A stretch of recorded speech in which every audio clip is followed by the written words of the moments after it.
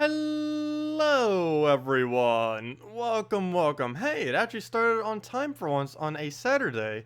That's surprising. The last few Saturdays we've had like a 5-minute delay, a 20-minute delay, a 30-minute delay. Not because of me, but because of this YouTube not wanting to do it. But hey, it did it in like a second this time. Maybe they finally fixed whatever was wrong, or I don't know. But it went instantly. Anyways, hello Beowulf, welcome. No one is here. No, everyone's here. It just doesn't give the notification now until it actually starts. Well, it gives one when I initially do the little thing, and then it does the other when stream actually starts. And I didn't clean my glasses this morning. Cleaned it last night, but they get dirty somehow overnight, yet I didn't even touch them at all. I have no clue how that happens. They just magically get dust on them. Okay, I think that's good enough. I probably shouldn't be wiping it just with my shirt, but oh well. There, cleanish. Okay. But yeah, consoles did get their new kingdom, so I'm probably gonna mess with that slightly. There's not too many things from that kingdom that can really be used other than Christinex and Princess Esbeth, both of which we've kind of covered extensively. But if you guys ever have any teams you want me to do, any questions, feel free to leave them. I hope you all are having a wonderful Saturday today. Pretty nice weekend. I don't know if it's been cold or snowy by you guys, but it's been pretty nice by me. I know some of you got hit by the storm. Do any of you still have like feet of snow outside your house? Because I still haven't seen snow at all yet. Hello, Diego. Hello, Spiber. Hello, Max. Hello, Nastrala. Hello, Henny. Hello, Belinda. Hello, Corey. Welcome all. Let's see. Oh yeah, this was the loop team someone was suggesting last time. Let's see. What do we even have these days as far as teams is lined up here? No. Yeah, there's one Stardew team. Let me guess something that consoles can actually use though. Let's just overwrite this with something. The problem with Silverglade is there's no way to really build all Silverglade at the moment. With these 6, it doesn't really work. The closest you can get is like that, and everything else has like no synergy with each other. The one fun thing that you can do with the new kingdom, that I haven't actually I don't even think I've done this team yet, but if you have 3 fully traded Christinexes, if we go over to our hero, where's that coming up? If we go over to our hero, I believe it's green. At 40 green blue, there was actually a new weapon that was added from this kingdom that I haven't bothered using. Okay, maybe it's not green blue. I forget completely what color it is. That kind of makes sense that it wasn't green blue. Completely forget what it's called too, because I haven't really needed to use it. There it is. Oh, there we go. Perfect. Okay, that's what we need. And banner, we just go green blue. You can also do this with a dragon soul, but I wanted to try this with emerald tier. It gains a bunch of life, creates 5 green gems, boosted by enchanted allies. And since we have a bunch of Christinexes, that is going to be a lot, since we're going to be getting 9 additional gems. So it's going to be a 14 total spawn in total. So we'll see what we can do with this. I'll probably even set it to double green. I just don't want him taking too much of our green.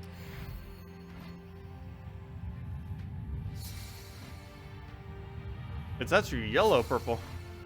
Yeah, I know. Most people don't even know about this weapon. It's not really something people tend to use. It's one, like, I wouldn't say it's like completely obsolete, but oops, I'm moving the wrong window. This needs to go in the corner so I can see chat. Needs to move over so I can see chat. And there we go. Okay, all's good. Move that over.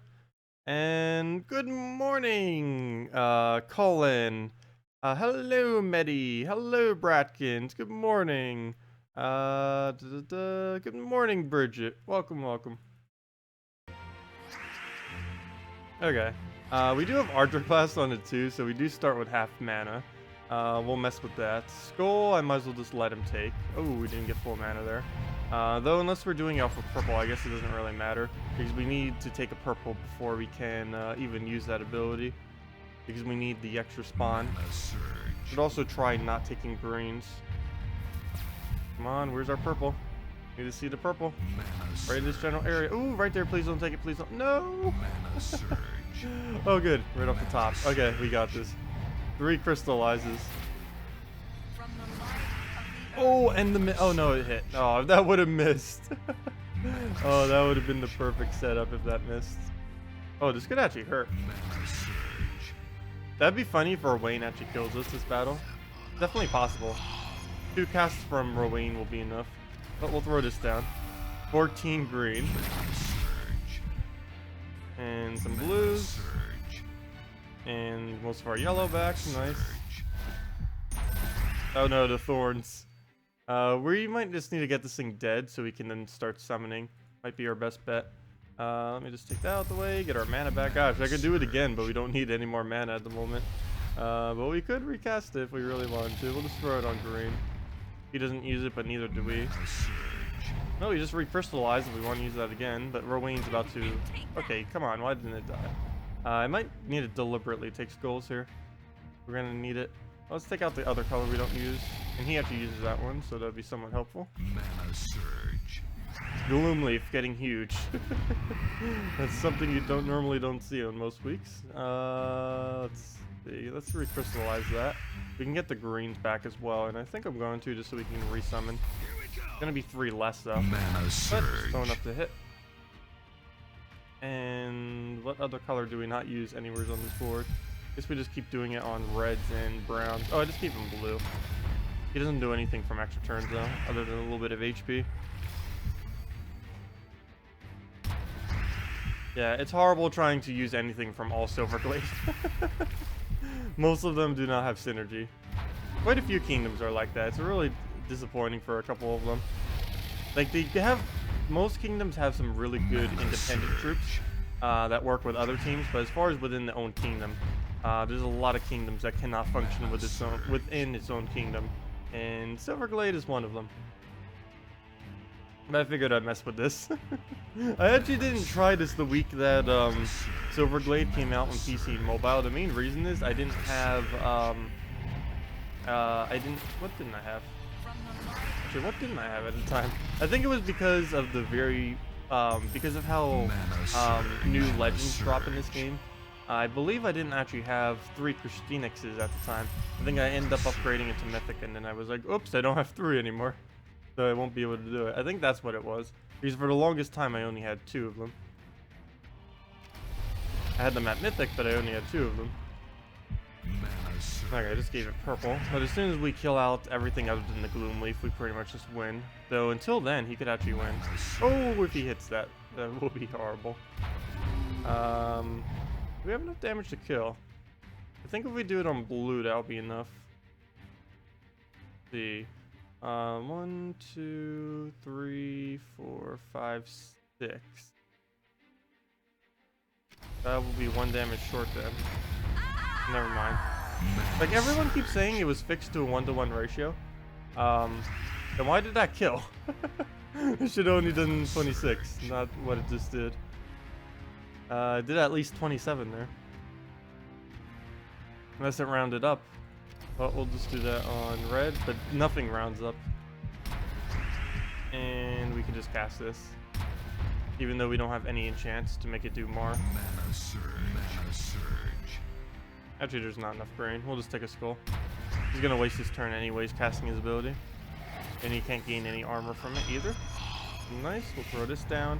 As long as it hits extra turn, we win. Oh, that weapon is so pitiful without any enchants. It does only a 5 spawn. Wow. That is pretty sad.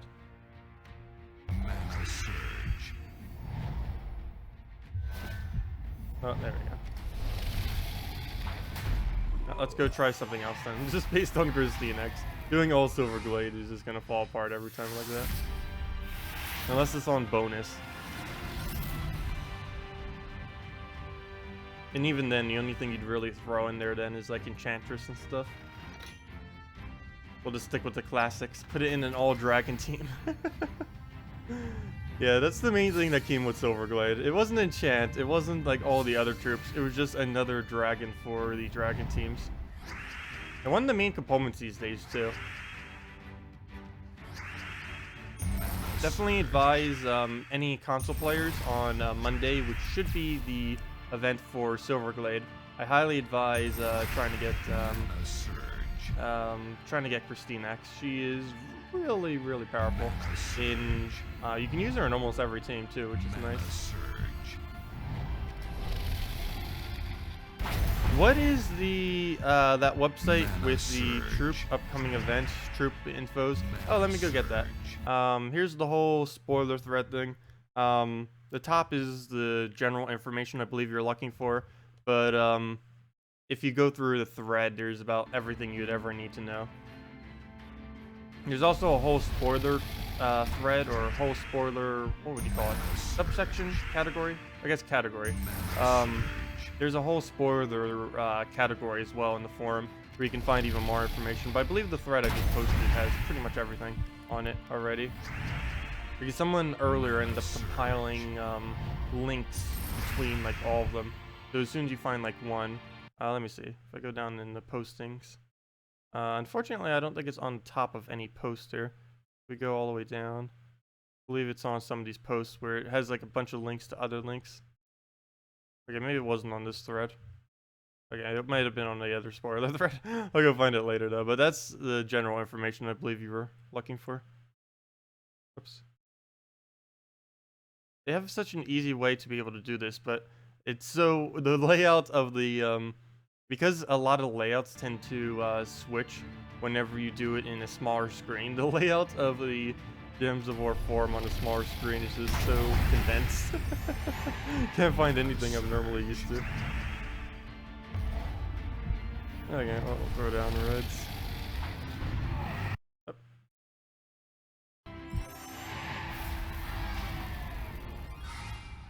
Hello, Spike Blighty. Hello, Falcroy. Welcome, welcome. Hello, Ruben.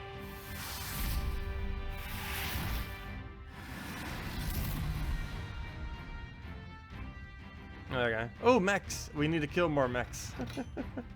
Let's see. Let's go make something out of Silverglade. Or Christine X, I should say. That is Silverglade. Christine X is the Silverglade. Go double and go. The problem with this is I normally just want to go Dragonian Monk with this, or Gorgotha, which kind of is what you need to do. Because brown yellow is the only thing you're missing. Well, I guess we'll just do it then. I hate when I try making a different team and it just forms right into something that is pretty much already used already. A lot of things will do that just because there's a lot of best in slots that overlap with different teams. Because a lot of the troops that are best in slot, actually that would be a pretty good video to do too. Doing a video on every single troop that's best in slot for its color. Normally. Of course, there's situations where some might be better than others, but just generally, what's like the best in slot for every single color. Because the main reason I tend to come up with this team a lot, or variants of it, is all three of these are the best in slot for their color. Brown, Gorgotha is the best brown-yellow in most instances, Christine X is the best green-blue in most instances, and Dragon Soul is the best red-purple in pretty much every instance. Of course, there's situations in which some of the other colors are better for the team, but generally speaking, these are the best three of their specific color.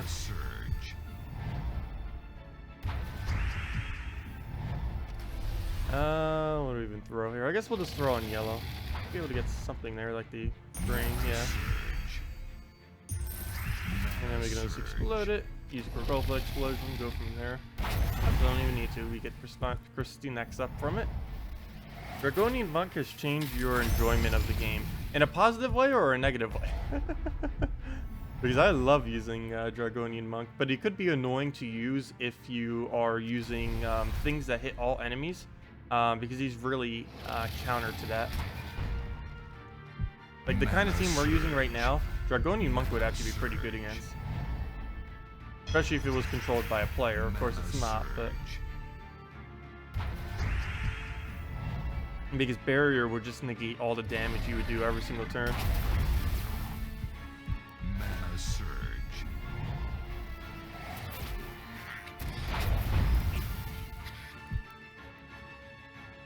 Mana surge.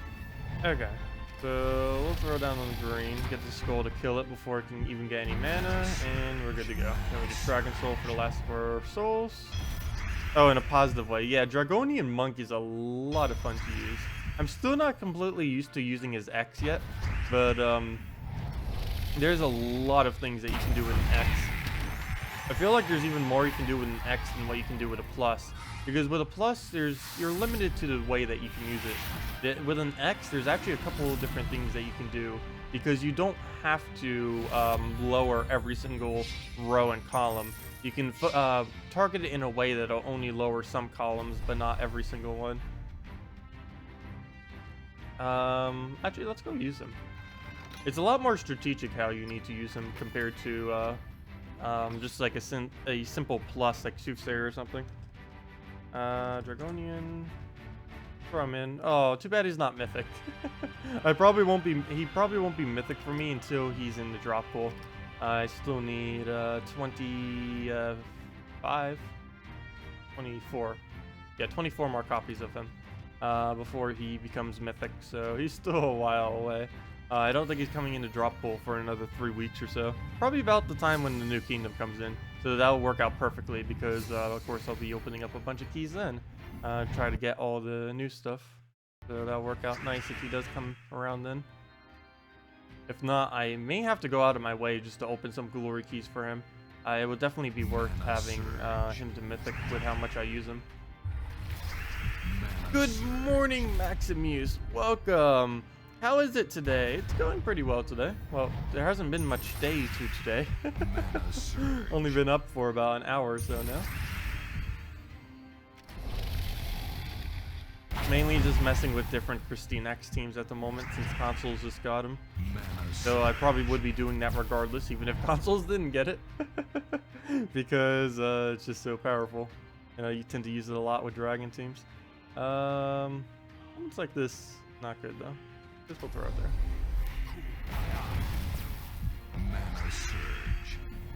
Yeah, Dragonian Monk is a lot of fun to use.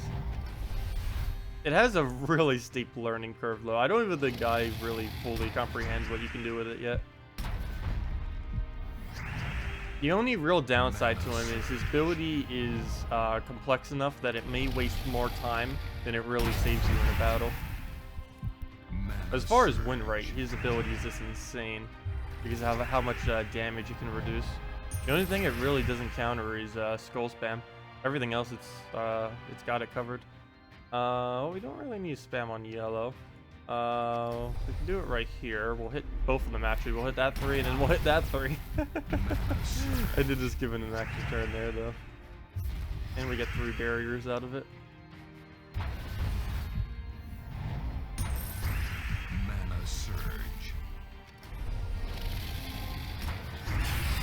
Yeah, it's definitely the most creative troop they've added in recent time.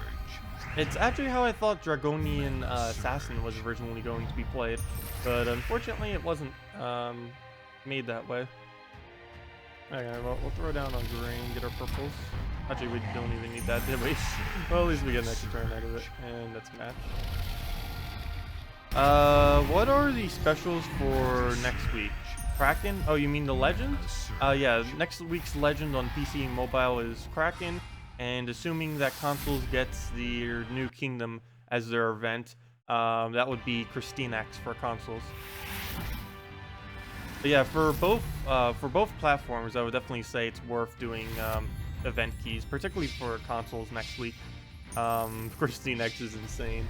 Kraken is pretty good. I use it occasionally. 2 teams I kind of use it with. One is with my really defensive team that works with pretty much anything. The other is using it with Greenseer Giant Spider with a Web Spinner is probably my other favorite. Greenseer, Giant Spider, Web Spinner, and Kraken. I can't do it against this team though, so let me go throw down another Christine X at it. Maybe we'll show it after this battle. Because it does not work against... Kraken teams generally do not work against Queen Mab or anything that can freeze for the most part, because it's just super annoying. Kraken is normally used with either Greenseer Giant Spider loop, or it is used with a Giant Spider to feed it, because Giant Spider and Kraken can loop between each other, is a little bit harder to do than Green Seer Giant Spider, because that's just ridiculously easy to set up. But you can indeed get a infinite loop off of Giant Spider Kraken alone without the need of Green Seer on the team.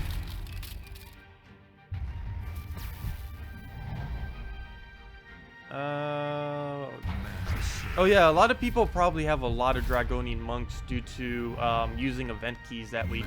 I didn't because I already had Dragon Soul maxed out. That's one of the problems with this, because normally I use event keys on slightly different times when most people generally would, because I don't actually need to get things like Dragon Soul or Kraken or anything like that, because I'd already have them. But the problem with that is any of the event troops, some people may have like billions of them. Like some people probably have like 100 Dragonian monks just sitting past Mythic. Yeah, I only have like, I still need 25 before it even gets to Mythic. Okay, I'll throw it down on yellow. Looks like a lot of them. 33 damage. Whoever said that they fixed whoever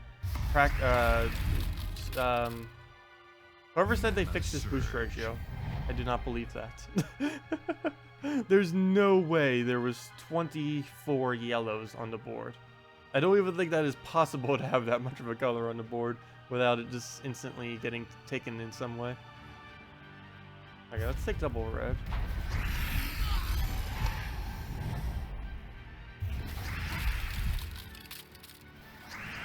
It's 400, not 300. Wait, for which one?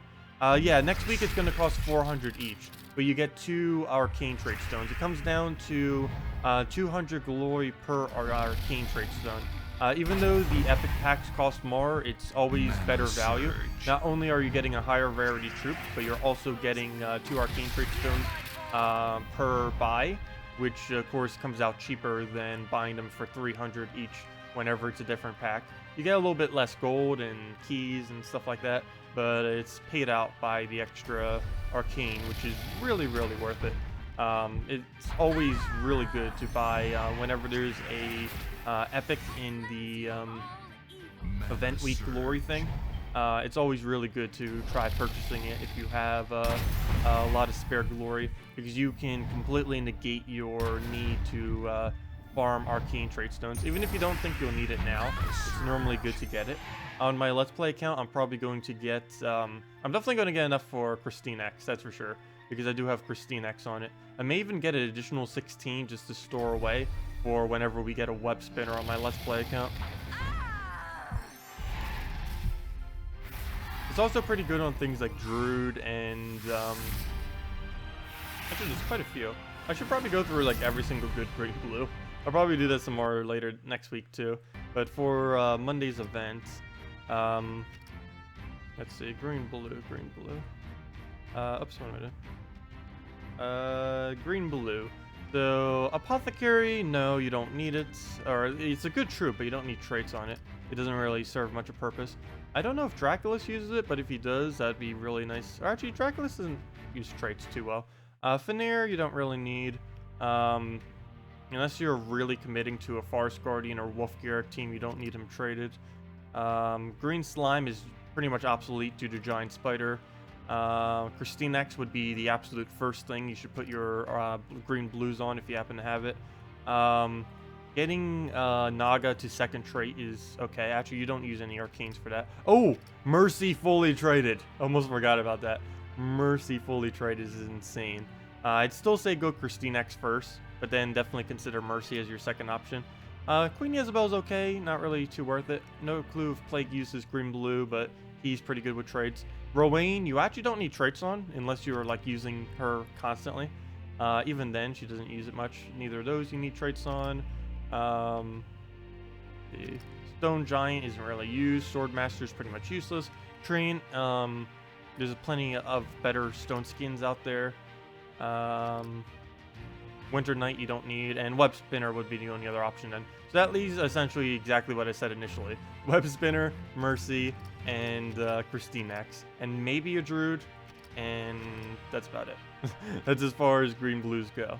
There's a lot of little traits that people or troops tend to use. It really just depends on if you're constantly using them. But those are the only 3 main ones you need: is Christine X, Mercy, and Web Spinner traded.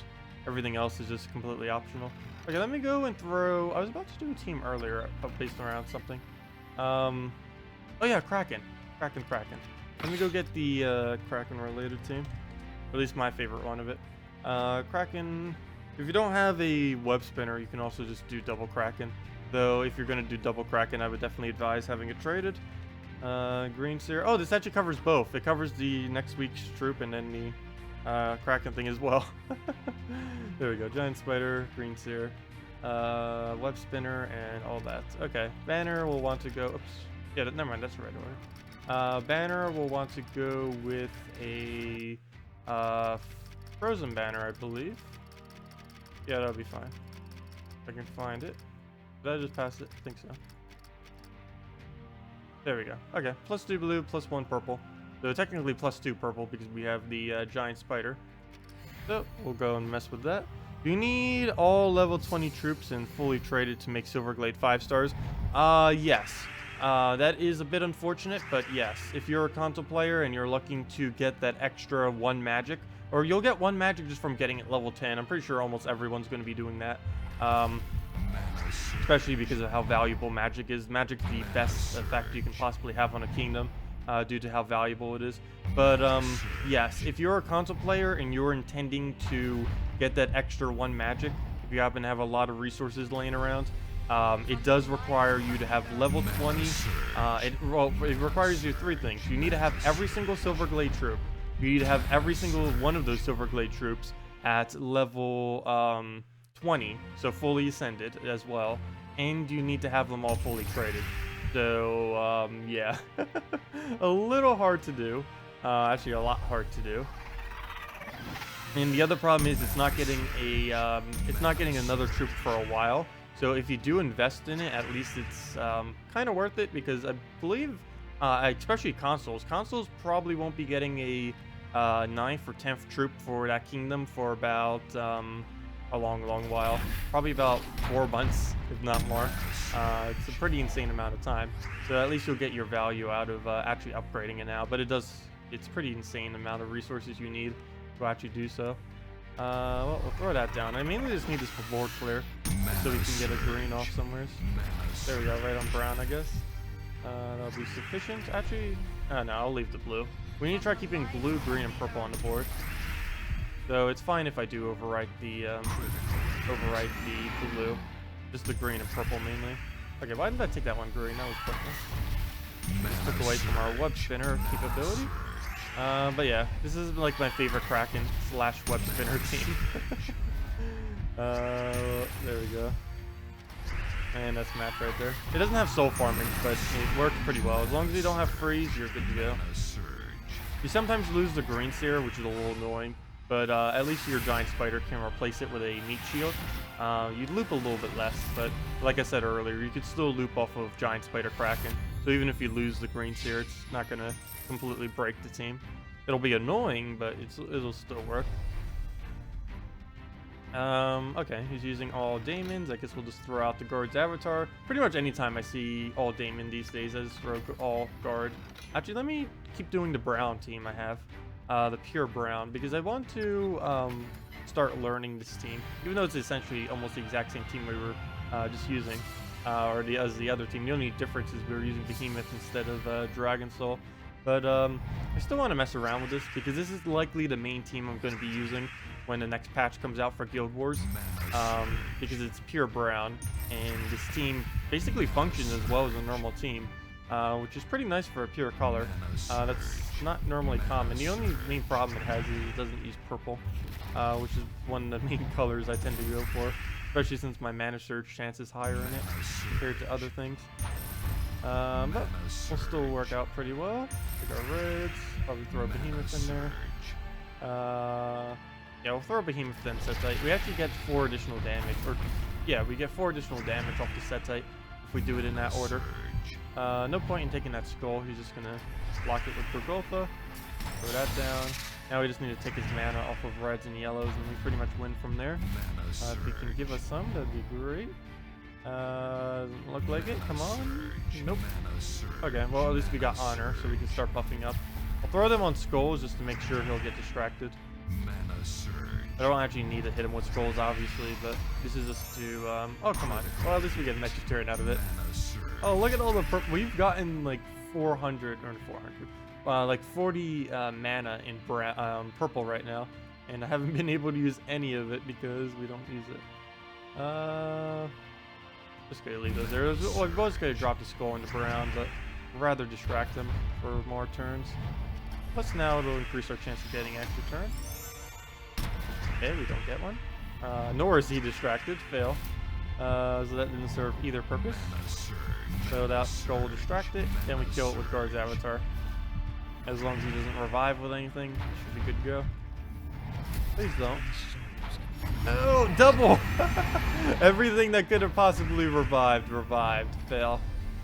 Fail strong. July 24th. Is that really when the next one is coming? I knew it was long. I didn't realize it was that long. Wait. Mana surge.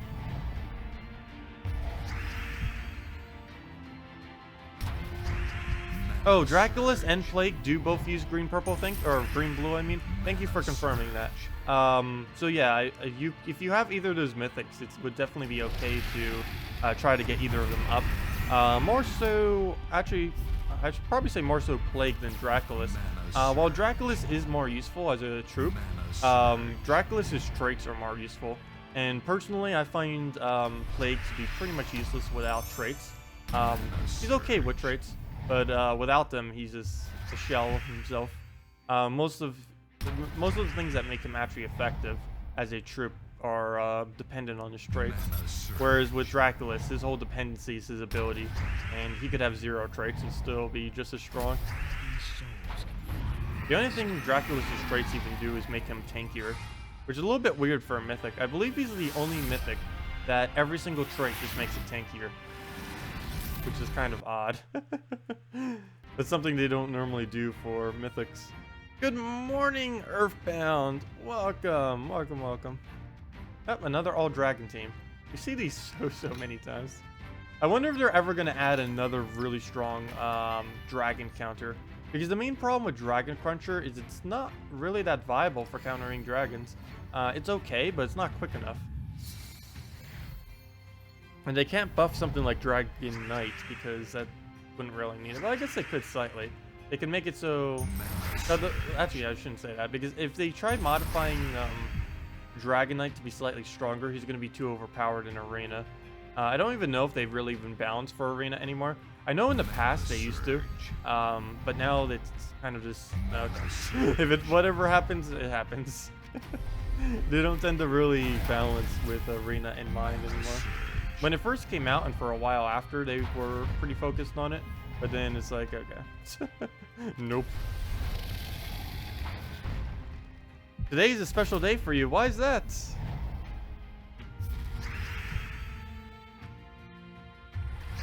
Oh yeah, that's the expanded list all the way till 24th. Yeah, I know. It's amazing how far they're actually planning in the files. In the past, it used to only be about a month in advance, and it kind of still is as far as these visual files from their graphic design department. But it's amazing how far they actually plan ahead on those events and stuff. It's one of the only things that tend to go pretty smoothly in this game are the event system. Like, there's rarely ever any issues with them because they are already prepared so far and ahead for every single weekly event that ever occurs.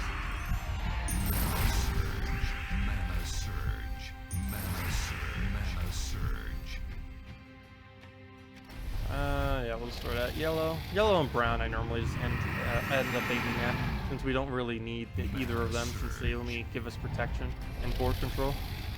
And if we already have the manas, we don't need it. Oh, happy birthday, Earthbound! Congrats! Hope you get something nice and have a wonderful day. Hello, Grigger! How am I doing today? I'm doing pretty well. We'll just throw that down. Please be enough damage. Yeah, there we go. Oh, that's something else I haven't done for a while. Spamming Dragonets. The main reason I haven't is because it's really slow and unpredictable, but it's pretty funny because it can do anything. Maybe you should go build a team with just a random Dragonet on it. Just to mess around with. Not against this though. It wouldn't, actually, I guess we could do against this.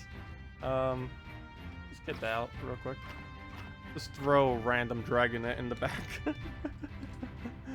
Dragonet. Dragonetti. Dragonet. Can you test your chilling team 3 times humility with a hero with prismatic orb? We could. It would have to be something that has 0 goal protection though. That would definitely loop like crazy, that's for sure. Oh yeah, we don't use yellow anymore because I switched it out. We also don't, actually never mind, we do use brown. We just don't use yellow. Okay, well, start our own purple. Feels weird using Christinex in first slot. I do quite a bit. The only problem with that is you can't get the summons off if you use it in first slot. Which isn't really a necessity, but it could make you lose if you do so. But normally it goes quicker. You pay off going quicker for the chance that you may lose. But against this team, that's not really going to matter, especially since we got entangled. It has no skull spam, has no wraith, has no instant kills. Alright, we'll just throw that down, get our green fall. Nope, okay. Didn't get our extra turn. Come on, purple.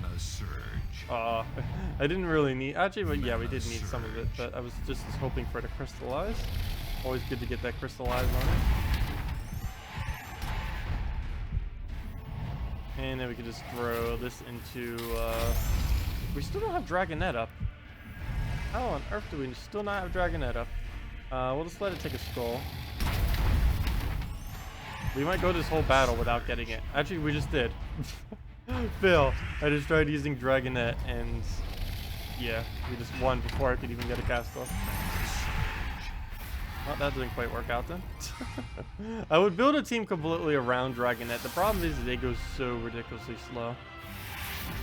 Especially if your Dragonet is your only damage source.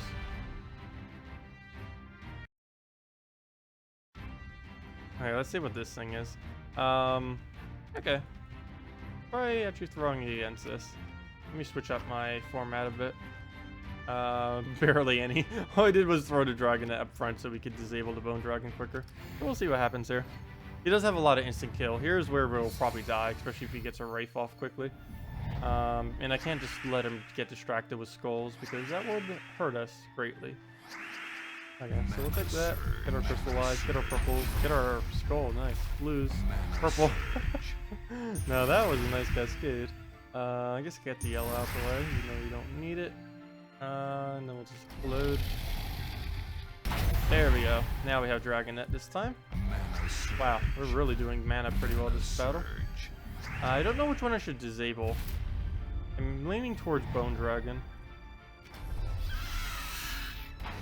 Deathmark, please kill it. Entangle Deathmark, please Deathmark, go. Let's see, we don't even use yellow, might as well get rid of it. Looks like a skull. Should still be entangled, good. Come on. Come on, Deathmark. Actually, it wouldn't even really matter that much at this point. He's pretty much already dead. Okay, he didn't even get it to trigger. Well, that kind of worked out. She didn't really do anything though. All she did was poke it. And that's match. Actually, we can poke again. So that would actually kill it. Wouldn't even do anything else other than that. Oh, we got stunned somewhere in there. I heard the little stun sound.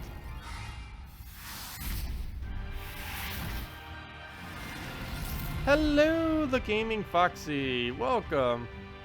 Still trying to get a Bone Dragon. By the time you get it, it might actually be nerfed, which would be slightly unfortunate. It's not going to be nerfed too hard, though, but it might be nerfed to the point where it might not be used as much. Let's see, what is our mail at? Defend rewards. Oh, it's the 60th, so we get an event key. That's nice. I'll be needing that for the new kingdom. How many do we even have hoarded? I don't even think I have 250 yet. Yeah, I don't even have 250. Well, I don't even think we get any more from this week either. No. We'll get 50 more gems and 8 more gem keys. Not enough for either. But let me go try that one team that was mentioned earlier. You're interested in seeing that team too, Beowulf. You have never used Dracos. You don't even have him leveled. Dracos isn't that good, but Christinex Divani, Mora, the Dragon Soul, and Dracos. We'll go and throw that out. Actually, let me fix my dragon team first. Move that down, move that down. And then we'll go and do that on a slot. Dragonian Monk. Here we go. And let's go place this over suggested team. And Christinax. Where did the other ones go? Christinax, Silvini Mora, Dragon Soul. Silvini Mora. Dragon Soul. But yeah, we'll do the Triple Humility and Prismatic Orb after this. And Dracos. And we'll throw it at the general same banner that we normally do.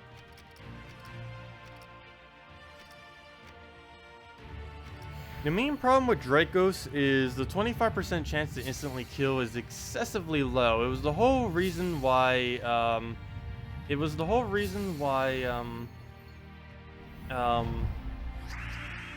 what's his name? Cerberus. Why Cerberus was buffed, because it was a general consensus that 25% chance was way too low. And the problem is they end up buffing Cerberus, then they didn't end up buffing Dracos, which was a bit annoying. So they made one really strong while just leaving him exactly as is. His ability would be fine if he was like 13 mana or 12 mana or something like that. Maybe even 11 mana, probably 13. It would make sense. Like, look at his name. Make it 13. But if they were to keep it at this 17 mana cost, they would have to raise it to 50% chance to instantly kill. Mana surge. I guess their main fear of that is that it has no counter. So maybe they could move it to 40% like they used to have all the other little things at. Mana surge. Because I'm pretty sure that's the only reason why they kept it lower. Because this kills through everything, even through Impervious. I would aim at one of their Imperviouses, but they don't have any. But it does hit through things like Impervious as well. Mana surge. Not the stun and not the silence, but the instant kill, that is. Even if they have Impervious, they'll still die to the instant kill. Okay, well, you can't do anything with that. Actually, let me silence him. Come on, instant kill. Nope, we didn't get it. Because his ability is pretty weak without getting the instant kill. All it does is stun and silence. That's it. Stun and silence one target for 17 mana is not worth it at all. But of course, instantly killing one is kind of worth it. And other than that, all he does fully traded is just reduce their magic a little bit here and there. It's kind of useful. Especially if they only have 1 or 2 troops left, but it's not like excessively worth it. It's definitely not one of the first yellow purples I would ever go for. It would actually be one of the very last I would ever trade up if I was to have to do it from scratch again, like on my Let's Play account. I'd probably trade something like Green Syrup before I bothered with Dracos in its current format. Oh wow, 3 victories on their defense team. It's still, I can't believe how many times this Rowan has won battles this week. That is insane. I didn't think 50% would really be that much, but I guess it is tearing people apart. Oh, look what we're up against. Let me go throw the mayor at it, and then we'll go do the other team. The main problem with trying to use Triple Humility with no main damage source is it's going to be ridiculously slow because we have to kill it with skulls. And if they have Entangle and stuff, that's going to be almost impossibly slow. Mana surge.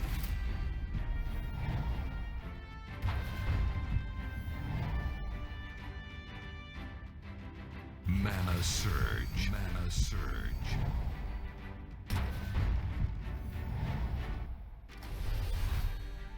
I go throw that yellow.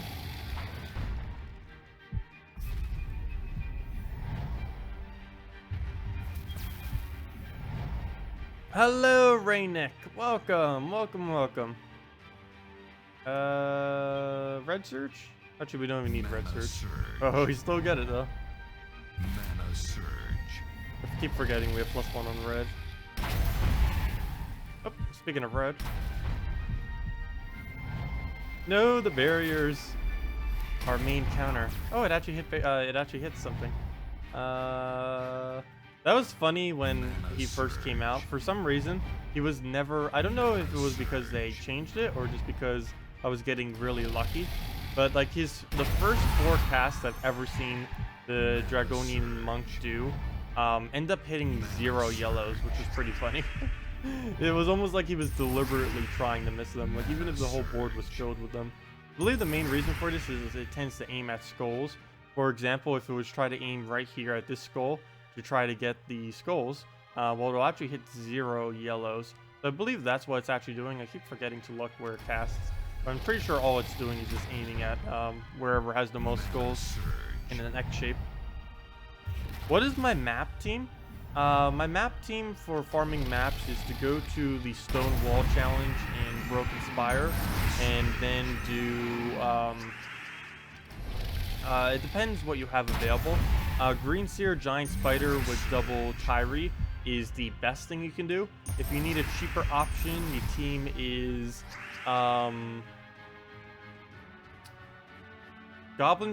wait, no, it's double of one or the other? No, it's Dryad, Goblin Shaman, Dryad, and Tyree with a the Frozen banner, the +2 blue, +1 purple, -1 red banner. Those are the 2 teams. It's also on my main page of my YouTube because it's like the second most viewed, I think, or one of the most viewed videos on my channel. Because it is possible to farm anywhere from about 20 to 50 per hour. You could even do 60 per hour with Green Seer Giant Spider if you can get it looping really nicely. Oh, come on. What's with all these Silverglade Moras? I'm sorry whoever suggested that one team. I'm trying to do it, but I can't do it against a Silverglade Mora. You can't use a skull-only team against something that completely counters skulls. Oh, well, if you only have 1 Tyree, then you'd go... Dryad, Goblin Shaman, Dryad, Tyree with the Frozen banner, and that'll be fine. It's slightly slower than the other method, but it'll still get you at least 30 per hour. 30 maps. Good morning, Corin. Welcome, welcome, welcome. Well, we'll move that down into green. I mean, yellow. Colors. I will eventually learn them. I haven't done that for a while, though. I've been pretty good about colors recently. Accidentally matching colors. No problem, Spike. What do we throw down here? Guess we got rid of yellow. Mana surge. Always hard getting that little bit of initial damage, but once it gets going, it just keeps going.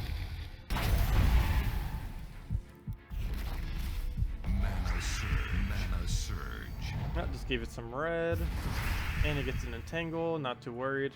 The only really bad thing about this team is it doesn't have a cleanse. A lot of teams I tend to build don't have cleanse, unless I'm like having to be doing an apothecary or mercy team.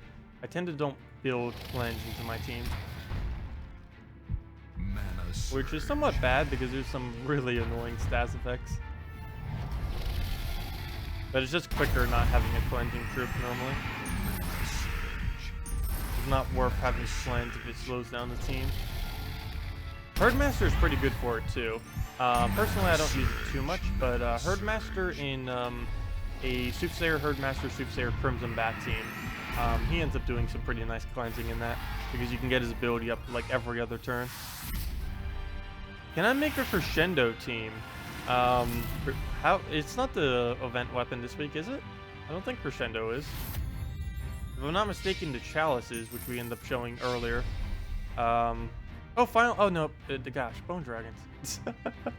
Whoever asked for that team earlier, I might not even be able to do it if we keep getting battles like this. Oh, hello, Adrian. Sorry.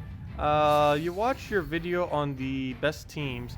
Out of the 10 teams you did, when would you consider the best team, and would you show it in your next match? I think I am. I think I'm doing that right now. Well, it's really subjective which one actually is the best. It really just depends on your play style and what you're actually up against. But personally, right here, this is what I find. I don't know. I just enjoy using this team a lot. It has board clear and it has board control. I like teams that can do both. It's also why I tend to always suggest, whenever I suggest the Aberrath team, I tend to suggest like an Aberrath with a Valkyrie, Giant Spider, and a Keeper of Souls, because it has the board clear from Aberrath, but it still has the board control from all 3 of the targeted spells. I like any team that can cover both, because you can just use board clear like this whenever the board is bad, or you can use some of the board control whenever it is better. And it just gives you a lot of different options that you can do, whereas other teams may be limited to only one strategy. So these tend to actually kind of go into the same strategy, just get man up, spam everything. But at least you have options, whereas some other teams don't. Some other teams, you have one set thing that you'll have to do every single time, and then you just have to do it as quickly as possible and then win. That's how Bone Dragon teams are kind of right now. All you do is just set your banner to brown-purple, rush the Bone Dragon, then just watch the enemy die as you just keep spamming your Bone Dragon down the line. Okay, can we stop getting Silvani Moras as battles? Why is everyone using so many Silvani Moras all of a sudden? You're a big fan of Gorgotha, Dragon Soul, Giant Spider, and Death. Oh yeah, that was one of the teams I showed too in the video. That's one I tend to use quite a bit too. I sometimes use it with Kraken, I sometimes use it with the event troop. That one is personally my favorite 3-troop base. The Gorgotha, Dragon Soul, Giant Spider base. Because you can use it with literally anything and it'll work. Of course, Death is the best option. Kraken's a pretty good option. Creeping Death's a pretty good option. There's a lot of options, but you can put literally anything in the last slot and it will indeed function correctly because it stands alone on the first 3 troops, which is pretty good for the new event system, which is one of the reasons why I showed in the video too, because it's pretty important on any of those event weeks. Like let's say on an event week where you have to use X troop in your team, it's nice to have a team that you can just plop anything into so that you don't have to worry about creating a whole team around it. All you have to do is just plop it in and you're already good to go. You don't even need to relearn the team or anything like that. You already have it, you'll be able to farm off it, and it'll just save time overall. Because the playstyle of that team, Gorgotha, Dragon Soul, Giant Spider, doesn't really change that much regardless of what your last troop is. Normally it would have to be a purple troop, or at least it's helpful if the last troop is a purple troop, but it's not really required. That's the only instance where it may change how you play slightly, because you wouldn't need to use Giant Spider as many times if the last troop didn't use purple. It's an event week, of course. Everyone is using Silvani Mora. It's only 25% though, whereas everything else has like 50%. Like almost the entire kingdom has 50%, but Silvani Mora only has 25% because it's only a dragon. It's not a elemental, or whatever the other bonus is. I think it's elemental. Isn't it elemental Forest of Thorns? Pretty sure. Oh, hey, we can finally show that one team that the person suggested. So let's go mess with this. They wanted to see double humility with Prismatic Orb. I could see this going pretty badly. Normally, if you're going to use triple humility, you need to use something that uses magic really well. But we'll do it. At least we use every color. Prismatic, I need to go into hero. And of course, obviously, double yellow for our banner. Okay, let's see what we can do. The only thing that could possibly go bad is Cerberus is devouring us. Especially if it devours our heroes, since we only use one color then. Yeah, double humility, Bone Dragon, and Draculus is my favorite humility team. What's kind of funny too is that team, or Bone Dragon is, oops, that's not what I meant to do, but it worked out, kind of. That's not the move I meant to do. I meant to swipe the other one, but it didn't do it. Hate when it does that. Slightly my fault though. But anyways, yeah, double humility, Bone Dragon, Draculus. Bone Dragon's actually so powerful right now that sometimes you just win with Bone Dragon before you even get a Draculus cast off, which is pretty funny. Especially since humility has relatively low attack. Oh, I might have actually already lost. Yeah, that one mistake right at the beginning.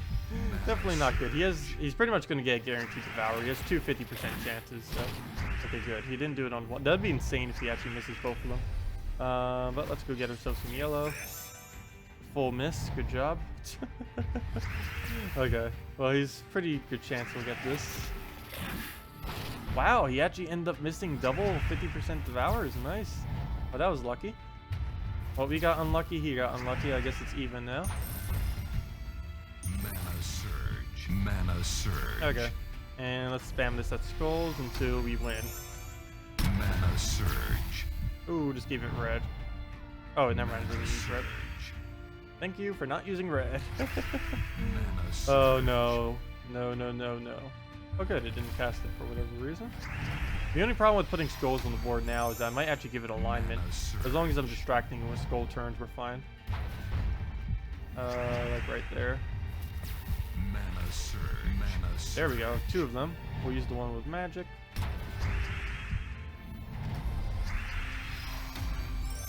And down they slowly go. Skull after skull. Come on, get attack buff on the first lot. Every single one of them have attack buff, except the one we actually need to have attack.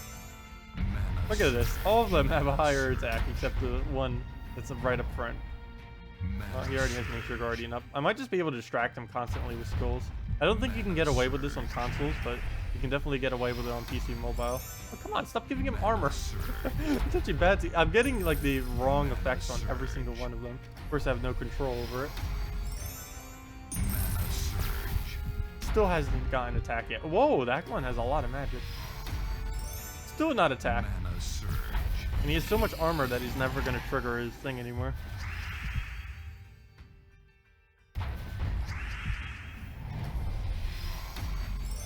Come on, stop. Game, please. Come on. There we go, attack. That's what we needed. Oh, there we go. Triple Humility Prismatic Orb. Yeah, it works, but there's so many things that counter it out. Most notably being Bone Dragon, Wraith, and Sevhina, or really anything that entangles, but Sevhina is probably the most annoying. And Queen Mab and anything that could freeze. But yeah, it works. It works. It just has a lot of counters to the point that I wouldn't really use it too often. But it does work. Yeah, no problem. Yeah, as long as they have nothing that can really negate that team. Double Humility and Triple Humility tend to work like that a lot. As long as they don't have any freeze, anything that can tear through armor really quickly, like a Bone Dragon, that just creates billions of skulls. And as long as you don't really have either of those 2 things, you're pretty much good to go with any Humility team. Because once the Humilities get looping, you essentially have infinite stats on all of your troops. Of course, it takes a little while, but it works. It works. If that's something else we'll need to figure out, because I don't believe they said yet if stats actually matter on the new guild system thing. One thing that people will probably use is Triple Humility quite a bit whenever doing the pure yellow day. Because you'd be able to get so many stats on all of your troops. It'd just be insane. Come on, red. Yay, we actually got it. Nice. Don't need to get a purple. Speaking of purple, what kind of X shape can we do here? Let's do it right there. We'll get barrier on everything, plus we get our Dragon Soul mana. Oh, I should probably aim that more on Sevhina though. I forgot we still need 2 more on him. Okay, we'll move that down. Oh, we're frozen. Hello. Didn't see that one freeze. Okay, I'm not going to board clear. Actually, I'm going to remove blue just so it doesn't get Valkyrie off. So we'll take the skull. Oh, I don't want to board clear yet. If I do, it's just going to give him a way to use Valkyrie. Come on, use Valkyrie. Okay, maybe I just need a cast already. He's just going to hold it until the board works for him.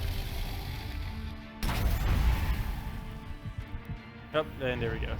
He uses it on brown right now. Rage quit now. Oh, he aimed at a different color. Still gave extra turn though. Doesn't even look like he's gonna get a skull distraction. But we can just get Dragon Soul off even if he drains us. Naturally, speaking of skull distraction, we'll just get Dragon Soul, get our mana on Christinex that just got drained, and go from there. Hopefully we'll get a Cascaded Purple too, because that might not be enough mana. Oh no, it is good. Still don't need a Cascade of it though. I think we can get it off a red. Yeah, we can. We'll throw that down. Oh, that drops it by 1 on everywhere. That's funny. All those 4 yellows right there dropped by 1. Luckily the other one didn't, so we still got a pair. And that's still enough damage. And there we go. You wonder how that would work with Imperial Jewel instead of Prismatic Orb. Oh yeah, because you get... I think it might not work as well because you would have to lack a board control. I was using it for board control some. But yeah, if you did use Prismatic Shard, one thing that could happen is you just randomly kill the entire enemy team with a with the AoE damage that it does, or the split damage, I mean, to everything. I probably should stop calling split damage AoE because there's a big difference between the two. AoE would hit all, whereas split damage is a split damage among all of them. Like, it still hits all of them, but it doesn't hit all of them for full value. Oh, that's something else I could do too that I was planning on doing a video for. I don't know if I could do it in one Sunday though. If I do, it might be kind of like what I did last time, where I worked on it, it rendered out forever, and then it didn't get posted until like Monday morning or Sunday night at like 4 a.m. But I could try making like a terms video for Gems of War terms. That'd be pretty nice. It would go over like all of the, like pretty much everything as far as terms with the game, as well as the difference between destroy, remove, and stuff like that, explode, all, you know, all those general things. Because quite a few people may not know. Most people tend to generally do, but it's one of the first things that people should kind of learn when they start off in the game, is like what everything actually does. That'd be a long video though. Actually, probably wouldn't be long. It would be long to make, but it would probably be about a 10 to 15 minute video. Let's see. What's going brown? Mana surge.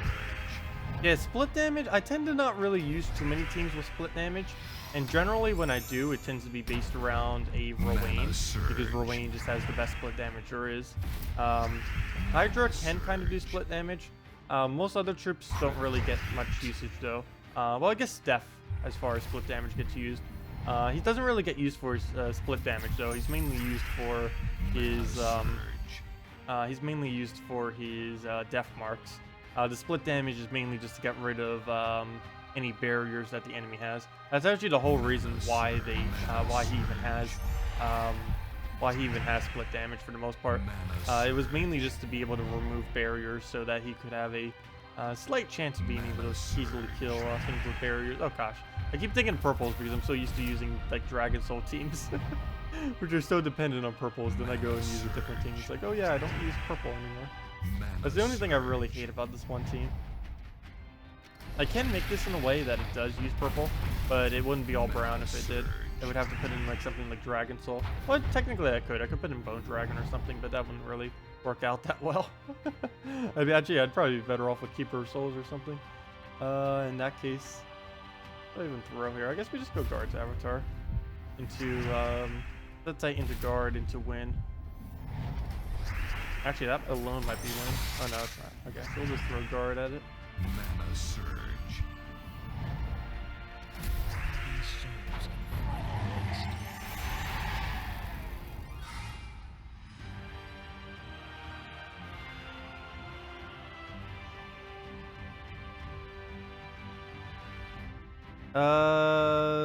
Wait. There have been quite a few people on the forum confused about Frozen. Oh yeah, it could. Well, it would include things like Frozen as well. It's going to include everything if I did it. That's why I said it's going to take so long to make, because it only takes about like a minute or two to explain Frozen, but to actually go over like absolutely everything in depth and have nice little visuals and stuff. That's what mainly makes it take time.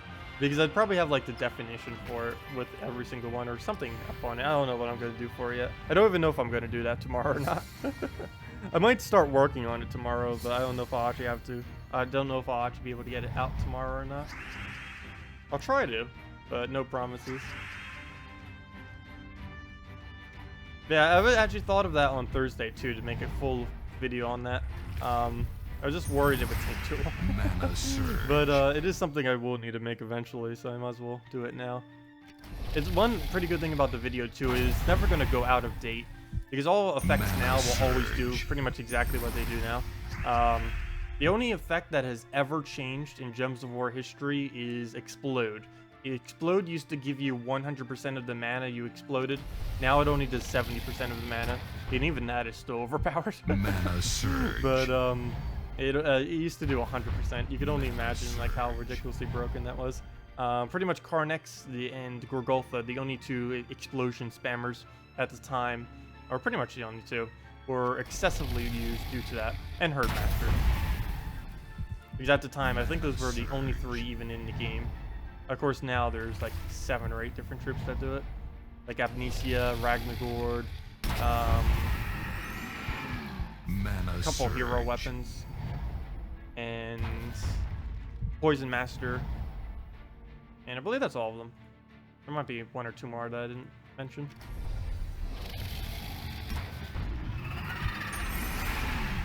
Mana Surge. Hello, Dogzilla! Welcome, welcome, welcome. Mana Surge. What do we throw on? I guess this red would be fine. And Mana that's just a Surge. match. Game, set, and match. Mana Oh, we might get a map right here. Ah, so close. I think it was like 2 cascades away. Hey, and perfect 3,600.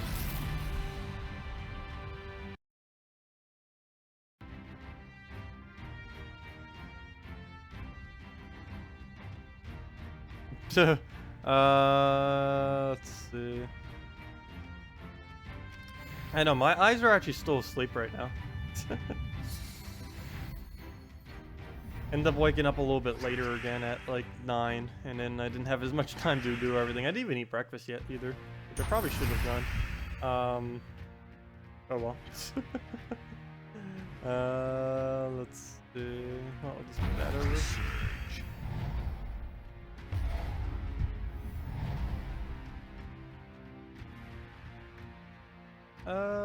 What do we even move here? I guess we go for purple again.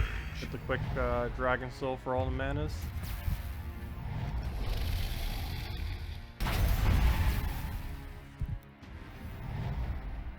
Mana Surge.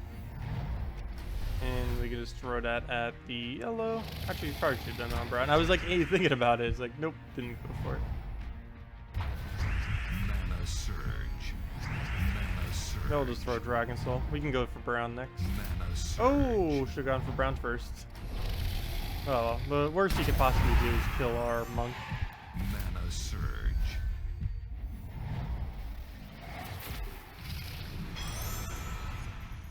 Oh, wait, never mind. He might be able to get a Christinax out of it too. Okay, good, he didn't. Okay. Do board clear. And then we'll just finish with Christinax, hopefully. Mana Surge. Okay, that will not be enough damage, but we can lower it. And then we'll just leave Bone Dragon. I don't think there's anywhere with enough skulls. Let's see, 26. Oh, there is! There's enough skulls to kill him out. Nice. Mana Surge.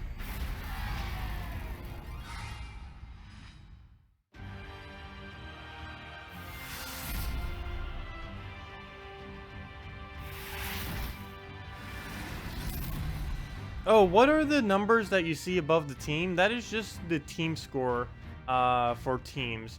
It's a pretty irrelevant number for the most part. The only thing it really does is, well, it does 2 things. The difference between your team score and the enemy team scores helps to determine exactly how much gold you get per battle. And the other thing that it does is it helps determine who you get matched with in PvP. They've never explained the full formula of how it really gets determined, as well as how the matchmaking fully works in regard to these scores, but that's mainly what it's made for. It determines how much gold you get from PvP, and it determines who you really battle in PvP. There's a lot of other factors that get thrown into that too, but it is one of the major ones that gets accounted for. Which is also why you sometimes see people using only one troop. Because there's ways that you can do that to break the system. There's also a way currently to glitch it, so you can make your you can make a team score like this, one that I'm using right now, which is like 9,000 and something, and you can actually set this team score down to like 4,000 if you wanted to with a glitch. I won't say what that glitch is though, because it's completely broken. And I don't think they're banning for it, but it's pretty mean, people who are doing it. Because it makes it so like level 100 will come up to like a fully maxed out team, which is not good. They really do need to consider reworking their matchmaking system, because it is pretty broken. Mana surge. Hello, H82, welcome. Hello, Rava Gamer, welcome as well. Oh wait, here, there's the map, first one of the stream. You've been using Valkyrie, Rowan, Siren, for farming trait stones. It is so fast, you have got all your teams fully traded. Nice. Yeah, that's what I used to use before Princess Espeth came out. We did time test it. It actually has a quicker possible win than that of the Bombot team that I normally do with Princess Espeth. The problem is, after testing it for a long duration of time, over like an hour or so period, the Bombot team is actually slightly quicker than the one you just mentioned by about 10 seconds per battle, approximately, over the course of about an hour. So it saves, I forget how many more wins you got per hour. What would that come out to? I actually completely forget. What would that be? It was somewhere around 8-ish then? I don't even remember the exact number.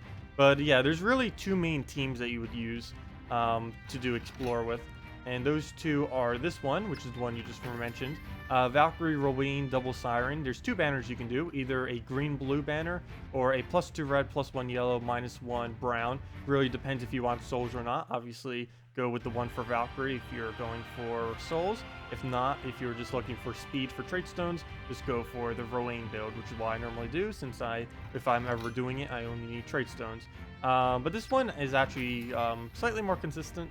It's actually one of the only main uses for Princess Espeth, but it's a really good one because it's the quickest team, I believe, currently known in the game right now for farming. Showed it a couple times. Normally you use fully traded mech with it. You can use double traded archer if you want, or just use any class in general if you don't happen to have any traded. Actually, that's not where I need to do it in. I need more brown, red. I'm not going to farm them all now, but let's just compare them real quick, 1 and 1. Of course, this isn't fully traded at the moment, or I don't have a Mechanist at the moment, but we'll still do pretty much the same thing, especially if we get a good enough start. But yeah, you just do that instantly with Empowered Early glitch. You get your mana. If you had them empowered, that'd be both of them full. It looks like we'll have to waste a turn. Never mind, we don't need to waste a turn. Good job, Cascade. Sometimes Bombot can even give you an extra turn, which speeds it up even more. Then you just throw Black Manacles, and there you go, you already won. Over a long period of time, that tends to go quicker than the other team, but this team still goes really quick. And due to the fact that Bombot team normally needs 2 casts to be able to kill Princess Espeth and then the other, this team is actually quicker, or has a quicker possible win. It doesn't have a quicker overall, like, per hour winnage as far as its win rate, but it can win slightly quicker because you can just do a Siren into a Rowan and then just use your Rowan to instantly kill if you get lucky enough. Come on, empower already. The only thing is you don't get to use it immediately because of where the Sirens are placed. Oh no, we didn't get the right color. Come on, we need it on green. Oh wait, were those greens just sitting there? They had to have been because we created blues. Fail. I probably could have just taken those though. I normally just cast the Siren in hopes that we can get the right color, but of course, didn't quite work out. There we go. And then you just cast it. And that's a slight inconsistency too. The main reason I kind of hate this team compared to the other one now is you never know what you're going to get when you're battling in these. And the problem with this is every single one of these battles, how you play has to slightly change because you don't know what colors you may have available on the enemy team. This also changes per kingdom and everything like that. So it can be a little bit annoying in that regard. Whereas the other team, you know exactly what you do every single time, and it doesn't matter what team you're up against. It only matters what the board is. Whereas this team, it matters what the board is, plus it matters what you're up against, which makes it a little bit annoying, and that's what makes it go slightly slower overall. Like you can see, this battle's starting to drag on for a little bit of time compared to what most Explore teams would do. And you can see we're already on our next turn. We don't even have our Rowan yet. We'll probably just swipe our mana for it. But this is where the inconsistency comes from per hour when I was testing it for time. The Bombot team normally doesn't have these inconsistencies. For the most part, it still messes up slightly sometimes, but generally it doesn't have nearly as many mess ups as this team tends to have. But it is a lot cheaper to build this because all you need is fully traded Siren. Preferably Valkyrie fully traded too. Rowan you don't need anything on. So it's a lot cheaper to build than fully traded. Wrong team. It's a lot cheaper to build than fully traded Princess Aspeth, fully traded Mechanist class, after obtaining Black Manacles, which is 40 brown, 40 purple. You can use War and Peace. War and Peace is about the same thing. It does have a 1 higher mana cost, though, if you do War and Peace. And that's all you really need. Bombot can just be a standard anything, and the other brown can be literally any single brown in the game. Hello, Tox! Welcome! But yeah, we'll just throw that down. Get it quickly. Get all of our mana, and yeah. You essentially do that every single time. Oh, and sometimes your Bombot's strong enough to kill everything. I don't think that will happen for most of you, but my Bombot is strong enough to instantly kill sometimes. But yeah, really quick wins. I don't know anything that can win quicker than what Princess Aspeth we just did. The reason I closed out the game right there is because if you win a lot really quickly, you start to lag the game, and I just didn't want to have any lag for our stream. We're gonna be streaming for a while. Don't need to already start to lag it, because if you win any battle quicker than about a minute, if you keep doing that for several times in a row, it's gonna really start lagging the game, because this game was never created with the intention of winning that quickly. And it ends up dragging it so much because the servers can't really react that quickly, that constantly to a single person. Hello, Nick. Hello, Scandisk. Hello, Archie already said hello to Rova Gamer. Hello, Tox again, and hello, Luxy. I just need to keep calling you Luxy. I hope you don't mind that, because I have no clue how to say the rest of that name. Mana surge, mana surge, mana surge. Okay, we'll just let it poke on the skull. Come on, purple.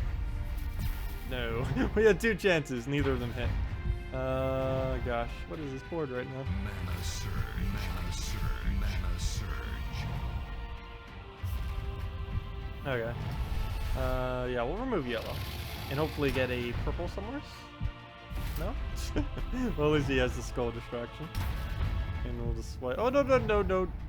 I almost left that for him. It wouldn't have made much of a difference, but that'd be bad, just giving him a random skull. I see the 4 times. I'm just gonna remove all the yellow though. Hello, Viper! What's up? Mainly just the usual. Standard Saturday today. Hope all of you are having a pretty good weekend so far. Well, let's go on red and then Dragon Soul for the good win. 1 HP. He wants to hang on. That's actually good that he hangs on though, because we get some more extra souls out of it. Oh, and that is not good though. That is not good. Well, I guess we get slightly more souls on top of that too, but no. Stop reviving. Oh, I don't even have enough to kill with Sevhina anymore, unless he drops like a lot of skulls in any of these columns. And it doesn't look like it. 3 is the highest we have right now. And that's not enough. Nope. It's only 29 damage. I guess we could do this and hope for a skull. Oh, we actually got... Oh, come on. We actually got it, but he got possession as well. Mana surge. Really? But I guess we got luckier than him, because we only had a 1 in 7 chance. He had a 1 in 4.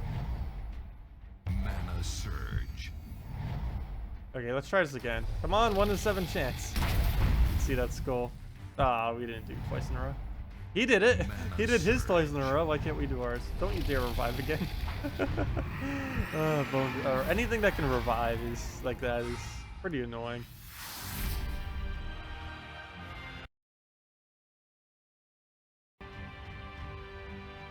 Hey, we're almost at 8K. Quick question. Have you spent any money on the game, and is it worth it? Yes. I've spent around $150 on it over the course of about 2 years. We did the math on it earlier. I think it came out to just slightly over $5 per month, which is cheaper than most subscriptions for games are these days. But yeah, I have spent a decent amount. Well, actually, VIP 6. But as far as things that are worth spending on, the main two I tend to say is the daily gems and the Death Knight armor. Daily gems is $5. You can only have one active at once, but you end up getting a lot of gems from that. That's 225 gems. So it's over the course of 15 days.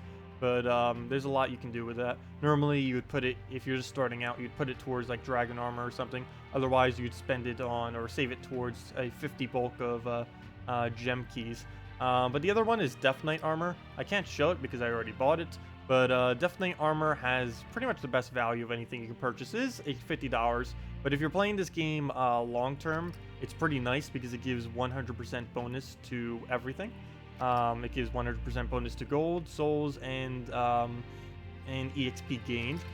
One pretty good benefit about this is it doesn't have the downside that come on, where'd it go? That Dragon Armor and Celestial Armor has, in that you have to keep switching between the two of them whenever you want to use that. Like if you want to do Arena, you'll have to switch to Celestial, and then if you want to go to PvP, you'll switch back to Dragon. And one pretty nice thing about this armor is, other than that it gives 100% to everything, is it they actually added it for the purpose so that you would no longer need to switch armors. So that's one thing that's pretty helpful. But yeah, those are the main two. Everything else is really subjective on if you want it or not.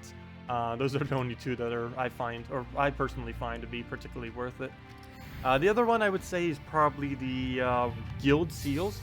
Because it not only helps everyone in your guild if you're in a guild that you plan to stay on for a while, but it also helps you because you'll get a bunch of seals and guild keys that'll help you get more guardians and stuff. But yeah, you definitely don't need to spend money on this game. It's in a format where you wouldn't really need to. Just being in an okay guild is sufficient enough to give you all of your resources you ever need. I currently have a Let's Play account too, going off of completely free to play. Haven't done an episode on it for a while, but we are still working on it slowly, slow and steady. But yeah, it's definitely extremely possible to do it without ever spending a cent. But those are the main two I tend to go for as far as value-wise. Anyways, let's throw down Dragonstone to Christine X.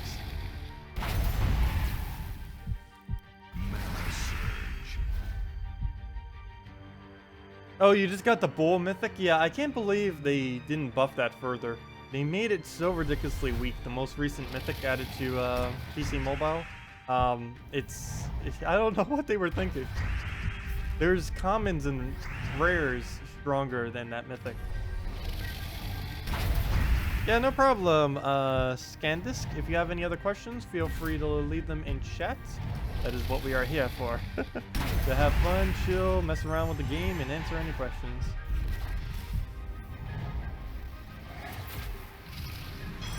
Oh, how do you get gems quicker?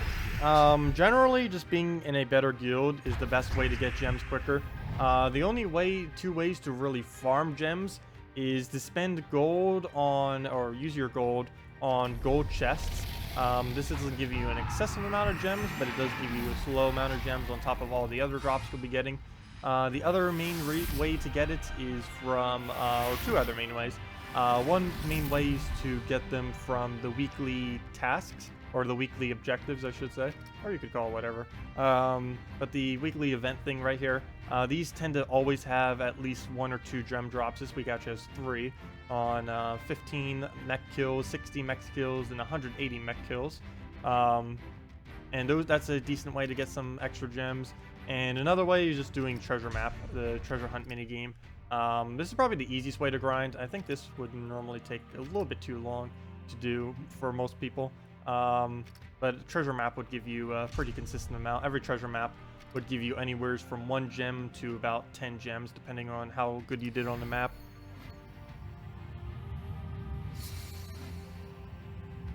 But yeah, generally I would just say getting into a better guild is the best way, because you don't even need to do any effort. It doesn't matter if you play more or anything like that. As long as you're in a slightly better guild that's doing more, then you're just getting them for free, which is always nice. Well, of course you pay gold into the guild, but of course you get paid out way more than the gold you pay in.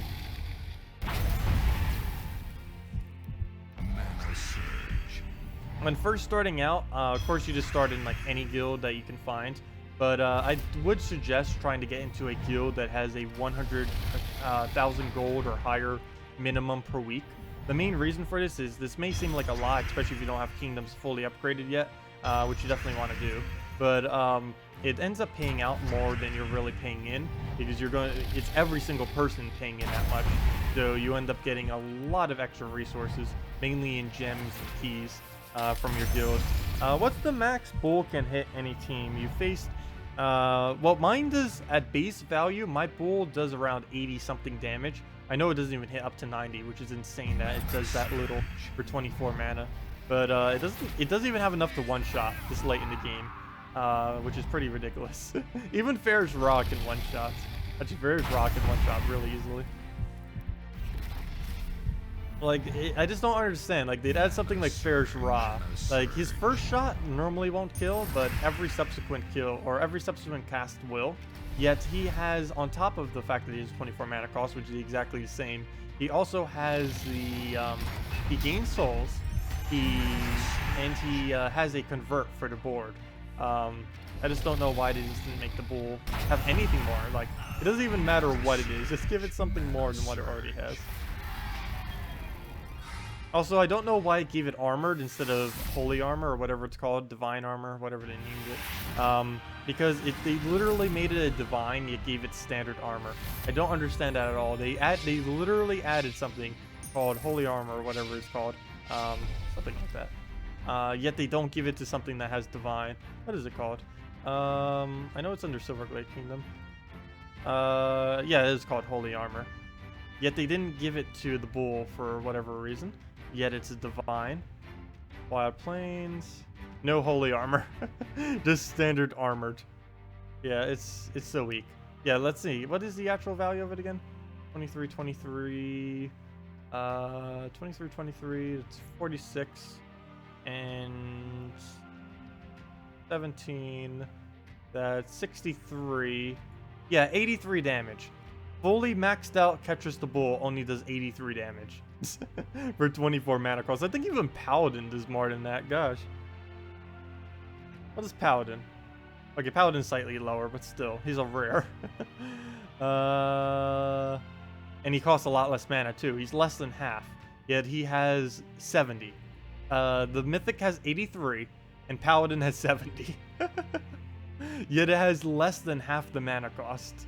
Yet it still does pretty much the same amount. Plus, it even has even less than that because it has Earlink too, which means it can get up even quicker. So yeah, Paladin. Paladin's a mythic now. Assumably. Compared to Ketris the Bull, it is. I don't know what they were thinking with that mythic. Not at all.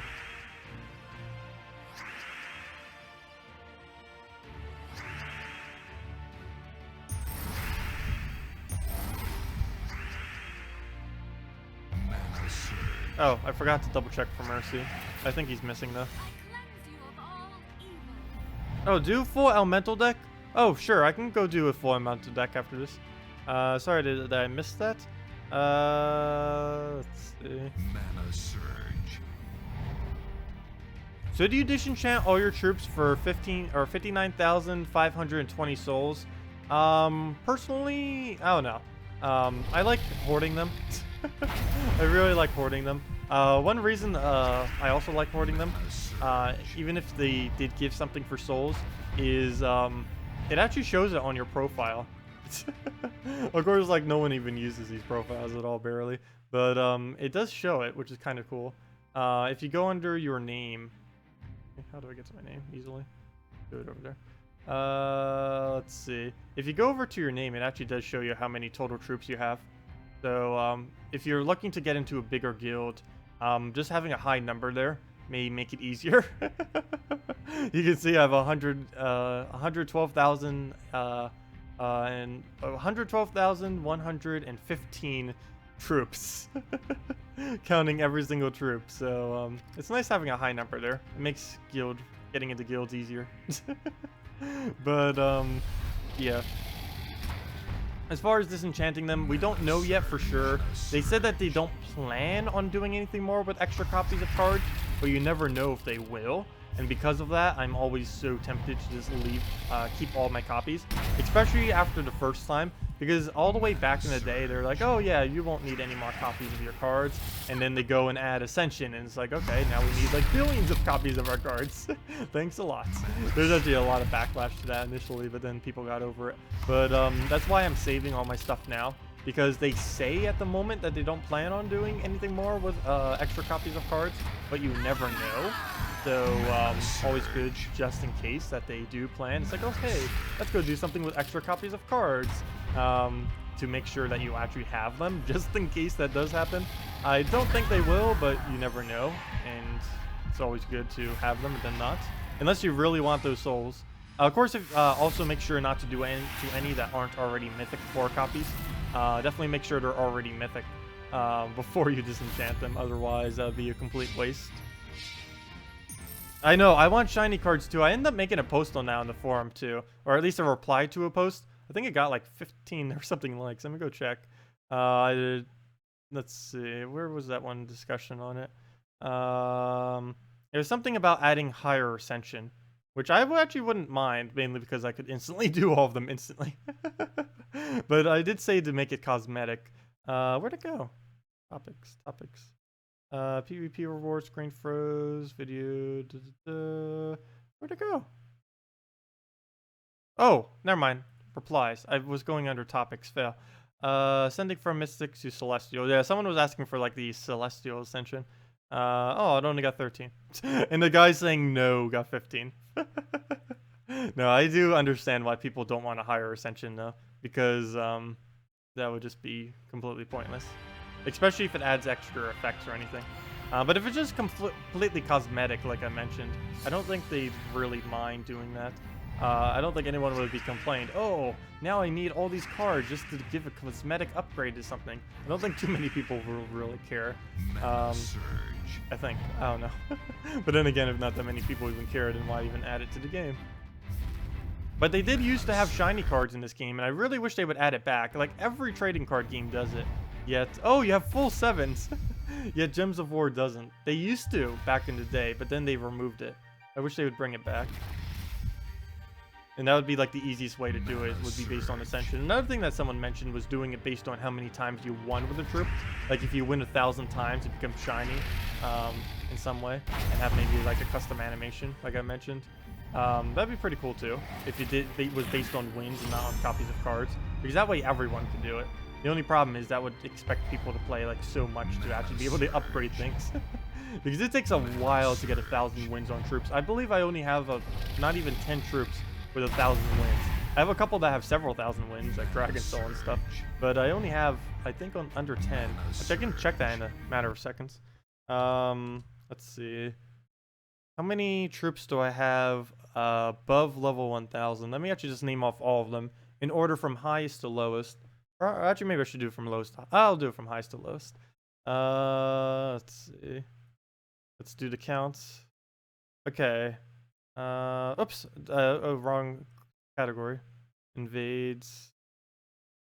Though this hasn't counted for my whole Gems of War career, but it has counted it for a good majority of it since 2.0. But it has Queen Mab at the most. These are all of them that have over 1,000. That for me anyways. Queen Mab, Valkyrie, Bombot, Mercy, Soothsayer, Dragon Soul, obviously, Deep Boar, Bone Dragon, and Sylvanie Mora and Christinax aren't there yet. Sylvanie Mora and Christinax, but they're about to be. They're actually, by the end of this stream, Sylvanie Mora will be on it, and probably by the end of next week, Christinax will be on it. I'm actually surprised Great Maul didn't make it. I only have 925 on it. I don't know, maybe 1,000 would be too much. Some people were saying 100, but that would be way too little. It is so ridiculously easy to get 100 wins on a troop. That would, you could do like 10 troops in a day. No, maybe not that many, but you could do easily 1 troop per day, or 4 troops per day, since you'd have a whole team. If they only made it 100, which would probably be way too small. Let me go move this so I can see chat. Also, let me get a sip of water so I don't die from my throat. Choking on my own saliva.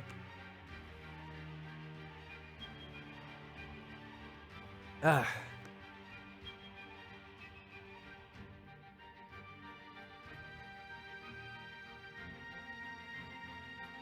Keep talking so much it irritates the throat.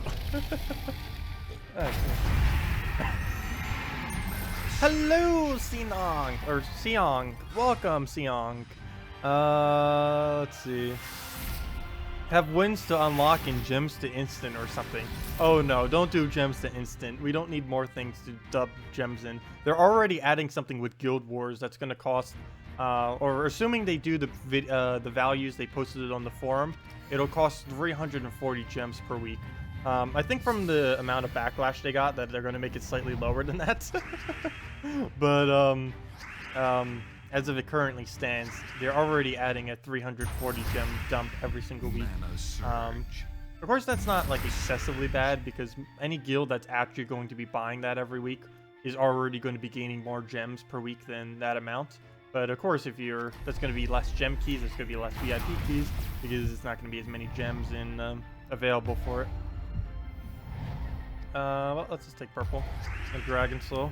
You're level 521. You've been trying to get Death or Draculus, or soon long and just about all troops by now ready to give up. Yeah, it can be ridiculously hard to get them. They really do need to add a easier way to focus down specific mythics that doesn't cost like an excessive amount. I don't know if they'll ever will in the future. We'll have to find out. I don't even know what they could really do to kind of help it out. But at the rate that they're going at, and that they're adding a new mythic every single month, it's starting to become really bad, since if you don't have any of the older ones, it becomes excessively more and more difficult to actually get them. Because technically every single month it becomes harder to get one of the older mythics. Of course, every single mythic that initially comes out, like any new ones, you have a pretty decent chance of getting it since you can just do it during the event week. But the problem is they don't have any instances where they bring back old mythics. Like, that'd be pretty cool if they start doing that, or just anything that can start focusing them. Because there are a lot of them out there where the chance of getting them is below like a decimal of a decimal. Because you not only have a ridiculously low chance of getting a mythic, you then have like a 1 in like 16 chance or something that specific mythic that you get will be the right mythic that you want. So it becomes even more difficult. And on top of that, it will still give you repeats. So you could get like a famine, and then you could go and get another famine. And still not get a death, which is also annoying. One of the biggest solutions for that have been suggested is a dust system, like many games have done, where it's basically like the disenchant system now, except instead of getting souls, you would get a resource that could be used to obtain any troop in the game. I don't know if they'll ever implement that. If they do, they might just through souls, in which they just rework or rebalance the disenchant system, and then just give souls based on, or then allow souls, I mean, to just be able to make troops. It'll probably cost a lot of souls though to be able to do so, if they were to do that. Like if they were to try to balance something like that, Legends would probably have to cost tens of thousands of souls, and I'm pretty sure a Mythic would have to cost over 100,000 or something, maybe like 120,000. I don't know. They could probably find a way to balance it, but it'd be really cool if they did add something like that. It's been requested a lot. Don't know if they ever will do it, because it could break the economy pretty hard. But you never know. They might. But yeah, as it currently stands, trying to get a specific mythic is almost not even worth trying to do.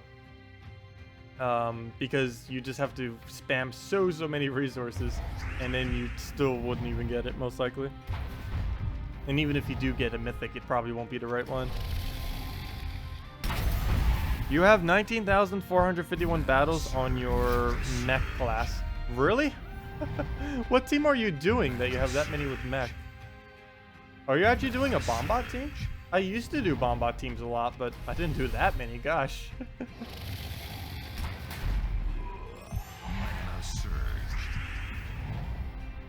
You have 2 wars, 2 deaths, 1 guard, 1 Draculus, but you're a level 972. Well, that's still pretty good, though.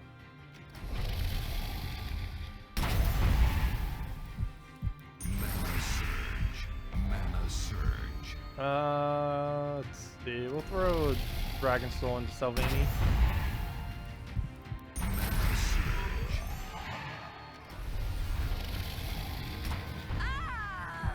Come on. We need just 2 more damage. Anything can do it. Actually, so much so. Let's just throw this. Oops. Oops, I didn't aim it at skulls. I meant to aim it at somewhere else. Luckily, there was actually skulls in that X. Fail.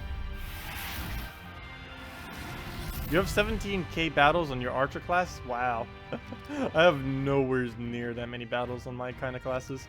I think my highest class only has about 4,000 wins. Let's see, archer would probably be one of the highest.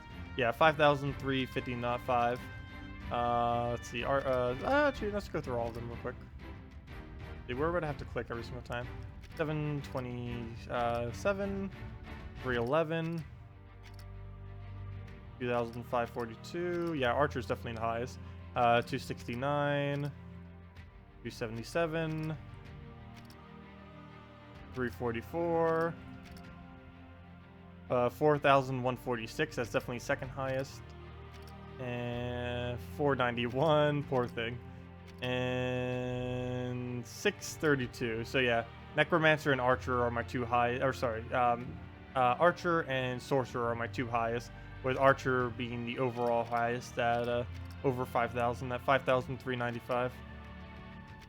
Yeah, the main reason archer is the highest is because I tend to keep it on a lot during streams, because in a stream it's a lot easier to be able to switch around with archer than it is with any other class, because archer can be used with literally everything. There's nothing that archer doesn't work with as far as weapons and hero slotting is concerned. Whereas a lot of other classes, they have more designated uses, and they aren't as wide-spanning as what you can do with an archer.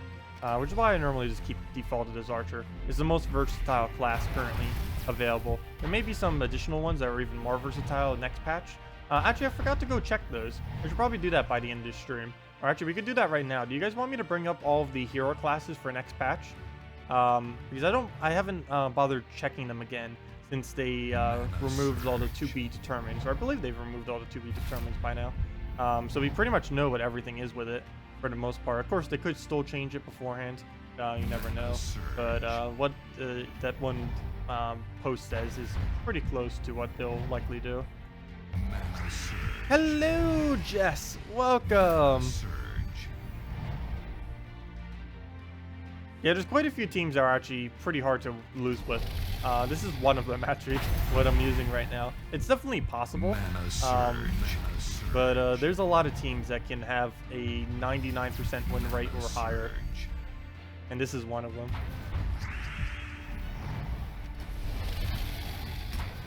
Especially if you put Gurgolfa first slot. Let's see, move that over. Mana surge. What is the best legendary? Well, that really matters on opinion, because there are several that have different purposes that are pretty good. Personally, I would say Dragon Soul is the best legendary right now. And it's kind of funny because that was the first legend I got on my Let's Play account. But yeah, Dragon Soul, it can hit 20 damage as low as level 1. Really high. It doesn't matter how early you get it. If you get it, it can hit 20 damage on everything, as long as you have all dragon team. It gets explosions on the board, so as board clear, and it gains souls. So yeah, it covers pretty much everything. It's also ridiculously tanky if you ever get it traded, which is pretty nice to have. Goblin King. The troll is strong. I believe Goblin King's getting buffed next patch because it's so weak. Same as Grashnak, or whatever his name is. The entire kingdom of oh, never mind. Grashnak's what the kingdom is called. But that entire kingdom needs to be reworked. That one, Ogre Kingdom, it's the only even viable troop in that entire kingdom is Cyclops. Everything else is just like asking to be buffed. You killed 827 mechs this week? Gosh, I haven't even hit like the 180 yet. Guarantee that more than 600 were bomb bots. That would make sense. I probably should be repicking some to try to get into only battles where we do where we battle against mechs, because I still have quite a few to go. We could just do it for like half an hour farming them, but it's easier just doing it in PvP than to go out of my way for it.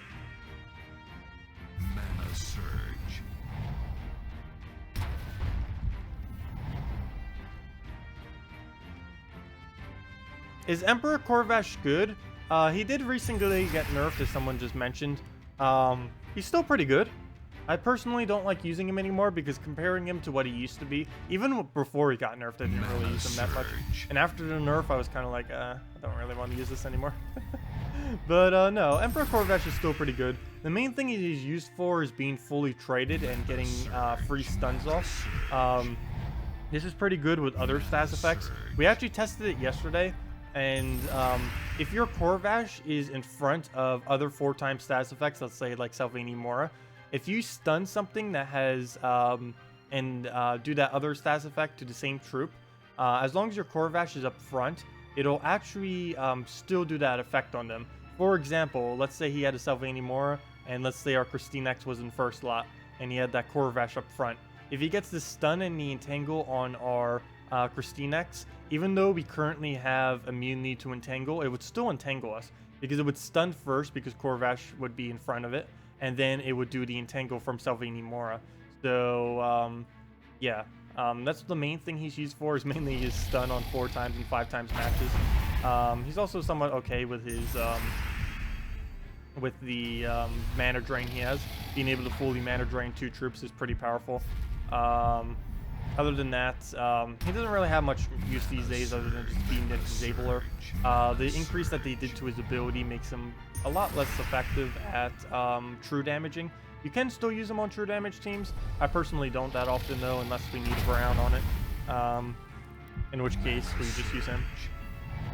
Hello, Shadow Kahn! Welcome! Also, hello, Doskan! And we'll have the next redeem code out in about 15 minutes or so, by the way, for anyone interested in that. What is the best booster? I assume you mean booster, not boozer. Yeah, there we go. The best booster. Depends on your team. One of my personal, or it depends what kind of boost you're referring to too, because there's different kind of boosts. You can do magic boost, attack, armor, etc. There's a couple different options. There's double humility. That will boost literally anything, normally used for boosting magic though, because it's the best way to boost magic. Actually, let me just say what the best way to boost everything is. Best way to boost magic is double humility. Best way to boost armor is honor. Best way to boost HP is Lady Arnerial. And best way to boost attack is courage, or double courage. That's the best way to boost every individual stat. And technically, humility is the best way to boost everything, because it does indeed do everything, but it's also the best for magic as well. Let's see. We'll just throw it at yellow. Actually, it doesn't matter what we throw it at, we already won.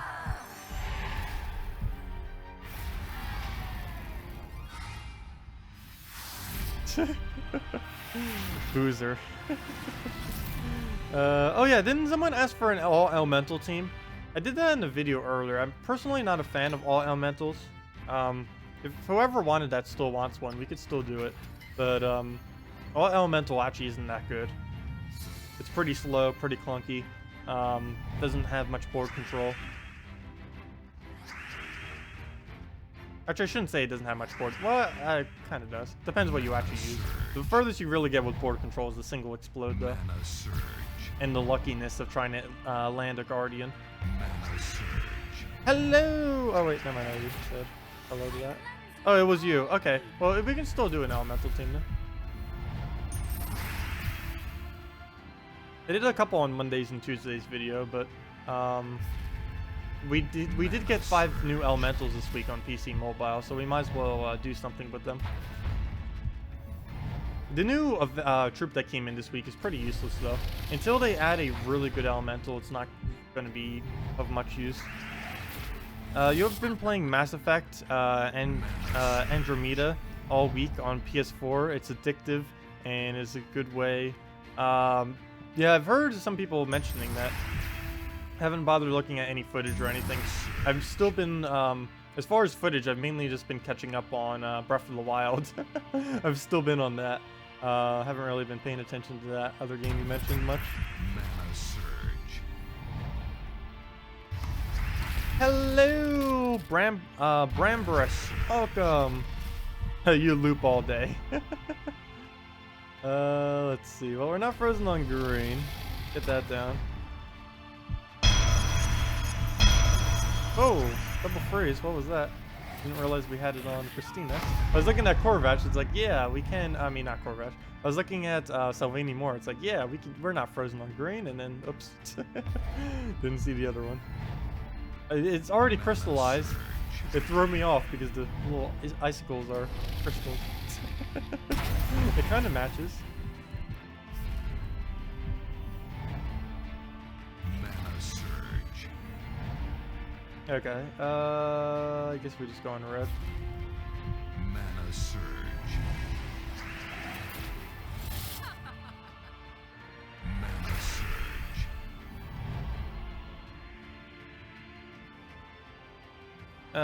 Did I miss anything? Oh no, if I ever miss any of your guys' chat, feel free to just leave it, reply again. Oh gosh, a Corvash though. And I'll get around to it. Because sometimes I do accidentally skip messages on accident. Mana surge. Mana surge. Is Entangle useful? Yes, Entangle is extremely useful. Particularly against anything that can place a lot of skulls on the board. Silvini's, or Silvini Mora's legendary trait is actually one of the better ones currently in the game, mainly because there's a lot of skull spam right now. Actually, of course, I would say that and then find a battle that doesn't have skull spam. All three of them don't have any. Oh, there we go. But yeah, things like Bone Dragon are pretty popular right now, which can place an insane amount of skulls. And just being able to entangle the first troop, it makes their attack 0 for its duration. It has a 10% chance cumulatively to cleanse every turn, like pretty much every status effect has. It's 10% initially, then 20%, then 30, then 40, then 50, then 60, all the way going up until it eventually cleanses off. But yeah, for that duration, he'll have 0 attack though. He also can't gain any attack, so if he had like a courage or like anything on his team that could boost it, he won't be able to gain any. That didn't used to be the case. Back in the day, if you gained any attack, you would actually cleanse out of Entangle automatically, which was ridiculously broken because it made Entangle pretty much useless. But now it's actually useful. Mana surge. Oops, I was hoping I would give him a skull there so we could see him do 0. Mana surge. Well, that didn't quite work out. Let's see. I guess we just get barriers. Triple barrier. Everything except Silvini Mora. Mana surge. Or the Christinex. Oh, you better not get Devourer. At least we get our turn right here. Because he can steal our barrier too if he does. Okay, we can take a skull, that's fine. And he's distracted by one as well. Have you seen the Wraith plus Queen Mab bug? Sometimes Queen Mab makes it attack with her ability. Yes, you can do that with a lot of things in this game. It's a glitch that involves doing board control and damage at the same time is normally how you trigger it. There's actually a couple ways that you trigger it. That's the easiest way I know of triggering it. Kraken does it quite a bit. Inferno King used to do it like an excessive amount, but he still can do it quite a bit. But pretty much anything that can do multiple things at once, particularly board control plus damage, tends to cause that glitch. But yeah, you can cause Wraiths to completely hit your enemies if you want to. You can even make their own Wraith do it. If you can get the glitch and then their Wraith ends up attacking, it'll place freeze and death mark on all of them. It's a little bit hard to try replicating because it doesn't always work even if you do the same exact format every single time. What makes it exactly trigger, I do not know exactly. But yeah, that has been a glitch that has happened for a while now. Yeah, Bone Dragon is too overpowered. It is being nerfed next patch. It has already been confirmed to be nerfed. They didn't say exactly what it's being nerfed to, but they did mention 2 things about it. They're likely giving it a 15 mana cost, which is up from 14. And they're also going to be reducing the amount of skulls that it could possibly create per instance. So it's no longer going to be able to fill up the entire board with skulls. They're probably going to limit it at like 15 or something, or 20 maybe. I don't know. Or that, or they said they're going to limit how much armor it could actually tear. What may happen is, instead of it gaining armor, or it may still gain armor, but what they might do is make the amount of armor that it destroys based on his magic, and then just scale it that way. He'd still create skulls that'd be limited based on his magic. Oh wait, never mind. They wouldn't do that because then that would still be infinite skulls. Never mind. But yeah, they'll be doing something to limit it. We just don't know exactly what yet. Which one is good for good to? Orc, Penitent, Dwarven Miner. Which one is good to? I don't know what you're asking with that. But all three of them are pretty bad troops that you would never really need to use. Also, thank you, Jamie Massock? Jamie, thank you for the subscribe. Sorry, gonna butcher all the names. Let's see. I should just stick with doing people's first name or the first word in their sequence of words. Because I will pretty much always get the last names and stuff wrong. The less I say, the higher the chances that I won't mess it up.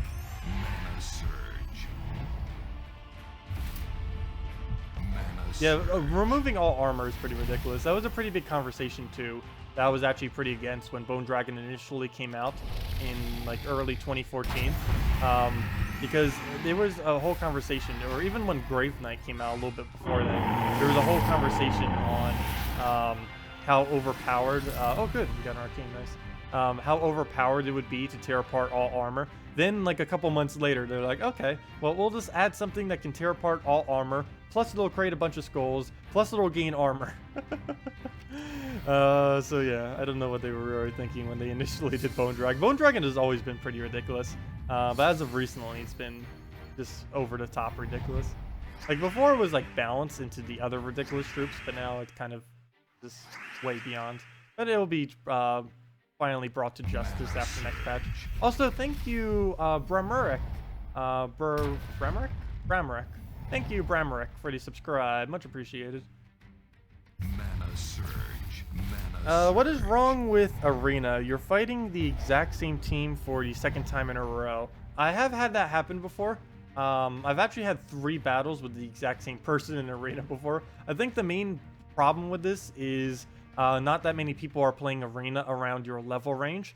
If you're a high level, then that is likely why. If you're above level 500 playing Arena, you're probably going to have that happen a lot.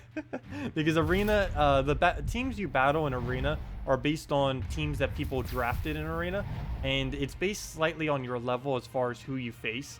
It doesn't give you like a level 1000 if you're like a level 100 or something, but it makes sure to balance it slightly. It's not the best, but it does try to give you someone around your level. But the problem is some level range, particularly higher level ranges, there's basically no one that actually plays Arena, because the later you get into the game, the less effective the rewards are for Arena.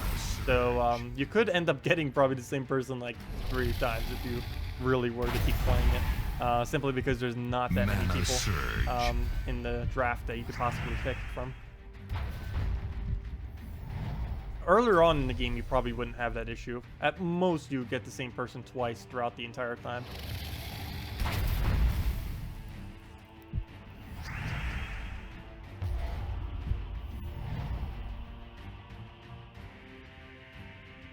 People play Arena? I know, it's kind of surprising. No, people still play Arena. I still play it on occasion. I find it to be a lot of fun. It's just the rewards aren't really worth it once you get later into the game. Actually, even my Let's Play account, it's not even worth doing it on anymore. Since I have a Dragon Soul on my Let's Play account, it's just more efficient doing Dragon Soul in PvP than it is to do Arena. Because the only really good reward from Arena is souls. And it's helpful early on, but you reach a point where you eventually get like an extremely good soul farming troop like Dragon Soul or Ferris Ra or a Valkyrie that finally has enough magic to be decent and stuff like that, and it just becomes obsolete to do Arena at that point. From the life of the earth. At least from a resource perspective. But we gotta save those times. If you can gain more resources quicker, you might as well, while still having fun. Mana surge. The absolute possible quickest you can possibly do for soul farming right now, though, is either a Valkyrie or Dragon Soul with 3 Warlocks in in the first challenge in Divinian Fields. I actually did the math on it earlier. It's technically possible with perfect luck, or at least decent luck. It doesn't need to be perfect. But with decent luck, it's actually possible to get 13,000 souls per hour here. Just using Warlock, Valkyrie, Warlock can actually do that. I did a video on it saying that could do over 9,000. Which is true. It does. The main problem with it though is early game players can't do it because you need to be able to hit at least a 21 because he's going to gain 2 HP from his thing. So you need to be able to hit at least a 21 to be able to do it, which is the main thing that holds people back from being able to do that soul farming method. But it does do over 9,000 per hour. But yeah, if you guys have any other teams you want me to do, any other suggestions, any other anything, questions or such, feel free to leave them in chat. We'll get to some of them all. I should probably do that elemental team. I keep forgetting. Or not forgetting, but it was mainly because initially we had to get to a battle that we could actually do it against. Mainly because we kept getting things that would just crush it. Okay, well, we'll let the Mercy do its thing. Actually, never mind. Whoa! I have no way of stopping that. Oh, wait, yes, I do. I can Dragonian monk it. Ooh, nice. Extra turn off out of nowhere. Oh, that is not nice, though. Well, we gotta do something with that. We'll take the purple first, and then we'll Dragon Soul and hopefully not give him Mercy alignment. Yeah, Warlocks are fragile, but you don't use it in PvP. That team isn't really meant to go in PvP. It's meant for doing Explorer, or I mean for doing challenges, sorry. Well, I guess you could bring in an Explorer too. It would be a little slow in Explorer, but it was mainly made to do challenges. Particularly that specific challenge in Divinian Fields, the first one, very quickly. For any of you that don't know, I mentioned the first challenge in Divinian Fields quite a bit. The main reason for this is it's the easiest challenge currently of any challenge that you can possibly do, as far as like the lowest durability of any of the troops. Oh yeah, that's another term I'll need to do if I do that video. I need to go make like a whole term list right now to make sure I don't miss any, because durability is one that a lot of people don't know about.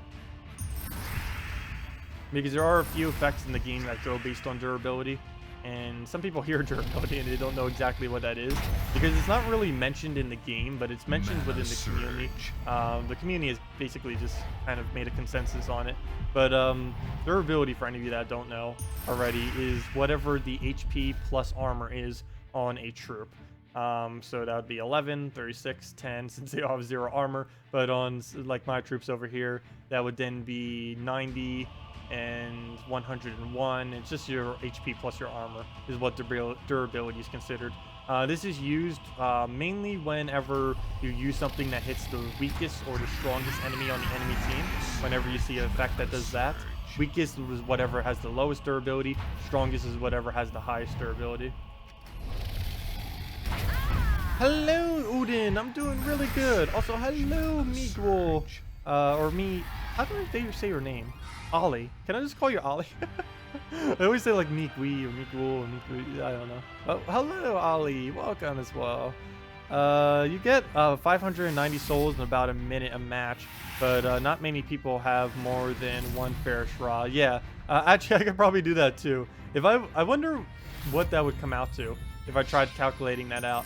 If I tried doing Valkyrie triple Ferris Raw and tried testing how much that would take in an Explore or in a like Divinian Field challenge, that would be an insane amount of souls. Actually, I could probably bring that to PvP and see how much that does. How do you win that in a minute though? What kind of lineup are you doing that you win in a minute? Normally Ferris Raw teams take me about 1.5 to 2 minutes, especially if the board doesn't give alignment. Sometimes if you get lucky you can do it real quick, but more often than not I can't go that quick.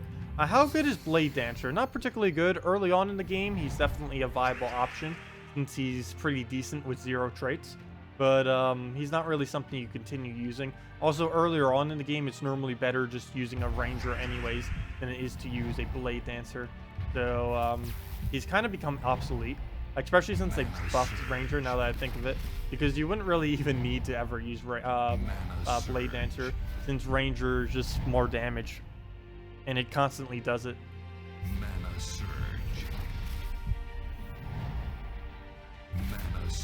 Mana surge. You're 1G, all E. You do Valkyrie, Def Raw. That would work too. And you could actually bring that over to PvP instead of challenges as well. Mana surge. Mana surge. You were doing Arena and got a treasure map? That's pretty lucky to get it on Arena because there's not too many abilities in Arena that can actually trigger a treasure map to occur. Like as far as cascades. Because normally heavy board control spells do that. Like for example, what that explosion he just did. These tend to be pretty good at getting cascades. Abrath is also pretty good at being able to get cascades since it removes literally the entire board. Bone Dragons also tend to be pretty decent. It normally takes several casts for them to ever really start getting something though. Sevhina is not good at it. But really any board control has a potential. Another way is to try staircasing. I think staircasing is about the easiest way to really get to try to get a treasure map if you don't have anything that can actually gain it.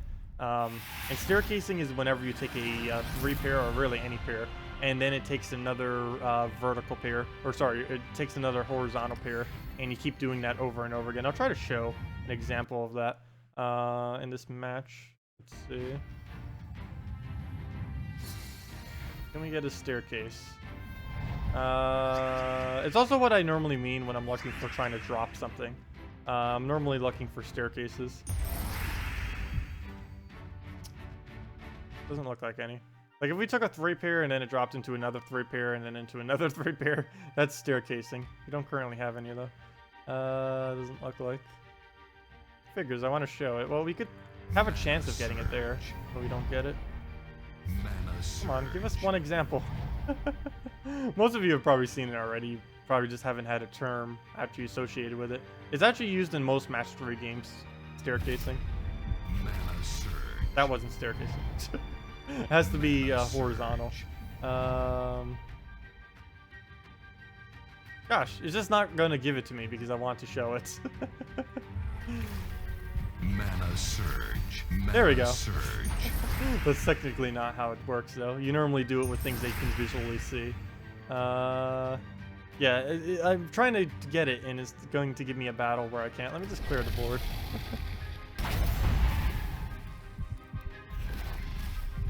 Come on, give us at least one example of staircasing. Really? This whole game will go by and we won't get a single one. Just because I want to show it. Will not give me one. Too much vertical. Need more horizontal. Still none. Game, please. Oh, there we go. That was technically off screen staircasing though. That doesn't really count. I guess it kind of counts. You guys kind of know what it is already though. It figures when I want to show something I'll never get it. Nope, still nowheres.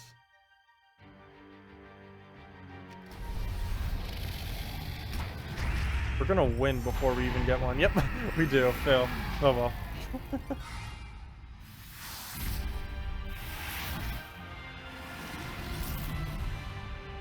You have 17 unique legendaries and you're level 119. Wow, that is really good. My Let's Play count has 6 at level 101. Though it isn't a pretty horrible guild, which I do need to get into a better one. But that is some pretty nice work on the account then. Unless the Ferris Rod bonus also applies to the after bonus multiplier, in which case, I believe it does. I believe it does, if I'm not mistaken. It does in some way. I don't know if it gives like the full amount. No. Never mind. No, it doesn't. It does. It gives you the extra already in battle. Like the increase that you do for, like, let's say you get like 1 soul, he'll give you 1.5 souls for it. For that 1 soul. is how much he gives additional. He also increases your cap by not much. It only applies within the battle itself. It doesn't do it afterwards. The only thing that applies afterwards is this number right here, which is based on your armor, VIP bonus, and difficulty bonus. But of course in PvP there is no difficulty bonus that is applied. Did I miss any other questions? What should one be spending gems on after you get dragon armor? Either celestial armor or 50 bulks of gem chests. You can also try doing event keys on occasion. I normally say on Monday and Tuesday videos if they are worth getting in a given week. Next week on console is definitely worth it due to Christinex. Next week on PC mobile is also worth it due to Kraken being in the drop pool. But generally you just spend it on 50 bulks of gem chests. And speaking of gem chests, let's actually go give out the redeem code, or one of them for today. And we'll give out the other one a little later. If I can go find where I have that. 1 second. Let me just go get that, put it on our interface, do all the other little things with it. Edit this. Mark it. And double click. Copy. Save. Go to game code so we can use it. Paste it in. So many different things. This is so much less inconvenient than before, but oh well. At least they have them back. But there is the code, everyone. You can use it at gemsofwar.com under the game code, or just go to that link. The invite code for it is under your option menu, and then just in the corner right there in the bottom left, you just click on the little cog and it's right there. But let me get that into our interface. Let's see. There. Where to go? Redeem code, put that in. Paste. Remove all that excess stuff. I don't know why I don't do that before, because then I have to go back here just to delete it. And there we go. Okay, we're not going to get that centered. That V. That hanging V. Hey, triple A. Hey. Okay, well, there we go. Move that into the corner now. And let's go use it ourselves. Let's just put in the code. Put in our invite code. Tacet, invite code. I'm not a robot, or am I? And there we go. And it gives the normal reward of 2 treasure maps, 1 gem key, 200 souls, and 2,500 gold. Hey, and we get a tribute on top of that. I'm pretty sure I'm going to get more from the tribute than I even get from that. Oh no, I only got a 3 tribute. Gosh, tribute trying to prove me wrong. Still a lot of resources though, gosh. Even for 3 tribute. Well, actually, one of those I believe was White Helm. 110 glory. That seems like a lot of glory for only 3 tribute. That had to have been at least 1 White Helm. It had to have been, because that would give 60. Yeah, that had to have been 3 kingdoms then that all gave a lot of glory. That's interesting. That's really weird, getting 110 glory from only 3 tributes. Anyways, let me go see what we get from the gem key. You got a Minogore. Yeah, everyone feel free to leave what you get in from the key. That tends to be tradition here. Everyone leaving what they get. Let's see, what do we get? Come on. Hey, Azarus. Interesting. I don't need them. I don't need more Azarus, but better than, actually, not really. I guess it's better than ultra rare. Is it really though? We have 87 Azuruses. That's insane. Oh yeah, I still have only 1 Amnesia. That's sad. I've paid more resources for any mythic ever for Amnesia than any other mythic. Yeah, I still only have 1 of her. I believe I have 2 of every other mythic except for her. Oh, and the most recent one as well. I think I only have 1 copy of. Because it was so weak, I was like, nope. Hello, Chris, and welcome. Yeah, no problem for the code, everyone. You got a Stone Giant, Enchantress. Enchantress actually isn't that bad. At least earlier in the game. I personally don't bother using it that much anymore. Doesn't White Helm give 80 with 2 times? Oh wait, it probably does. Your home and then +2 for 1 star. 120 for 5 stars. Wait, is it that much? Did I click on the wrong kingdom? I don't think it does. I thought it was only 60. I'm pretty sure it was only 60 glory is how much it gives. And that's fully maxed out. Or at least as fully maxed out as it could possibly be anyways, as of this current moment. Oh, answer your message? Sure. What was it? Sorry. Please see your message. What team should you make to use? Tacet, did you see my message, please? That's funny. I see all of your messages now. You have 17 unique legendaries and you have a level... oh, I didn't see... I read that, but I didn't read your question. Okay. What team should you make to use? Well, I don't know what legends you have. I would base it either around Oh, nice! Dragon Soul, friends. Nice. But as far as what you should build, you should try building around either a Dragon Soul, a Christinax, or a Bone Dragon. Either of those three that you have right now, build around one of them a team. I just don't know what you have. You said you have 17 legends, but that doesn't tell me exactly which ones you may have or not. But those are the general three I would say are pretty good to build around. Either a Dragon Soul or Christinax or a Bone Dragon. There are a few other options you can do for building around legends, but those are the main three I'd say that tend to be built around.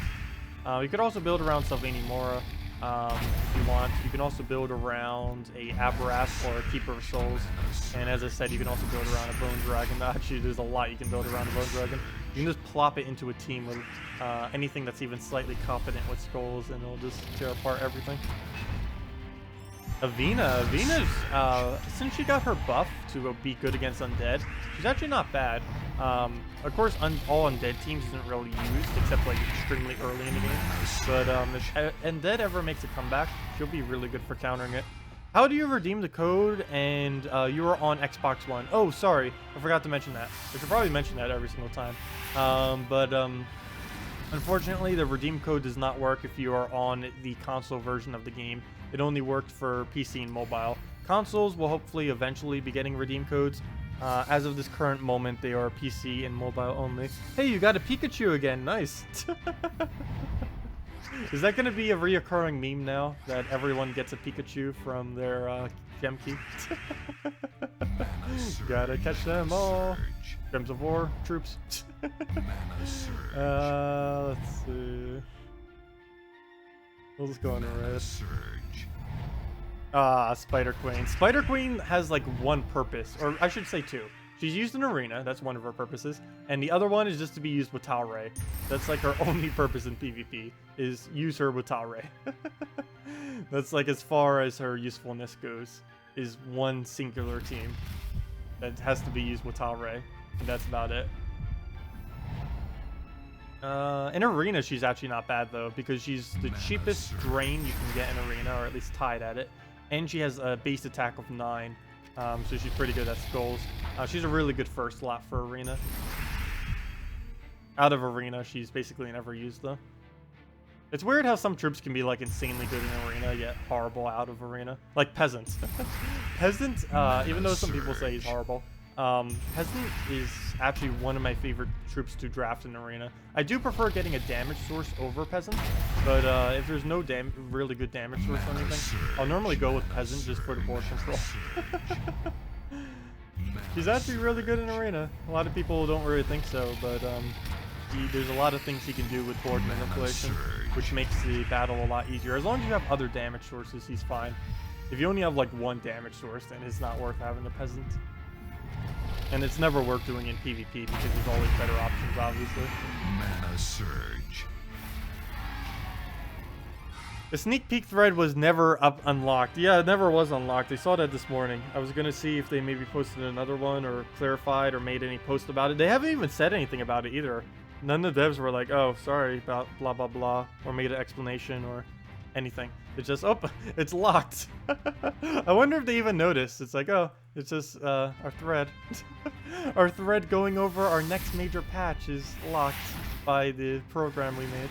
Or not, they didn't even make it. It's ran by, it's just some other third-party company running the thing that they use for their forum.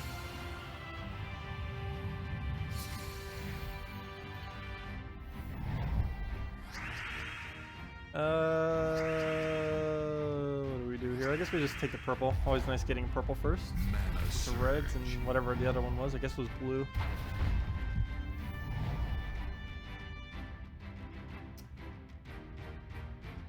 Oh, let's go. Oh, just speaking of blue.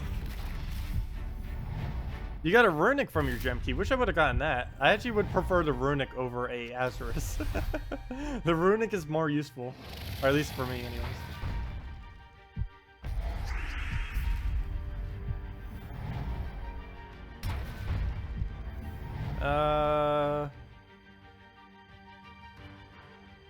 You have every worthless legend except Emperor Corvash and Gloomleaf.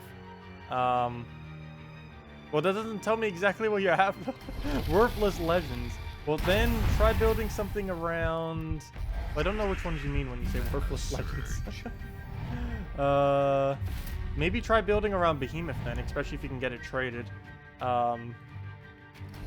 You can just make an all AoE team that hits all enemies with it. Build it with like a Traxxas or something. Behemoth Traxxas is actually pretty strong these days, especially since Traxxas got buffed. Behemoth has Impervious if you can get it traded. Plus it gets an insane amount of HP from extra turns. Mana surge. Oh, you don't have them? Well, what do you have? I don't know. That would mean you don't have Kristarnix, Sevhina Mora, Dragon Soul, Bone Dragon, or Behemoth. I don't know what legends are decent. No, there's actually a lot more mythics or legends other than that. Because those tend to be the ones that get built in teams. Oh, Queen Mab. Do you not have Queen Mab? Do you not have Borealis? Either of those two? Because you could just make a Justice team out of using those. This is normally a pretty good base for doing that. Oh, so I should use a different team. I keep using this one. This is normally what I farm with too. To end up switching it up some. I really like using this team though. I could like never get tired of this. Especially with the Dragonian Monk. I still love using Dragonian Monk. I want to really get used to using his ability so he goes even quicker. Because the main thing that slows down me using this team normally is trying to figure out where to use him. And you normally don't want to waste that much time. It normally takes about 10 seconds, if not longer. Whereas the abilities like this, you don't even need to look at the board and you already know. Just click. And you're good to go. Takes a little bit more time to use Pristine X, but normally you can just spam it out somewhere and it's fine. Gosh, we can't drop purple.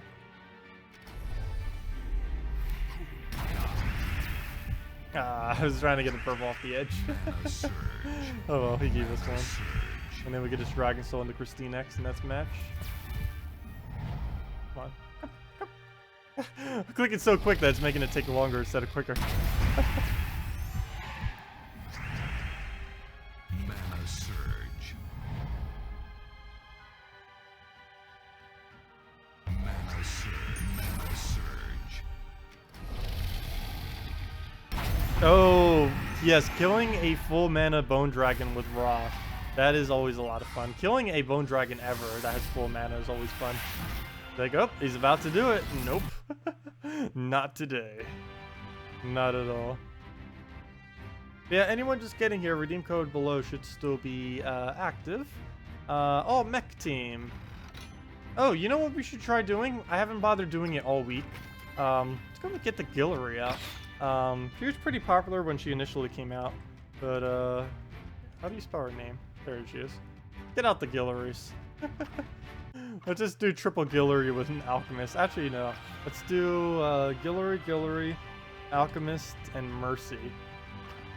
We're going all out with them. Actually, I don't even think I need to go. Let's just go with 3 Gilleries. I don't know. I don't know. Do we really need a Mercy? I think that might be overkill. With the amount of yellow we're going to have. Oh well, let's overkill it. Oh no, let's not overkill it. Yeah, let's overkill it. Okay, we're gonna overkill it. Let's do it. Might as well. Just for fun. We probably should put a Bone Dragon on this team instead. Would go a lot quicker. But I do want to mess with Gilleries because I haven't used her for ages. And this is going to be like one of the only really good weeks she'll have for almost ever. Because it's against Mechs. There's very few weeks to ever have Mechs focused on them. Mana surge. Oh, I was almost about to deny all of our yellow fail. Mana Oh, there we go. We got one up. surge. And oh wow. Well, we'll let it take a skull and then I guess we'll alchemist. But let's start down the line. Check it out. Need them to steal magic. Hey, check it out. Or HP. They both stole HP, doing true damage to it essentially. Nice. Mana surge. We shall deconstruct all of the constructs, or actually they're not constructs anymore, they're mechs. We shall deconstruct all the mechs. Let's see, well, let's keep going. Steal magic, please. Thank you, that's what we need. When she first came out, people were using this just to spam her, try to steal all the magic. Because at the time, there wasn't too many options to really get extremely high magic. Next turn, we'll be taking that if he doesn't ruin it, hopefully. We'll put it down. Check it out. Hey, they're both stealing the exact same team as the same thing as the other one each time. Interesting. I wonder if we'll do it a third time in a row. Probably not. Let's get the last of our mana on it. If we can. Get a mercy down somewhere. Doesn't look like it. Oh gosh, how many extra turns are we gonna get? Mana surge. Seriously. Mana We just went from having no mana on any of them to full mana on all of them. Not even from any board control or anything, just from extra turns. We'll kill that out. Check it out. Okay, that one stole armor, so it did nothing. Mana surge. I'm not even gonna bother on that skull. Check it out. Okay, that time. Oh, wait, it stole magic again? Ooh, nice. 37 magic. Does it have 0 magic now? Yeah, it does. Fail. Well then. I'll just take some yellow. Mana surge.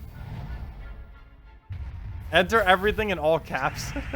Well, let's see. Where did that one go, Fiber? You're trying to redeem the code, but it keeps saying... Oh, yeah. Oh, I thought you were doing that to try to get my attention.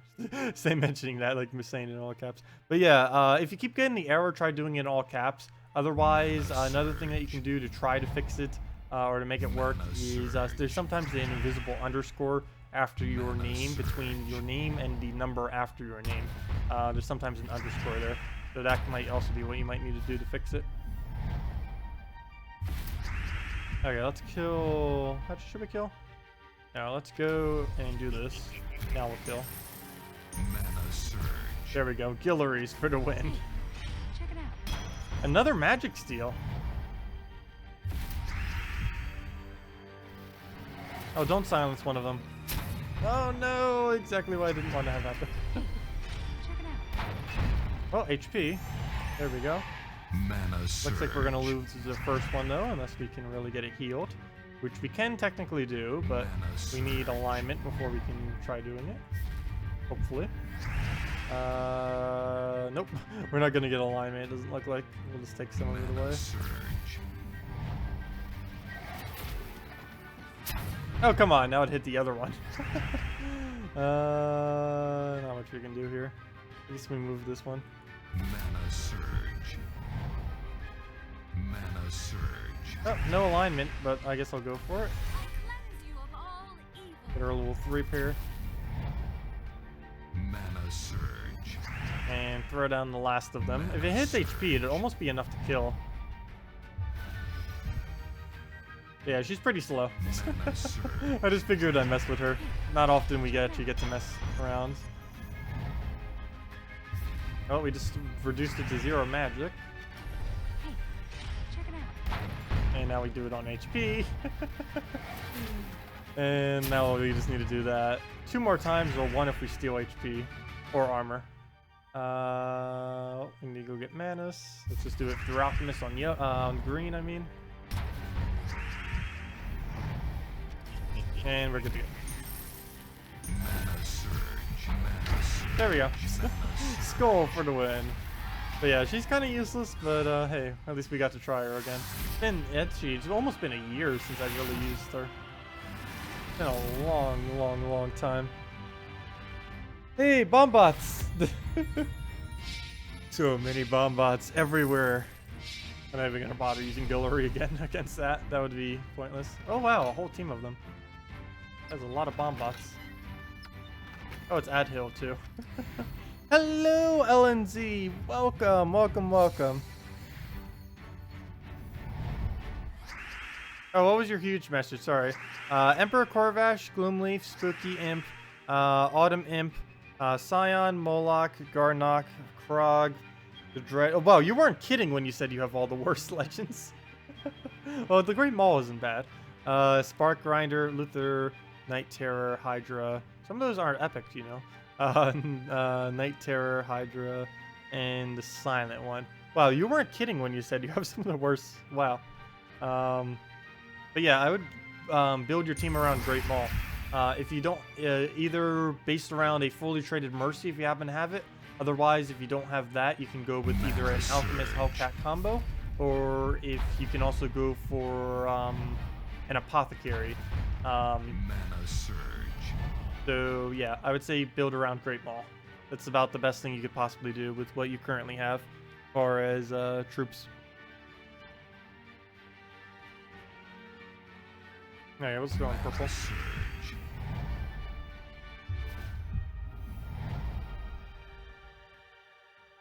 Oh yeah, how is your Draculus working out, Bridget? Forgot about that. Mana surge. Yeah, Draculus is a lot of fun to use.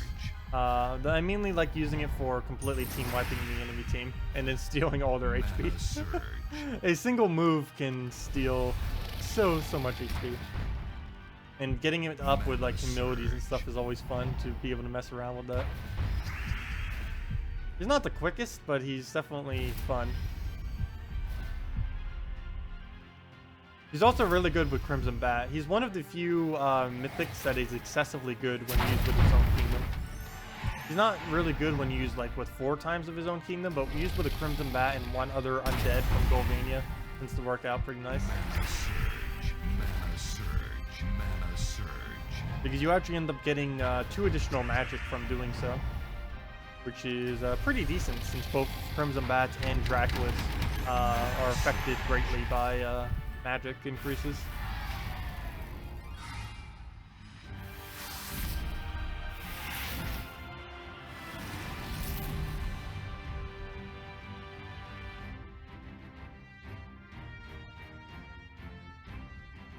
Yeah, it's always really good to get the magic kingdoms up first.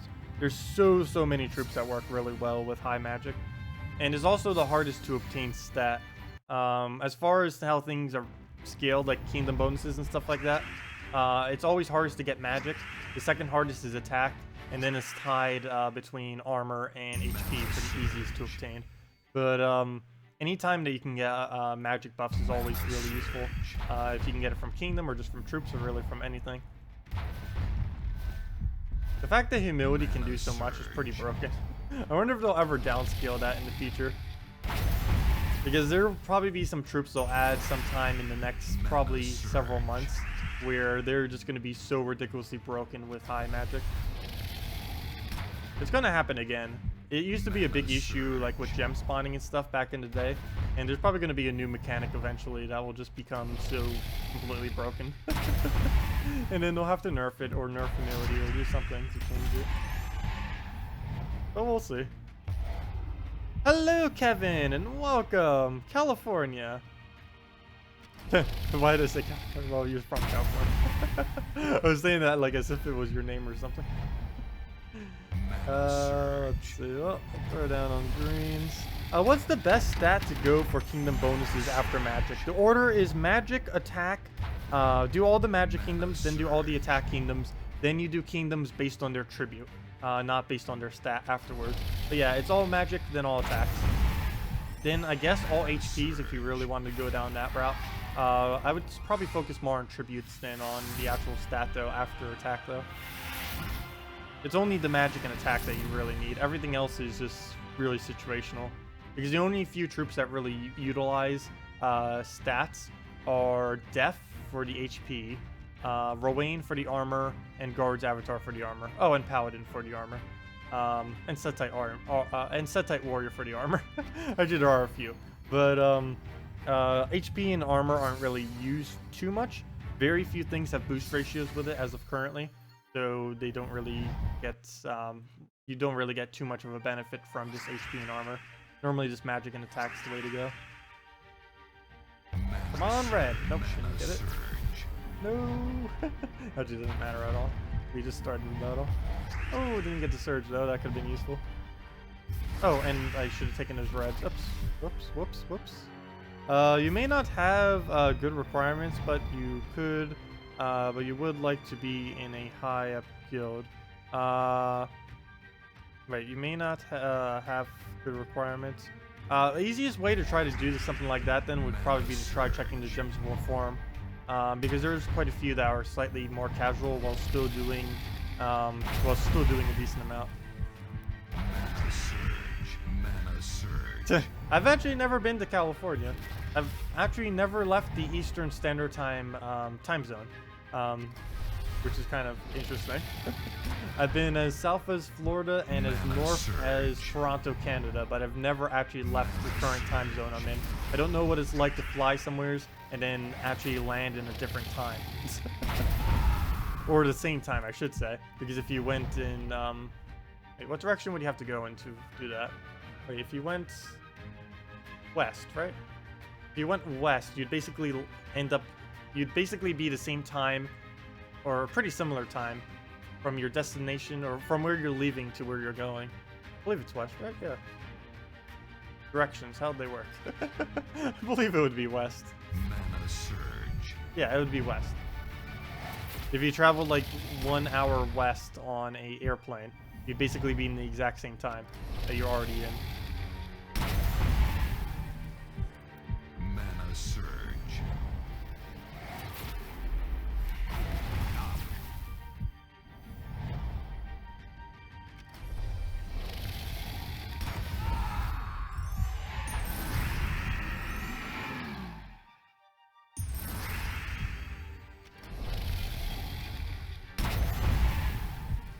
Mana surge. Mana surge. When will there be another dragon event for Legendary Dragon, or on with you able to get Legendary Dragons out of event chests? Well, right now you can get one Silverglade Mora from it. It's not the only one. Gloomleaf is in it too. But as far as future ones, I do not know when the next one actually is. I don't know if the list even goes that far yet. Let me go double check. Bookmarks. Where are you, bookmarks? Bookmarks. Where on earth are the bookmarks? Let me double check that. I don't believe they're coming anytime soon. Suncrest, I forget if there's a dragon in there or not. If so, New Kingdom, when that comes out, we'll have that. Nope, doesn't look like for a while. Where's the full list? Someone posted it earlier, but I don't see it now. Come on, where's the full list? Full list. There it is, full list. Okay. The next dragon is going to be Whitehelm from on May 22nd. That is a long time away. Let's see. Oh no, Glacial Peak. Sorry, next dragon will actually be on May 1st. From Glacial Peaks, you'll be able to get Borealis. Borealis is a pretty underused one though.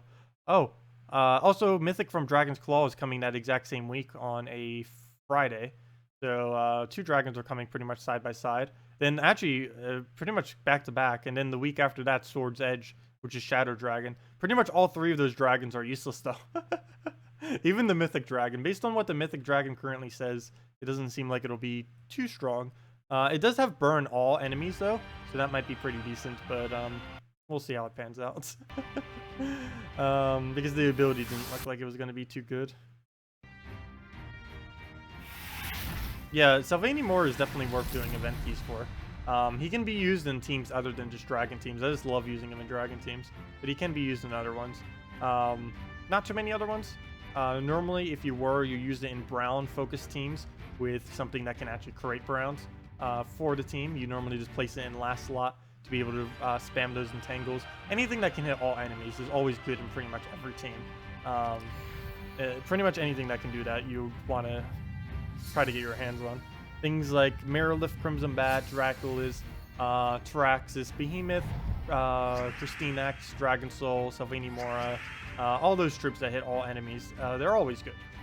There isn't really many instances where they're not good. The only one I could really think of offhand is Bone Dragon. They are not good with Bone Dragon, but with pretty much every other instance, they are relatively decent. Actually, it was kind of funny. Even in the video where the Gems of War devs did like the best 10 tips for newer players, one of the things they actually mentioned, what I found to be kind of funny, is they mentioned that it is good to do make teams with troops that can hit all enemies. But yeah, anything that can hit all enemies tends to be pretty good. Can't really mess up many teams with those, like exactly what we're using right now.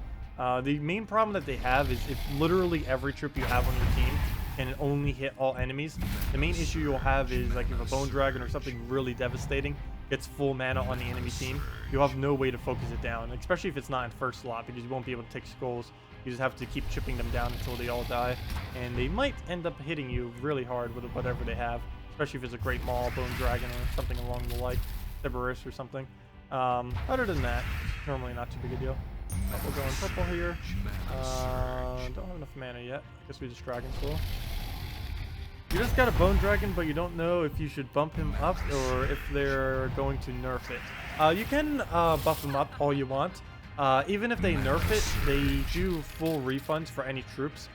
You'll be able to refund all the souls and all the trait stones. So you can buff them up now and then just refund them later. Okay, we'll just throw down Dragon Soul. It's definitely worth trading up Bone Dragon now, because you'll get all of it back later. You won't get back Ascension, so well, you'd still ascend it regardless, but you don't get back Ascension, but you'd get back all the souls you put into it. You would also get back all of the trait stones you put into it without losing any. So you might as well do it now, use it while it's strong, and then you can just reallocate those brown purples to something better, like a Cerberus or Keeper Souls, or one of the mythics that use brown purple. Yeah, they'll definitely have a refund. They always have refunds whenever they nerf anything. And if they rework something and they don't give a refund, if you send a support ticket to the devs, they will refund it for you, normally. Actually, I've never seen them turn down one, but if they get too many requests, I don't know, maybe they'll just add it as a refund, but they will definitely add it as a refund. And if, like, for example, let's say they did like something really small to Dragon Soul, for example. Let's say they moved his ability to something. It's still kind of the same thing, but they end up changing it. And if you feel like you don't really care for Dragon Soul anymore for whatever reason, if they do end up doing something like that, and if they didn't do a refund, you could just ask the devs, send them a support ticket, ask them to refund it for you, and they will normally say yes. I've never heard them say no yet for anyone who has requested, but there is that option too, because they can literally refund any troop whenever they please if they wanted to. Of course, it takes them time to do so, but if normally they're more willing if there's an actual change that occurs. I've done it once. I did it when they ended up reworking Hydra. What they did is they actually took Jinx off of Hydra, and I was using at the time I was using Hydra with a Sunweaver in a like Jinx team, because Sunweaver has Jinx too. But they ended up removing Jinx from it, but they didn't give it a refund. And I just asked the support, and they're like, "Oh, okay, we'll just do it." And it went pretty smoothly.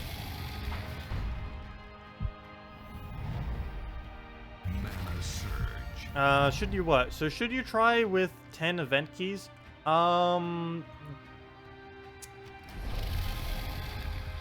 a hard choice. Because 10 event keys most likely will not give you a legend. If you get lucky, you will. But even if you do get a legend, one of the main problems with doing event keys this week is there's a chance that you will get a Gloom Leaf instead. And you said you already have a Gloom Leaf. So since you didn't, I don't believe you said you didn't have a Kraken, you may just want to save those event keys for next week. Because I don't know, the fact that you already have a Gloom Leaf makes me say no. If you didn't have a Gloom Leaf, I'd probably say yes. But there's a chance that you'll just get another Gloom Leaf, which would be pretty redundant, most likely.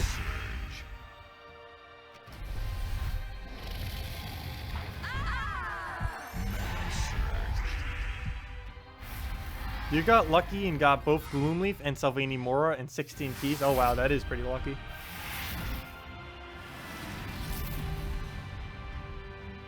I think the most event keys I've ever gone without getting a single troop is 250 or 300. I forget which.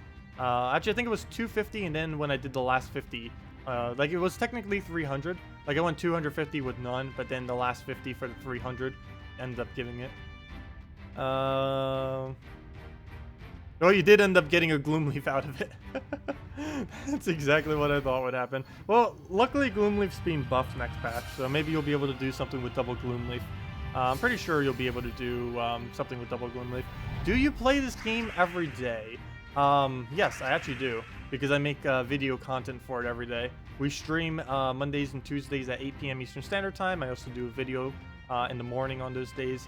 And I also post videos normally on Wednesdays, Thursdays, and normally on Sundays. Sometimes Sundays I kind of just take a day off, or I work on bigger projects or bigger videos like I'm going to be doing this Sunday.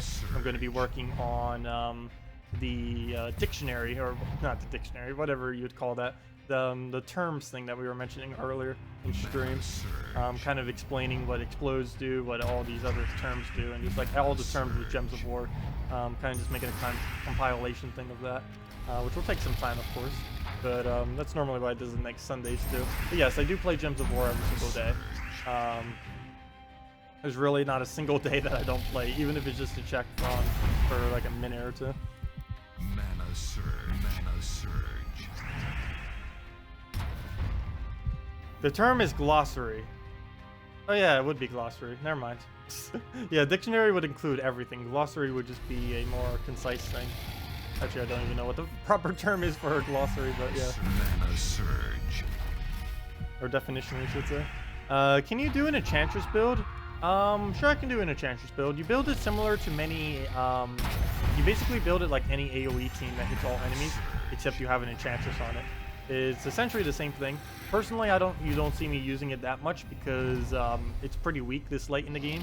Earlier on in the game, it's pretty strong. The main reason for this is its damage is 5 plus magic divided by 2. And since it has that base 5, it's pretty good. But because it has magic divided by 2, it's pretty bad for later in the game when you have higher magic, because it's less effective from magic compared to something like any other troop that hits all enemies. But for earlier on in the game, it's pretty solid, because I think like right when you get it, it does like 6 or 7 damage, and if you level it some, it gets up to like 8 or 9 damage, and pretty nice earlier on. But we can go do something with it. I think mine does like 15 damage maxed out, which is pretty low, given that most other AoE troops do like 20 at minimum. Yeah, we can do something with enchants. There she is, Enchantress. Yeah, only 15 damage, yet she has 20 magic. Whereas most other ones would be doing at least 20 damage at minimum, whereas she only does 15. But yeah, we'll do her. We'll obviously put a Christinex on our team, as it is the Kingdom. Actually, we might as well go all Silverglade at this point. Throw in an Elven Bard and Silverglade. Actually, there's really not another option. Problem is, no 4th troop. What did we really put? There's nothing. What is even the bonus for 4 times with this Kingdom? 1 attack, 2 oh, never mind. You still get to keep the magic. There's only 1 additional magic there. What's the other bonus? Oh, 1 magic for 3 elves. We get 2 extra magic if we do that then.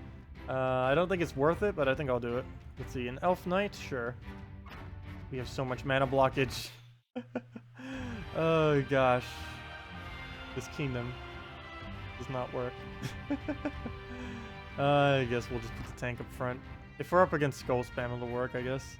That, or we could put Princess Elspeth in there and just keep denying something. Maybe our Elven Bard. That wouldn't really be that good though.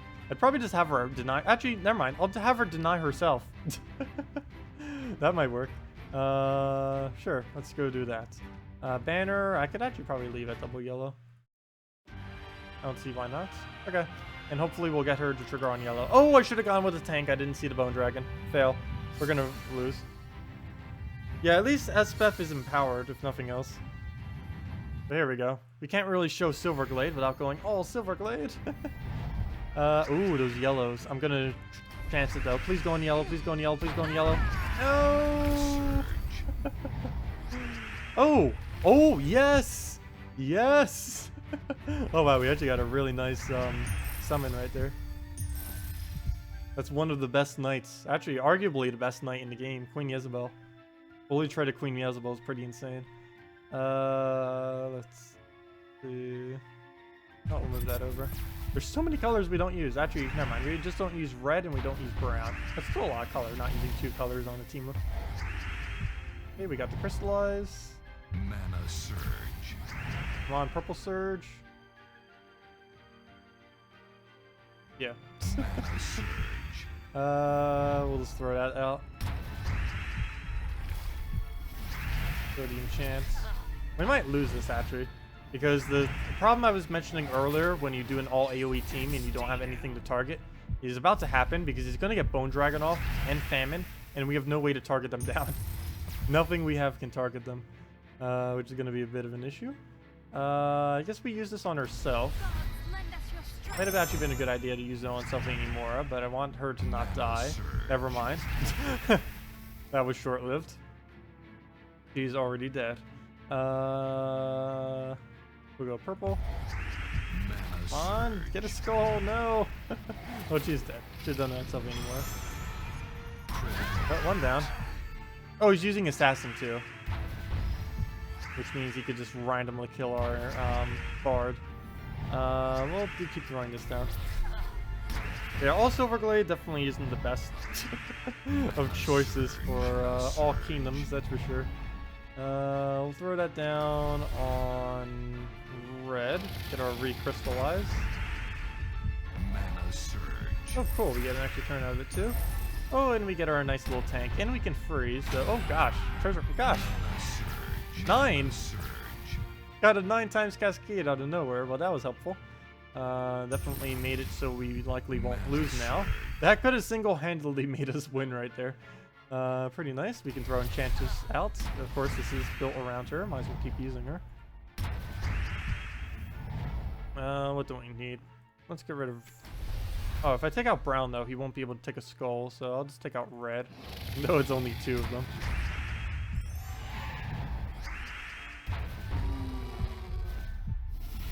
How did that just do 28 damage? That was only 2 gems removed. That doesn't make any sense. We'll move that over. Mana Surge. Gonna get some blue. Oh, he better not get Famine up. We can get mana up in like pretty much an instant. All we have to do is just use Bard on anything. Like our Christine X, which we'll do in a second. Oh, that would be staircasing. Remember when I said staircasing earlier? If we take this purple into those browns, that would be staircasing. It wouldn't be a perfect staircase because we'd want to get those browns down so we get an extra turn, but still, staircase nonetheless. Let's go give this thing magic. More magic. Now it should have 25. Never mind, now 22. It just basically lost all the magic it just earned from her. Fail.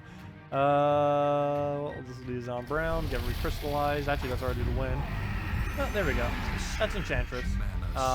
Earlier on in the game, you can get away with a lot from her. Later in the game, she's pretty much useless.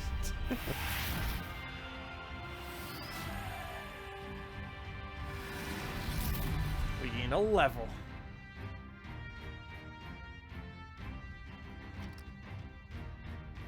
Could you have a mythic? Wait for it. Wait for it. Another unicorn. Oh, thank you, Max, for the guild purchase. Well, there's one. I wonder how much farther we are away from it. I believe we're still a decent amount away. I do need to look into recruiting some different people for the guild possibly in the future. Because I noticed we've been going even slower on the seals. And not having it by Saturday is pretty insane. I know some people do play on Sunday, but well, we just added Dark Samurai like yesterday. Let's see. Yeah, a lot of people haven't been playing that much of it recently. I think it might be because people are kind of dead due to not having a patch for a while, which may be one thing that's occurring. But yeah, I might need to reorganize some a little later, probably on Sunday. I'll see where things are at later on Sunday, kind of determine it by then.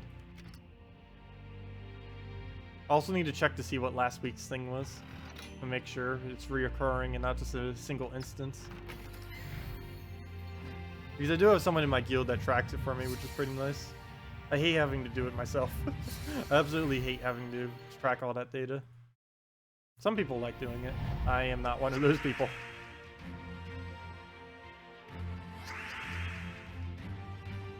Oh, have fun at the gym. Yeah, I need to go out for more walks too. Now that the weather's starting to get a bit nicer, I really need to. I also haven't gone swimming for ages because it hasn't been warm enough yet. And I don't have any kind of indoor pools around me. Could I re-show the team for Explorer containing Bombot? Sure, I can go do that. It uses, it's based around Princess Esbeth and Bombot. I guess it's based around both. It's also based around Mechanist class. You don't need fully traded Mechanist class, but it is definitely a lot quicker if you do have fully traded Mechanist class. Or it's also a lot more inconsistent, so even if you miss, you're still going to be pretty good as far as getting everything you need. But yeah, I'll go show it right after this. It requires fully traded Princess Esbeth and preferably fully traded Mech class. You can also do it with a double traded Archer class instead, which isn't as effective as fully traded Mech, but it is pretty similar because you get half mana on your hero instead of half mana on your hero and on the Bombot. Mana surge. Mana surge.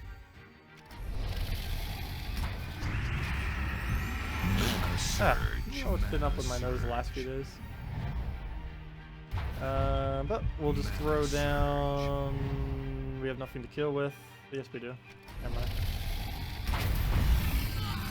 And that's match. We didn't get that many souls though because we didn't bother doing the second Dragon Soul.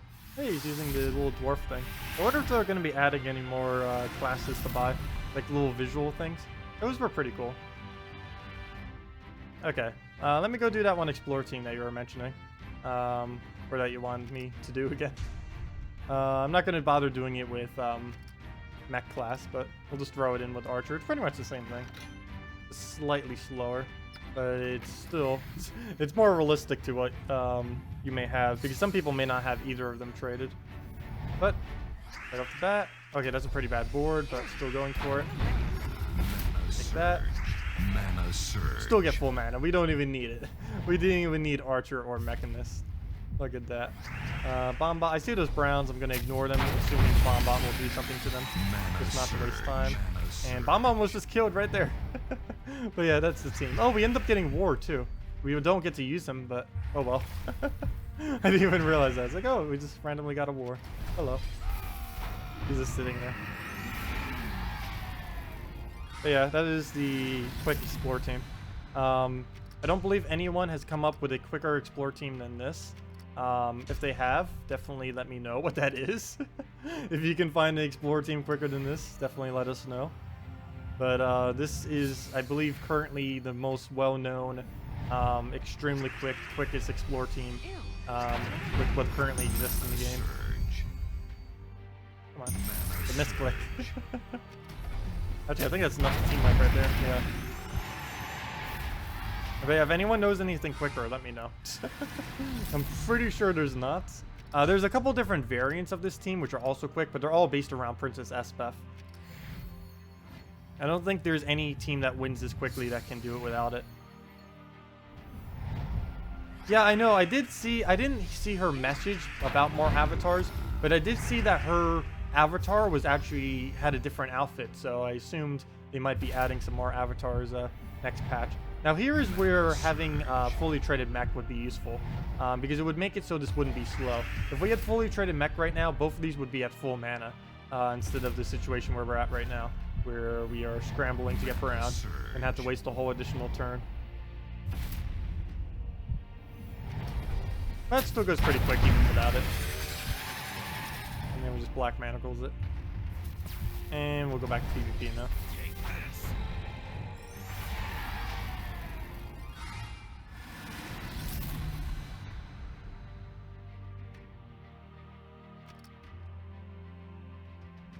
Oh, she said it wasn't cost time invested effective. Oh, okay. Oh, someone just ended up doing a 1,000. Nice, thank you.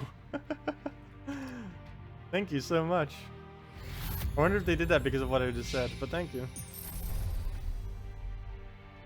Yeah, we are pretty close to 40k now, especially after everyone else claims their seals and stuff. But let me just restart Gems of War real quick, just to make sure that any lag goes away from the battles we were just doing. I'm pretty sure more armor is coming, because if you look at, or I'm pretty sure it is. It may be one of them that I haven't seen for a while, but I'm pretty sure the armor that Nimhane is wearing right now in the forum is one that is not possible to get right now. It's either that or it's the vampire one. I can't tell which. There's one easy way to tell. Let me go find a post by Nimhane and goes check her thing and then compare it to the female vampire. Found it. Okay. So let me go double check to see if this is it. And if it isn't, then that is new. I'm pretty sure it's new, but let me just double check. I need to make myself a female, and I need to make myself in the vampire outfit. Where do we go to do that? Also, should we change our appearance? I haven't changed my appearance for ages. Let's see, female. She was using the bunny thing. There it is, bunny. And she was using it with actually it might be one that doesn't exist. We'll find out in a second if it is. Okay, yeah, it's one that doesn't exist. There's a new outfit coming. So there's definitely 100% chance a new outfit coming of some kind. Don't know if they're adding anything else. Oh wait, no, the bunny ears on it. Oh, never mind. Those bunny ears are different. Oh, that's a different bunny. That is a different bunny. They might be adding it for Easter because Easter's right around the corner. They're adding a female bunny. That seems so weird given that they already have this. That or they're visually modifying this one to be like that. But regardless, they do appear to be adding a different... it looks like a sorcerer outfit by the look of it. Because it's wearing an amulet and everything like that too. It looks like a sorcerer outfit. Pretty sure. It also looks like it has some kind of animation going on this little thing. Well, not an animation, but looks like it has some kind of like fiery hand going. Kind of like what Lady or Ariel has. Interesting. Okay, well, let's change back. Oh no, should we change our appearance to something else? Let's see, where were we? What did we even have earlier? Oh yeah, that's... that actually looks pretty cool. Actually, I don't know, should we keep that? That almost makes him look like a vampire. Well, that makes sense. It is a vampire outfit. Let's see. We'll just go back to our dragon armor. There we go.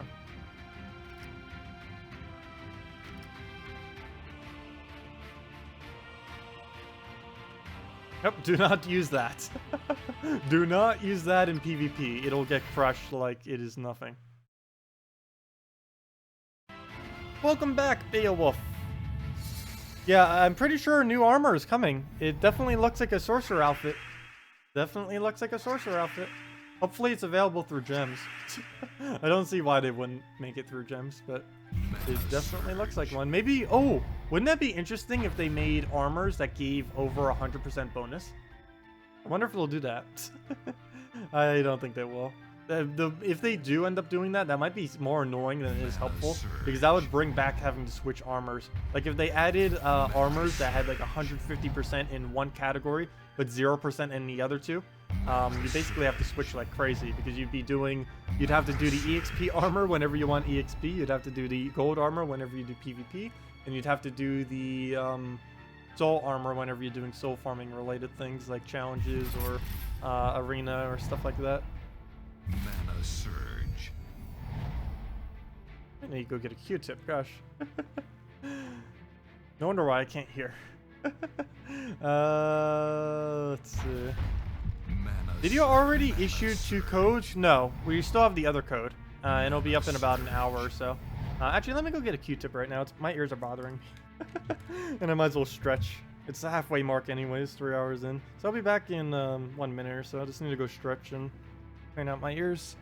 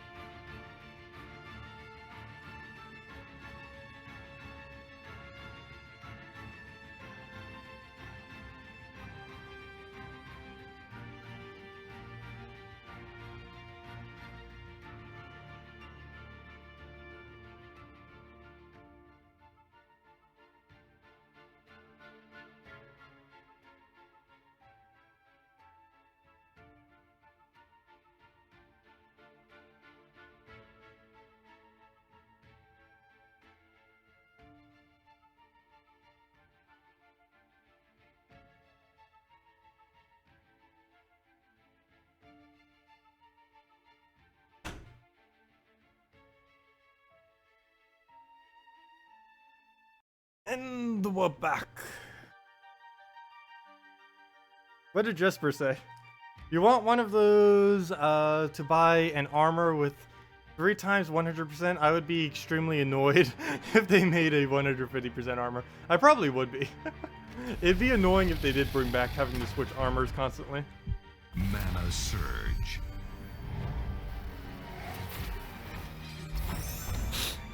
Okay. Yep, and now my here. How am I losing a piece of here? Like a random piece of here on my glasses. Well, let's go in red. Dragon Soul.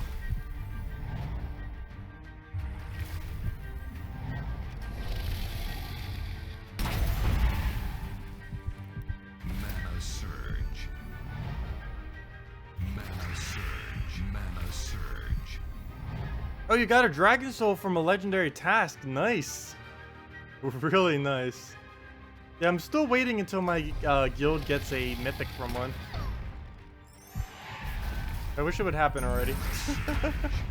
Even if it's like the most useless mythic. It could be like the Ketris the Bull and I wouldn't even mind. Mana surge. We'll probably throw something more at it, actually.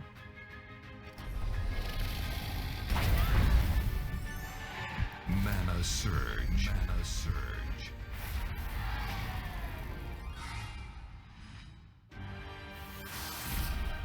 What is legendary tasks? Legendary tasks are something that you normally won't see as a more casual player. It's mainly just for guilds that do a lot of resources per week. Once you complete out every single guild in a or every single task within a guild in a given week, you will then unlock, well, all of the extra bonuses that you get for each one. But you will then also unlock the ability to do legendary tasks.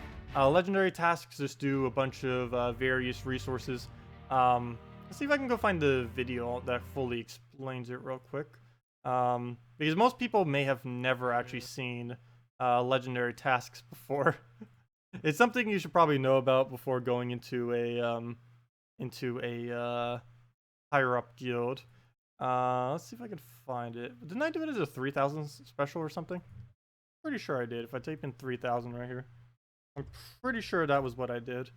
Because at the time that was around what came. Yeah, there it is. It was the 3000 sub special. Okay, let me go and pause that. Yeah, it's this one. Oops. Don't start at 2 seconds. Start it at the start. That link right there if you're interested. I believe that's the right link. Watch, that'd be fail if I did the wrong link. No, that should be correct. Yes, that is correct. But yeah, that explains like absolutely everything to know about them. But generally, once you finish out all tasks, the basic explanation of it is once you finish out all tasks, you'll just get a random, you'll have this thing. And for 1,000,000 gold, you can get 3 of these drops. It drops it off of 3 different tables. I explained in that video completely how it does it. I don't even remember specifically off the top of my head what all the drop rates and everything are. But I go over like absolutely everything for it in the other video I just posted. But yeah, as a smaller guild, you basically never need to worry about them. And you don't need to worry about not having them because the payout for them is pretty poor. Legendary tasks were never really made to be excessively good payout. They were basically made to give something that people who have like billions of gold could actually contribute to. Because they ended up nerfing the old guild system because it was giving people who played a lot way too many resources. And that's why legendary tasks has a pretty bad payout. It's because they didn't want to make it too overpowered again like they used to have it. You need a strong guild. Your guild finishes 3 tasks in a week. That is the max. Oh, wow. Also, hello, Pandemonium. Yeah, I still need to find a better guild for my Let's Play account, too. And I want to do that before Guild Wars so we can actually do like a low to mid-range guild on my Let's Play account while still doing a higher guild on my main account, obviously. How do you get the vaults? You need to on Treasure Hunt. Oh, if you need to do that on console, that might be a little hard. You get the vaults from matching 3 red chests in a treasure hunt minigame. It's pretty hard to do, or at least consistently. It could take you about an hour or two to actually do that. Probably more towards an hour. It really depends how good or bad you are at it. I tend to be pretty bad at treasure maps. But I would say try focusing and getting them all to a certain area. Try to get all your green chests to one area, then try to get all your red chests to one area. And you can normally put a vault, if you deliberately try to aim to get a vault, you can normally get a vault in about a couple of treasure maps. If your absolute purpose is to try getting a vault, because you can make the board adjust it and try getting, like, specifically targeting it. Whereas normally you wouldn't try targeting a vault whenever you play the treasure hunt minigame. What you normally do is try... Actually, we might as well play one. I haven't played treasure hunt for a while. Normally you try getting as many extra turns as possible rather than trying to build a vault. But we can see if we can try building one right now and try doing some general tips. You do one main thing you need to get used to when doing treasure maps. Well, 2 things. Is one that it's always going to be your turn next. So you can get away with quite a few other things. The other annoying thing that you have to deal with is you have to learn basically, like, when you move something, how it's going to move. Because it's a lot different than just taking away a 3 and then it disappears. In treasure hunt minigame, it creates a object. The way that you cascade is a lot differently. Okay, we'll move that over. Extra turn. Okay, nice extra turn off the top. Move that down.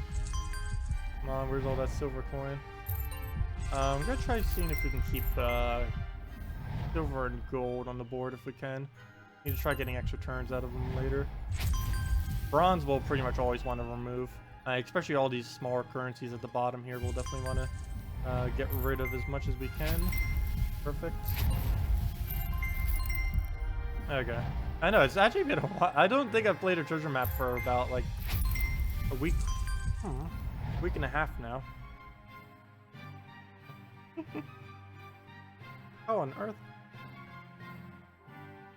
And my lip is chapping. And I, like, bit on it somehow. Weird. Anyways.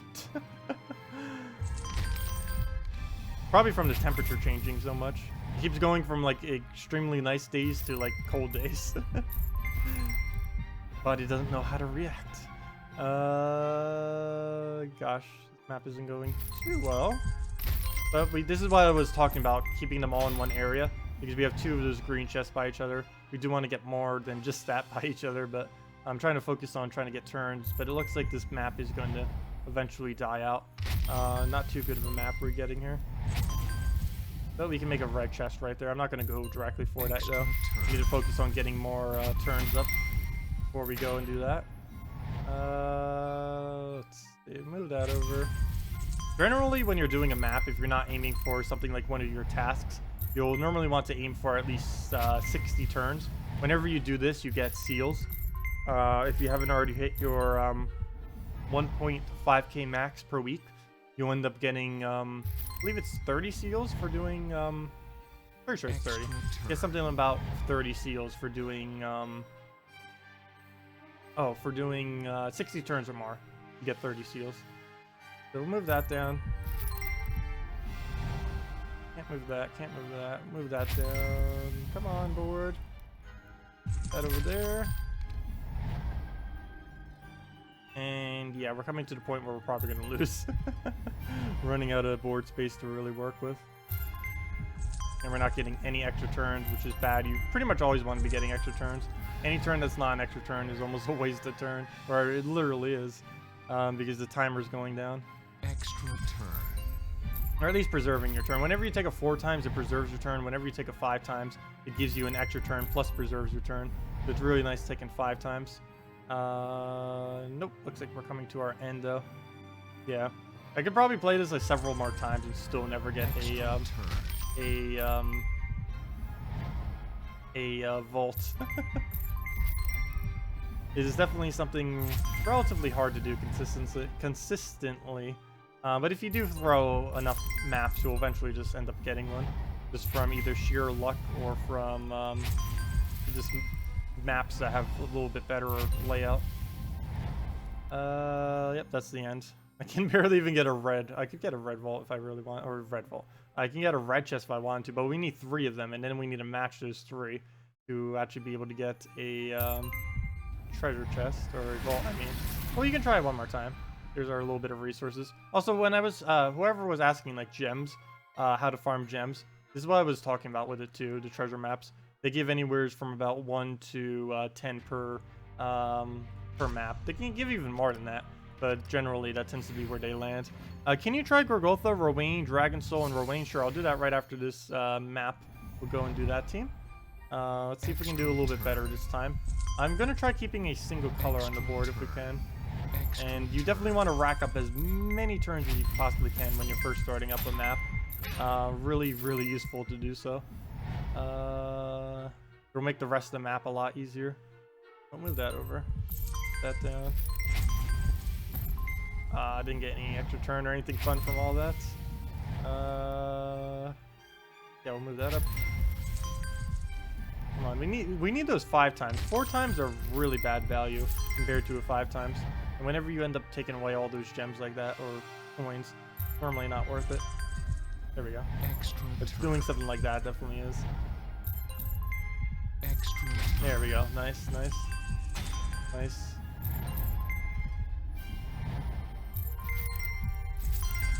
Okay, this map's going a lot better. So hopefully we'll be able to vault it this time. Sometimes it just comes down to luck on if you really do good, if you do good or bad on a map like this. Good majority of it is just pure luck. Okay, move that over so we can drop right into a green chest. We do need to get that green chest down somehow, or else we won't be able to use it. That, or we can just build more stuff towards it. I don't need to move it, I'll just bring stuff to it. Even on the PC account, you have only ever gotten 1 vault. Really? I think on this account, or on this my main account, the game doesn't track vaults at all, but I believe I have gotten around a couple dozen vaults. Definitely not too many. It's not something I normally try for. Sometimes I even deliberately don't take vaults because the reward for a vault isn't too particularly good. 3 red chests normally has a better payout than 1 single vault. But on console, if you actually have an objective where it says go get a vault, then it probably would be worth it. I have no clue what that objective actually gives, but probably something pretty good since getting a vault is relatively difficult to do. Definitely not something you can just casually do out of nowhere. You do need to be somewhat decent at maps. That or just get extremely lucky. But there's one of our red chests. Now we just need 2 more of them and we can create a vault. Also, vaults are not movable, by the way. Once you get a vault, you cannot move it at all. You also cannot match them into anything greater than a vault. So they're basically like a dead tile once you get a vault down. So do watch out for that if you ever do get that far into a map. And it's also what makes it so maps can't go on forever, even if you were like the biggest map pro ever. Eventually you'd have so many vaults on the board that you wouldn't be able to do a move. Extra turn. I don't even know too many people that are extremely good at maps these days. Not that many people really bother doing them from my consensus. And generally people tend to only get in the hundreds or low 200s for maps as their best that they've ever gotten. Okay, we're starting to get to the point where this board is getting really bad. Not good because, yeah, looks like we're about to lose. We're not getting any extra turns now. We're unable to get all this other junk off the board. And yeah, this is not heading out too well. Not at all. Move that down. Might be able to do something out of it. Nope. Well, we can preserve 1 turn. Even in this, we're not going to be able to get a vault. Doesn't look like. 1 more turn and we have nothing left. No vault for us. Actually, nope, there's nothing we can do. Nope. Nothing from there even cascaded into it. No! Oh, we got some glory keys. Let's actually see what we get from them. Probably nothing. Deckhand and Archon. Nothing. Yeah. Oh, you can actually move vaults on Xbox? I did not realize that. Never mind. I did not know that. On PC and mobile, you can't move them. They even have a little tutorial thing that comes up whenever you finally get your first vault that says you cannot move it.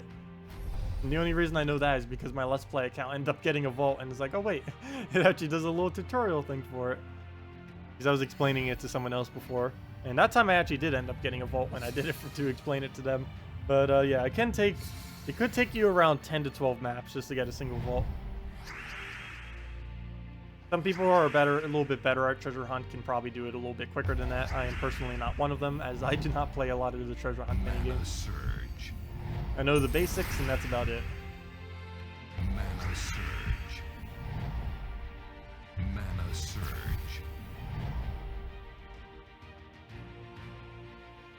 Oh, you tend to play a lot on your lunch breaks? Let's see. Mana surge. I really wish they would add another minigame. They kind of teased us a little while back. About, I want to say 8 months ago, they ended up adding a designated minigame tab for like all minigames and everything, where you can just easily find them all. Yet they haven't added a single minigame since they added that tab. It's like, here's a minigame tab, and maybe we'll add one in the future, or another one. And then they're like, nope, we haven't done one for ages. They do intend to do more minigames. It's just when they will get around to that is, we don't know.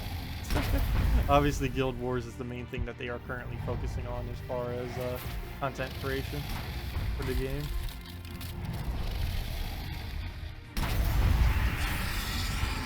Oh, there goes Dragon Soul. Is that thread still locked about the 6 preview? That's pretty funny that there was almost conversation on it and then so many flags that the automation it automatically shut itself down. I should go check that again. I'm pretty sure it's still down because Nimhane hasn't said anything for a day. I didn't see what Stirring was, but pretty sure it's still down. Go check.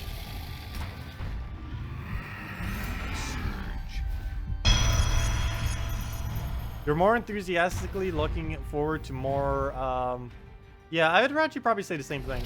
I would much prefer a new minigame over the Guild Wars system. Like, I don't hate the new Guild Wars system, and I'm definitely going to enjoy it a lot.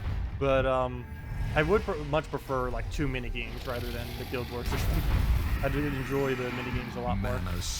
Especially if they were a lot more unique compared to just normal standard combat that you have in this game.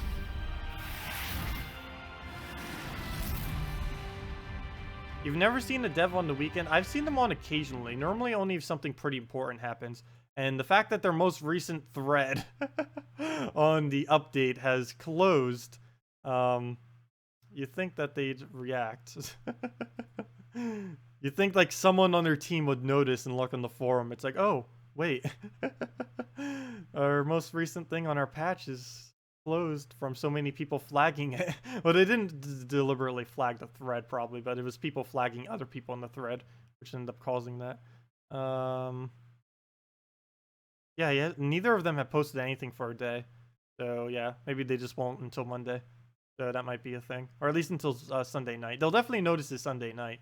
There's no way they won't. That's pretty funny though. I think this is the first time this has ever happened, which is what makes it even funnier. Let's go all the way down. Yep, still. I wonder how many flags would have to have been done. I only see one message that has actually been flagged down to the point where it's not even like showing. Oh no, there's 2. Oh, it's the same guy multiple times.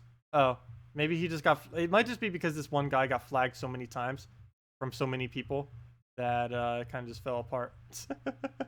That might be what it was, because I saw one of his messages, his most recent message, and then there's another one, probably another one above, and probably a couple more. I'm not going to go through all of them, no, it's a waste of time. Let's see. Okay.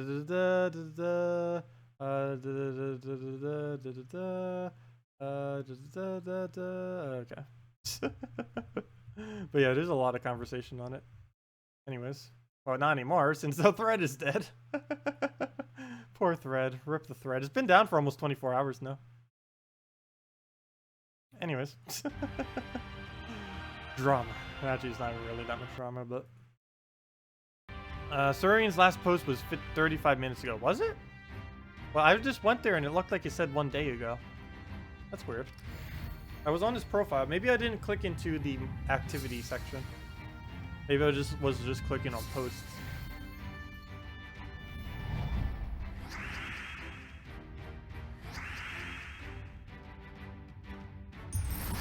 Did it say his most recent post or his most recent activity? Let me just double check that real quick.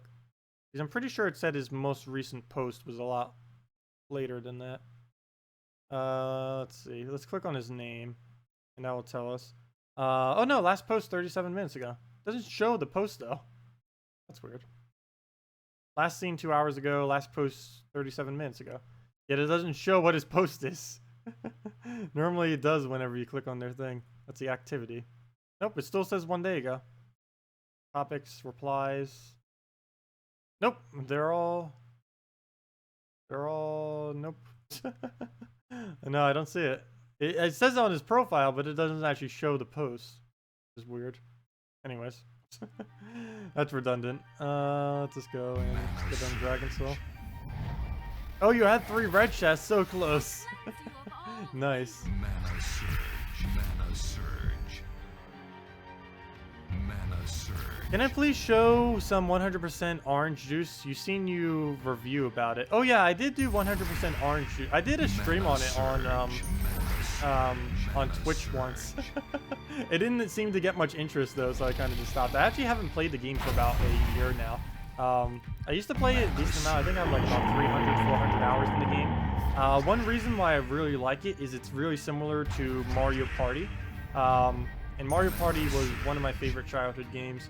Unfortunately, these days, it has gone down a really, really weird route where it's not even enjoyable anymore. The most recent Mario Parties, they're nothing like what they used to be, which is a bit unfortunate. But 100% Orange is kind of like it because it added like all the good RPG elements while still keeping it as a dicing game and still having the only thing it really didn't have was the mini games though. But it's the closest thing Steam has to a Mario Party, so it works. Mana surge.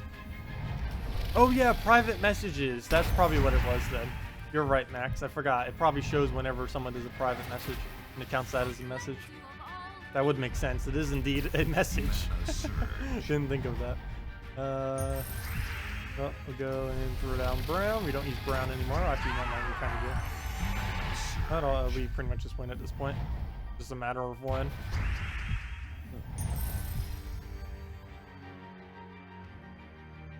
Okay, we'll move the reds over. Get ourselves a Dragon Soul out. Go from there. Mana surge. Mana surge. Wait, only 2.38% of all players on Xbox has got 2 vaults on a single map? Really? Wow.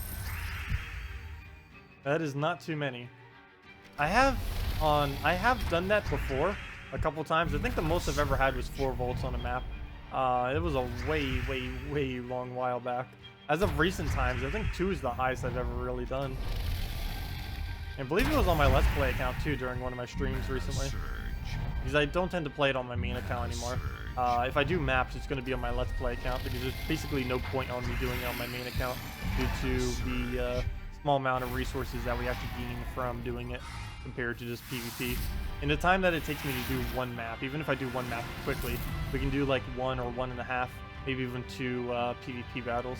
And one PvP battle alone pays out more than a single map, other than for a couple of resources like gems and keys. But most of that I accumulate from other methods, so I don't really need to do that. But earlier on in the game, it's pretty nice spamming maps because you need to get those early game 500 gem armors to help you out. It's always nice to have. Well, let's go purple. Get the crystallize. That'll be the last 2 mana that we need. Get our reds. Come on, sky red. Yeah. Nice. Okay. Our browns. Come on, sky brown. Nope. Oh, well, we got one, not the other. Dragon Soul.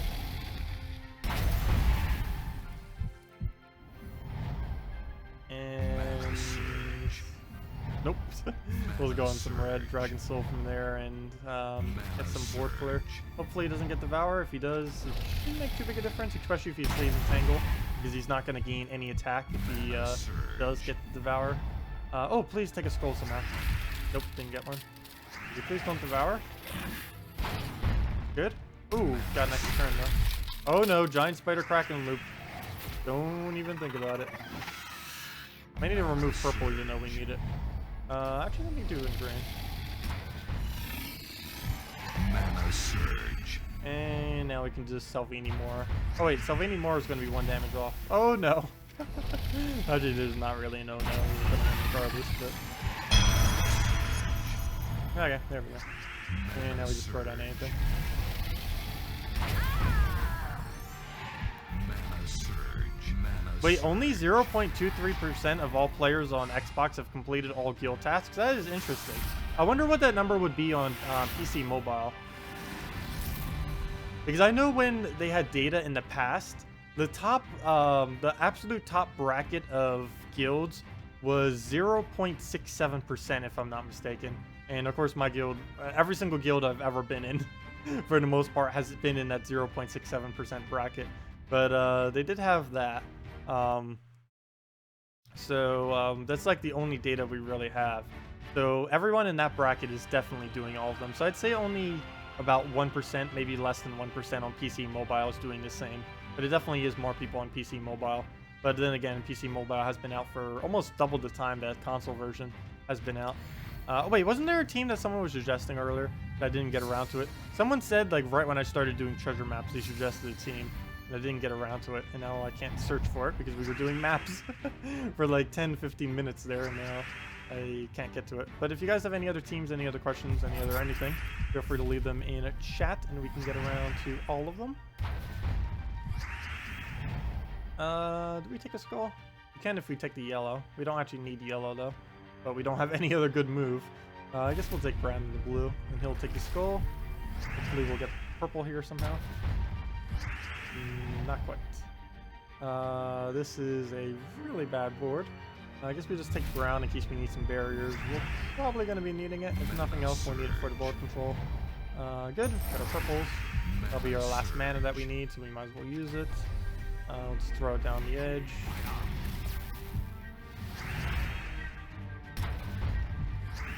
Okay.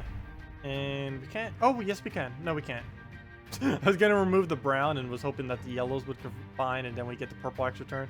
Those two browns are running that though. The ones right there. Pick green. Oh, no, it's just Dragon Soul.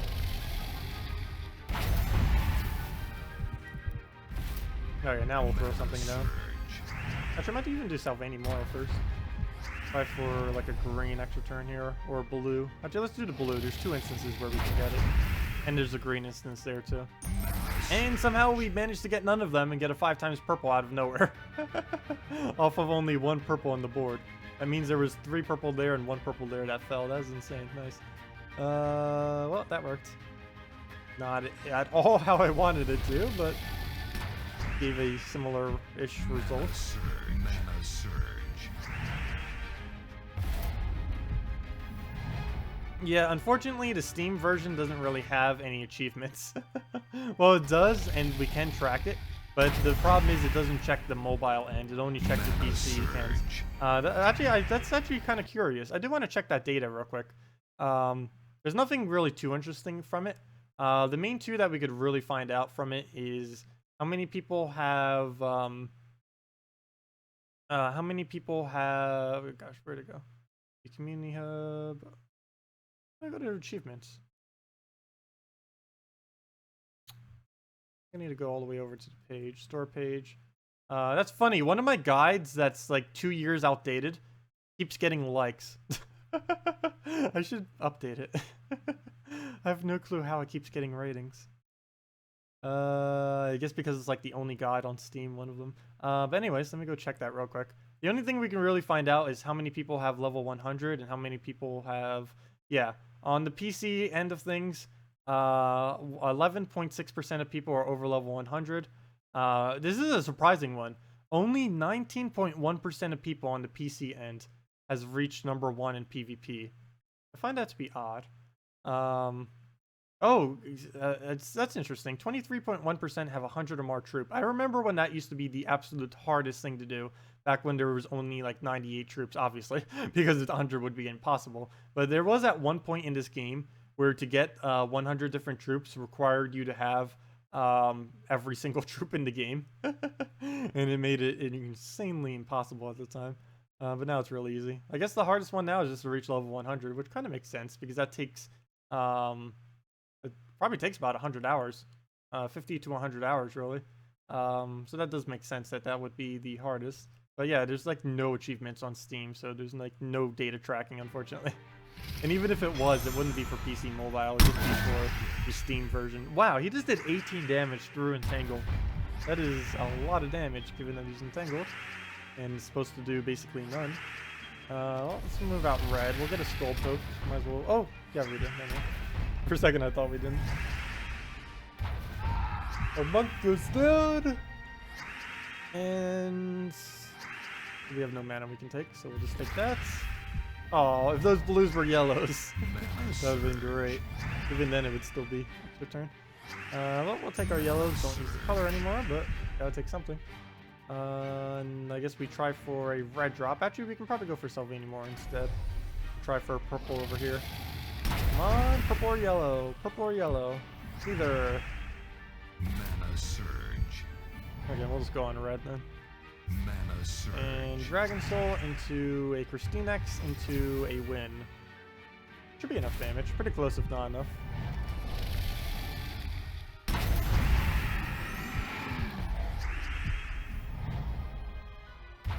There goes our barrier. We'll throw this at green since he needs to get famine up.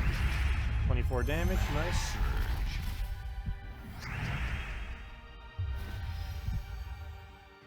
Wait, 24. That time I think it calculated it correctly. I think the problem with Christinex is whenever it has over 20 magic, it ends up glitching.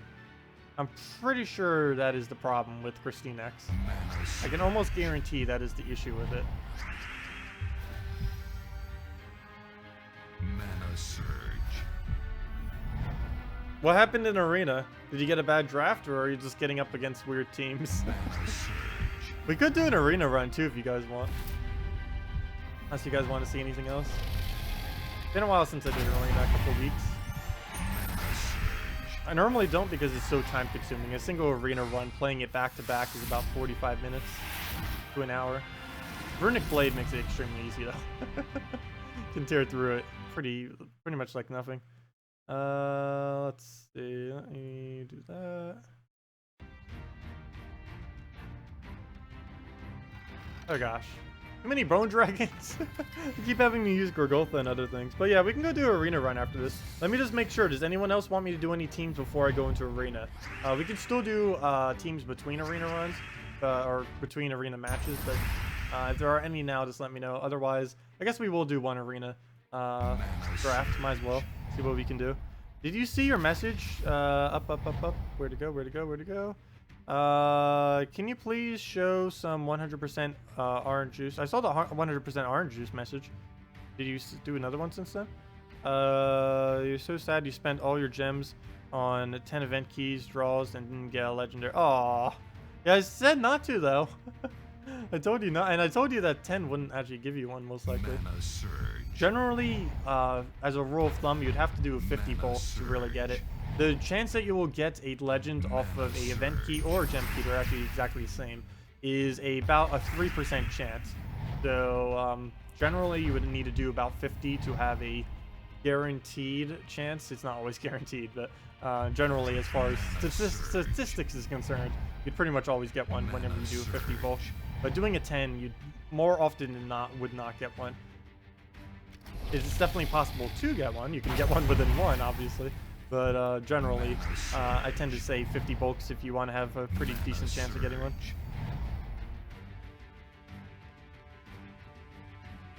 Let's see. Oh, so you were lucky enough to get 1 out of 10 then earlier. You just weren't able to get to Sevhina anymore then.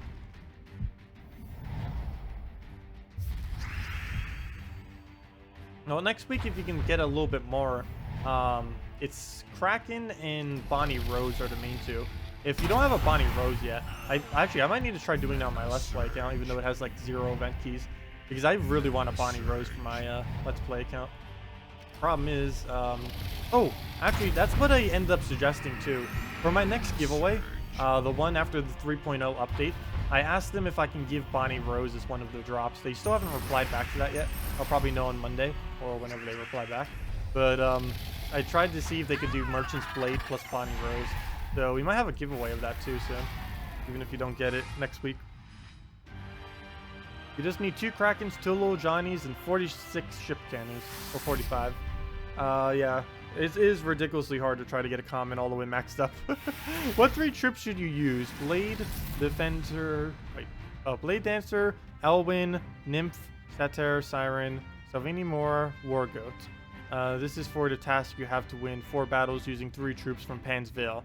You'd want to use a, if that was your objective, you'd want to use Siren for sure, without a shadow of a doubt. You'd want to use probably Siren. Oh gosh, there's like no good options. There's 3 of a single Siren not work. Because I'd say triple Siren if it did. Does your Elwyn have a better boost ratio yet? What is your Elwyn stats? Because it might be okay to do Elwyn. Siren, if not, you could just do Blade Dancer. Probably would have to do, get a Green Seer on the team or something. And do, like,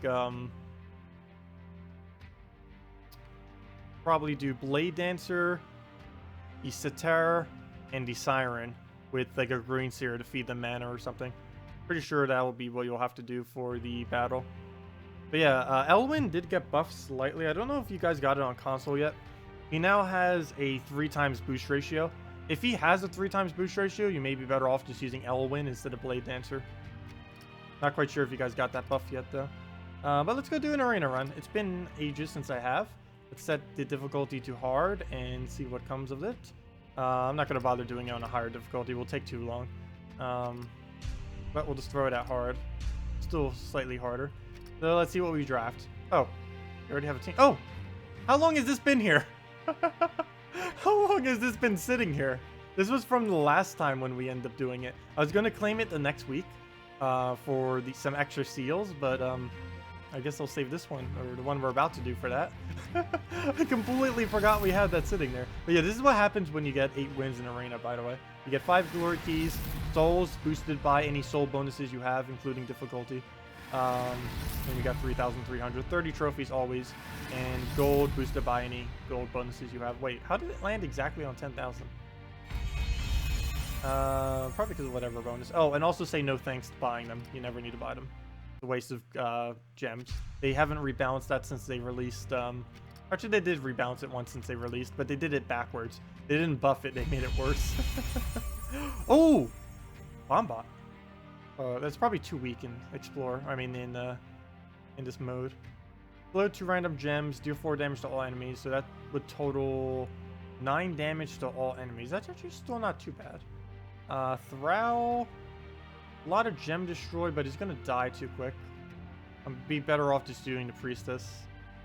Gods, lend us your strength. Too bad I couldn't pick the Bombot and the Priestess.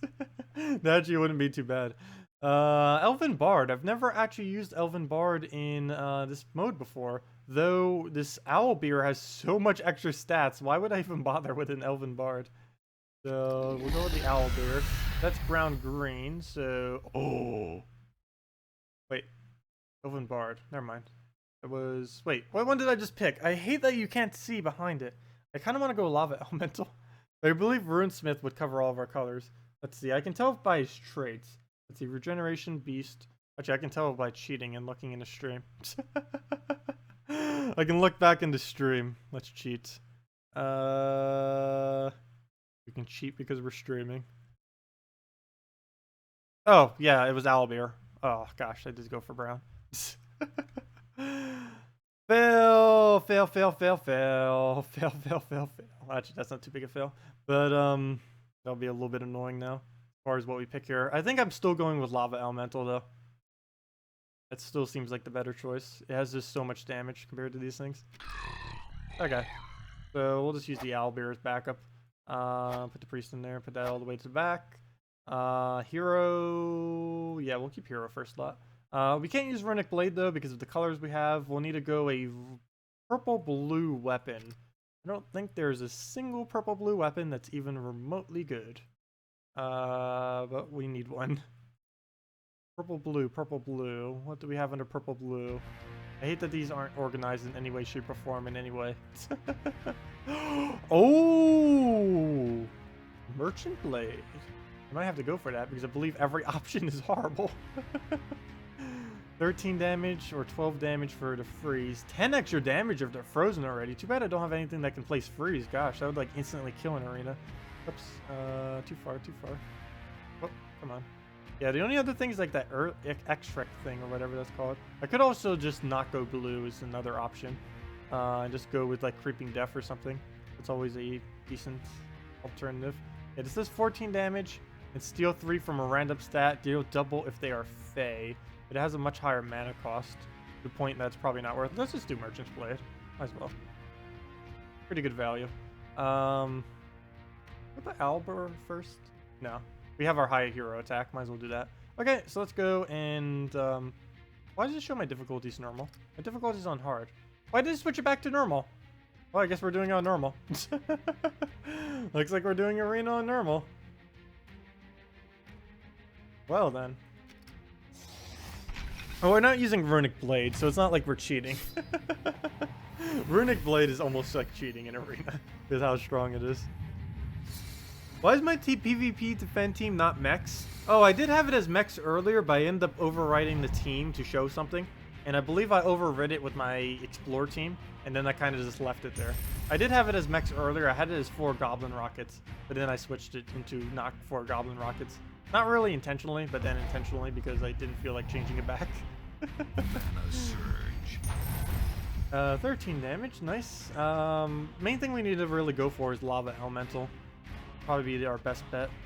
But yeah, just go Runic Blade. Or Runic Blade, that's not Runic Blade, it's Merchant's Blade.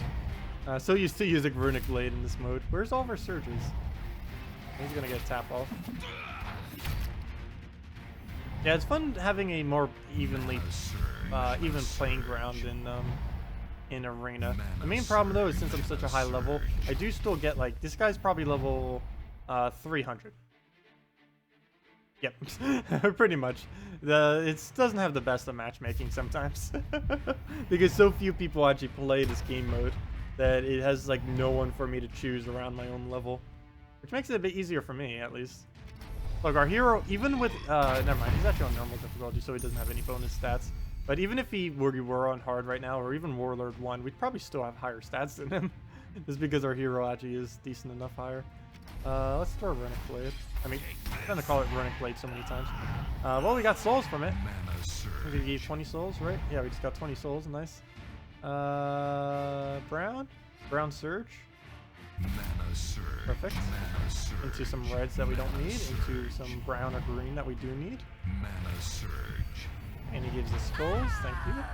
We'll then fire elemental him, and then hit the other guy. And that's pretty much match. Pretty close to it. Is that enough damage? The burn will be enough damage over time, so hopefully he won't cleanse the burn off instantly. We just need to let 2 turns go by. It should be pretty easy. It's just casting both of them. One with the owlbear and owlbear. One with the owlbear, 2 with the explosion, and that's match. Mana surge. Matter where we cast. Come on, cast. Doesn't matter where we cast it. Off we go. Oh, there goes one match. And we get some free resources too as we use our Merchant Blade. Yeah, I'm gonna see if they can do another giveaway of the Merchant's Blade with the Bonnie Rose. I don't know if they will or not, but that is what I requested for when they said they could give me 13 codes. If they'll do that, that is another story. But that is what I requested for, is Merchant's Blade with the Bonnie Rose to hand out to all of you guys. And I kind of want to get it on my Let's Play account, but I'm probably not going to use it for my Let's Play account, the 13th one. Actually, I'll probably just give it out to you guys. We'll either show it at the beginning of the thing, of the stream, or we'll just give it out to one of you guys. But that probably won't be for a while. And we don't even know what it's going to be for the reward either. Let's see. Can you see your message? Which one? You keep saying message and then you keep doing more messages. How do you sign up to the giveaway? Oh, which giveaway are you referring to? I normally just do them during streams, as of recently. And I normally say in advance when it's going to be. Actually, I already know when the next one's going to be. It's the Saturday after the 3.0 update will be the next one. And the one after that, assuming that it comes before Easter, will be the Saturday before Easter. Will be the other one. Alright, let's just move that. Mana surge. You're 100 humility off from Mythic? That's a lot. So you just got it to Legend then, though. That's pretty nice to have it at Legend. What do we do here? Guess we take it on Skulls. Get our double burn from the fire, or from the reds for the extra damage. So just keep it red from the Cascade. What can we do with Runic Blade? Oh gosh, I'm gonna call it Runic Blade so many times. He's using Runic Blade, or she. He's using the cheating weapon. The most cheating weapon in the arena. The Runic Blade. Our blade is shinier. Let's see. Like nothing here. We don't even use blue because we already have our Merchant's Blade. We'll throw it at this. Hey, we got souls again. We keep getting souls. It only has a 50% chance to give resources, and we keep getting it like every time. Mana surge. There's all of our mana. Oh, if that brown didn't go, we could have gotten an extra brown. Well, at least we had a surge chance. We just didn't get that surge. But we'll throw the Runic Blade. Probably at the little fire lizard thing. He's gonna be the most annoying. He's basically like a rock worm, except he's not a rock worm. Like if he was a rock worm, he'd have full mana right now. Oh gosh, he actually got a kill. Yeah, he needs to die. No more burning for you. I don't even remember what was in that slot. That's how useless it is. No, actually I do now. It's Lava Elemental. Never mind, it wasn't useless. Mana surge. Epson, I'm taking reds as if we still have it, Phil. I didn't want to take the brown because it would have given him purple, but then again, he doesn't actually use purple, so I guess we give it to him. We need the brown. Mana surge. Okay. Yeah, we'll throw it on first guy, so we can do skulls on the other. We might as well waste an 11 instead of wasting a 12. There we go, get to 12, and now we can kill with anything. I noticed I haven't used my Priestess once at all. She's kind of just there to be there. Mana surge. She doesn't have any board control, she doesn't have any damage, she kind of just sits there until forever. We can use her to make sure we don't die, though. We're getting close to losing a battle. That'll be one purpose she'll have. Probably should have just gone for the bomb bot, though. Though we would have a lot of brown conflict if we were to do that. With the picks that we had afterwards. But there, of course, there's no way of knowing that beforehand. Well, we'll just go on the purple. Come on, where's all the surges? I feel like I'm not getting any of the surges on me. Oh, there we go. Runic Blade, so we can get some resources, hopefully. Map, nice. If nothing else, we're getting a little bit of farming while we're doing this. Almost gained more souls than we gained, gold. That feels weird to say because it's arena and you gain like no gold in arena.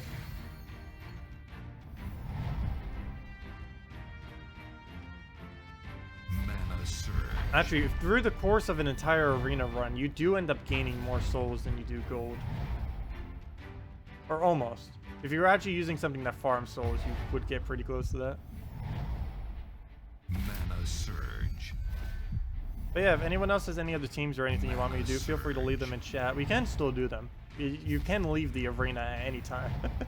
I just like playing them in one session, but we can still take a break to go to any other teams. Okay, so the skull, yeah, we're actually gonna go for the skull then. We can probably throw the lava afterwards. That'll be enough to kill the hero. And he does create us quite a bit of reds that we can utilize if we so choose. Will we go for it? How much damage do we need? We only need to hit 2 reds. So I don't need to go overboard with whatever I do here. Might even just leave them. Ooh, I wish I could take that purple. We don't... I wish there was a way that we could extra turn this somehow. We can do it right there, but we don't need any of that mana right now. That'd be redundant if we did it. Okay, I'll just stay here, I guess. I want to try keeping as many reds on the board as we can. I'll need them later. That was the minimum we could have hit to kill it. Again, we don't need more Merchant's Blade, but oh well. We need the red and the brown. We got Merchant's Blade like 3 times over the mana for it, and I still haven't casted it once. Well, let's get that out the way so we can hit his main troop with our next cast. Souls! Gosh, every single time it has give us resources. It's only 50% chance. At 100% rate so far. Maybe it's glitch. That could be a possibility. I highly doubt it though. Let's go on red and explode somewhere. It's definitely enough damage. We only need 7. And we'll do it in an area where we'll try first goal, I guess. Not that likely, but it's an attempt, and we don't even get anywhere. We didn't even get a single skull to drop on the board. But we'll throw down Merchant Blade, and then we'll throw down the Owlbear, and that is the 3rd match.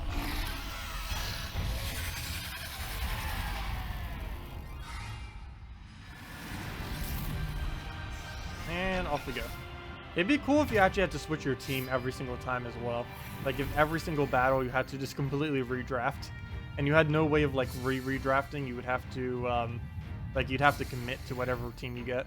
Because at the beginning of your draft, you can actually just undo it and be like, nope, I don't want this draft, and then it does cost you a little bit of gold. But you can just repick your draft until you get something that you want if you really want to. Normally I don't, because it's a lot of it's a fun challenge to actually try battling with whatever you get. But optimally, if you were doing these for resources, and if you get a bad draft or something that's not even optimal, if you want like something super optimal, you can just keep repicking until you get what you want, and then start battling. You don't really have to start battling until you get like the perfect team if you really wanted to. Of course, that would take a while, and it could cost like several thousand gold, but it's kind of worth it for the souls. I think I did that like once or twice when I was farming it initially on my Let's Play account. We actually did a whole stream of it too. We went for like 6, 7, maybe even 8 hours or something.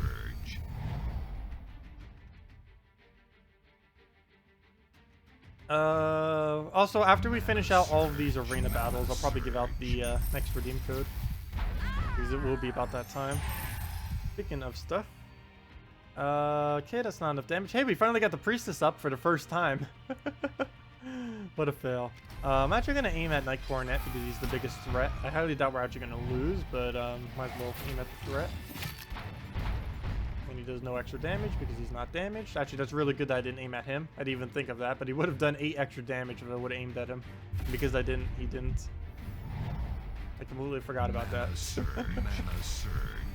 Ooh, 3 reds. Please get a skull. Okay, no. Oh, I actually need to cast this. How much damage do we need? Could be enough, so we'll throw it there. He'll take a skull. I'll do it as a distraction, because we can just barrier back up.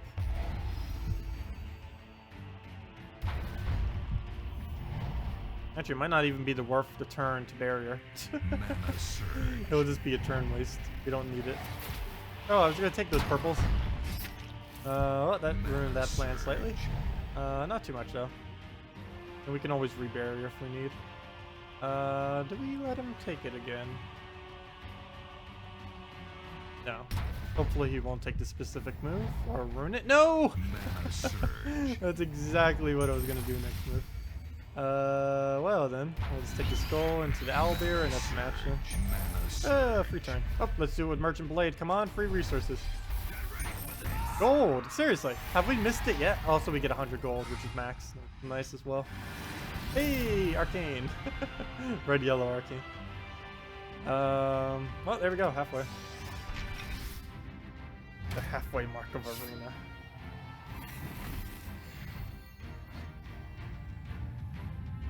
I can't remember the last time I've even lost a arena or like double losing an arena. Like very occasionally you'll get completely trolled with bad luck in arena, but I haven't done a double lose on normal or hard difficulty in arena for I don't even remember the last time.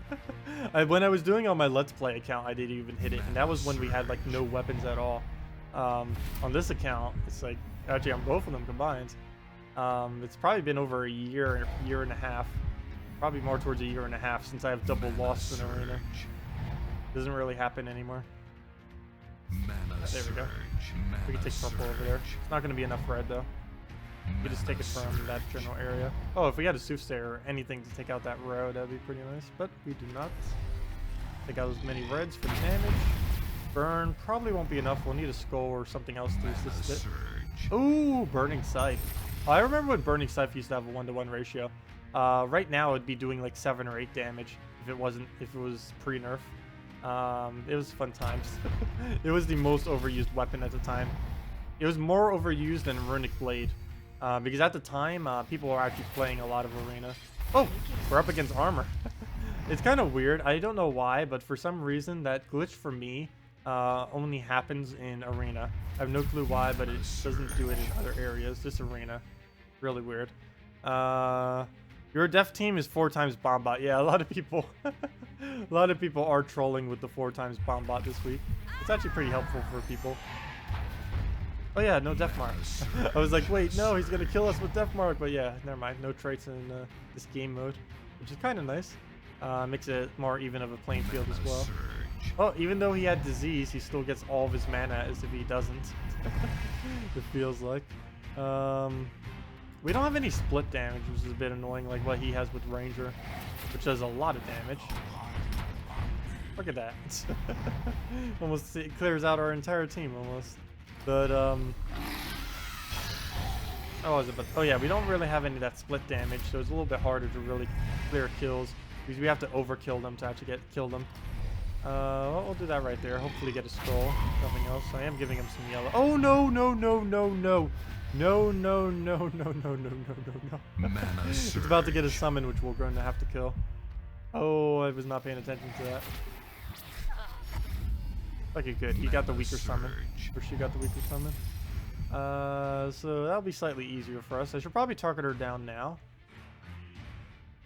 Let's see. We'll take that. Yeah, we'll actually... Yeah, we can get away with that then. We'll just Runic Blade into the burn, and then let's kill. Oh, I forgot to take brown. Oh, of course, and that's one of the colors she uses too. So, did we just get gold? Gosh, has the Merchant's Blade missed at all? Every single time it is hit. It's only 50% chance. That'd be cool if they actually did remove it and made it 100% chance, but it's only a 50% chance. You shouldn't be doing that. Oh, we can actually do this and distract her with a skull so we can kill her with the owl bear. That'll work out perfectly. Oh, never mind. She dies to burn regardless. Oh well. But that was plain and safe just in case. She's still headless. The headless spider suit.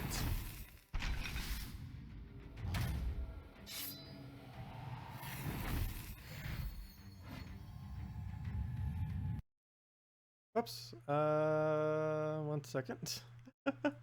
That's weird. Tab ended up moving again. Alright, should be fine now. I think. There we go. All is in order. Let's see. Well, let's start on our purples. Get that Merchant Blade up. Oh, there we go. That was quick. That didn't take long. Probably aim it at Night Coronet. I don't want him removing our purples. Then again, he also uses purple. And we only use it for Runic Blade. Okay, we'll still aim at him. I still don't like Night Coronet having to face it, so we'll hit it. He can hit pretty hard, even in arena, because he'll normally on average hit about 10 to 2 troops, so that's pretty decent for arena. Not to mention he can actually hit higher than that. He can also hit slightly lower, but more often than not he'll hit higher. Like even right now he'd hit 7, 8, 9. Yeah, he'd hit 9 to the first and last troop, so that's 18 total damage, which is still pretty huge. Anything above 15 or higher in arena is pretty big.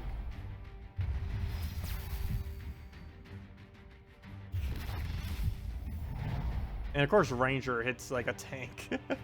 Yeah, I think Ranger hits minimum of like 20, if not higher than that. And it's split damage too, so there's more uses for it in Arena. Split damage is actually really good in Arena. Split damage in general in this game used to be a lot better than what it is now, back when values used to be a lot lower. Now that values are a lot higher, they're definitely not as effective. Okay, throw that down. That coronet. Get our lava elemental up. I don't think I'm going to bother with that skull. We'll just go for reds instead.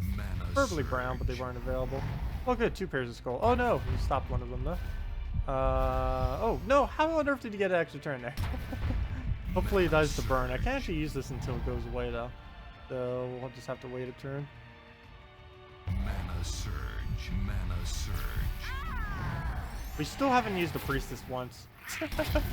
She's just there. She's just sitting there. It's like, oh, here we are. Hello.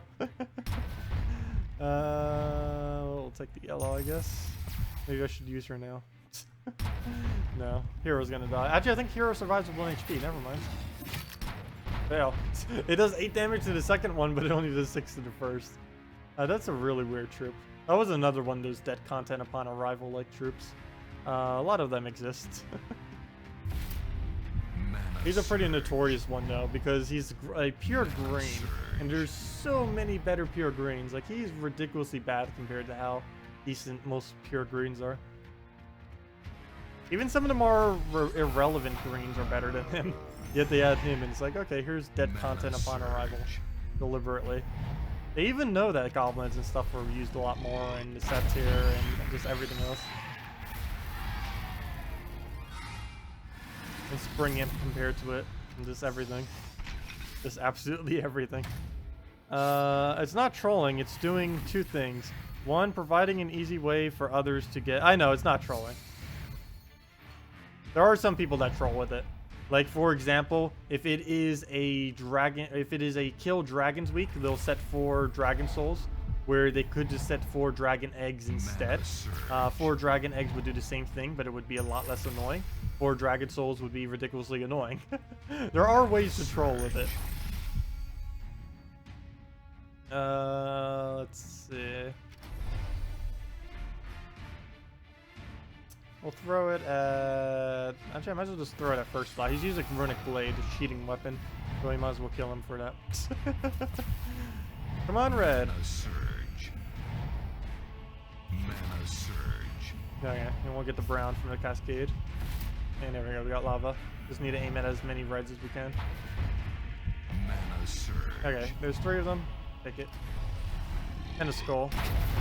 And burn will hopefully kill it. Actually, that skull will end up doing nothing since its keeper's already at a 3 ratio.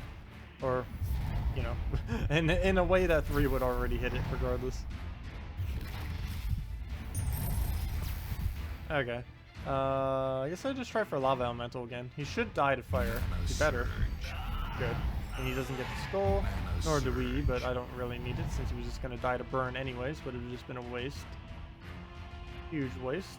We'll take our blue, we'll take our skull, and kind of waste to try hitting him again. That'd be a bit of a problem if we try. Not really going to do much. Miss Stalker is pretty strong. Oh, she's finally going to die. I think she, even though we haven't used her, I think she has survived every single time as well, which is kind of funny. It looks like she's about to do that again. Or not do it this time, I mean.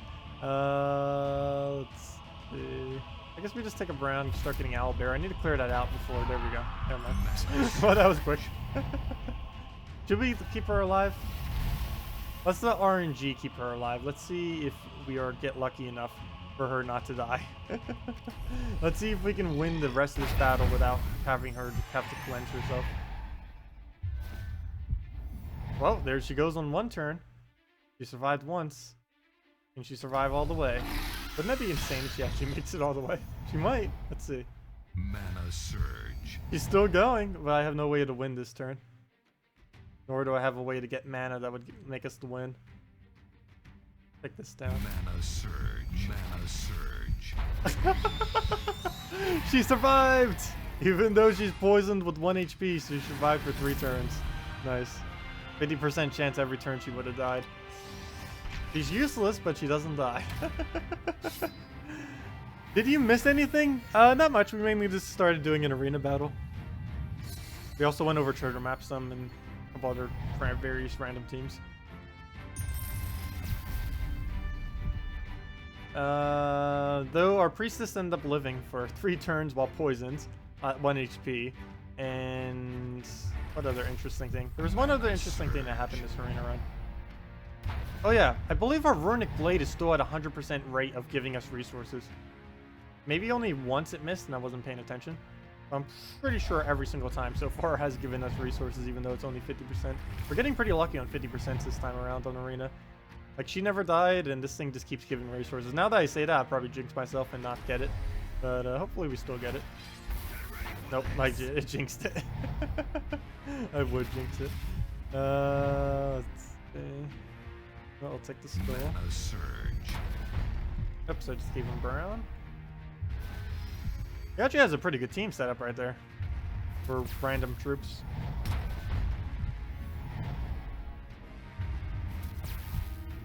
Ooh, that looks really nice. Oh, I ended up not getting any Brown. Luckily the Cascade did it. For some reason I thought we would.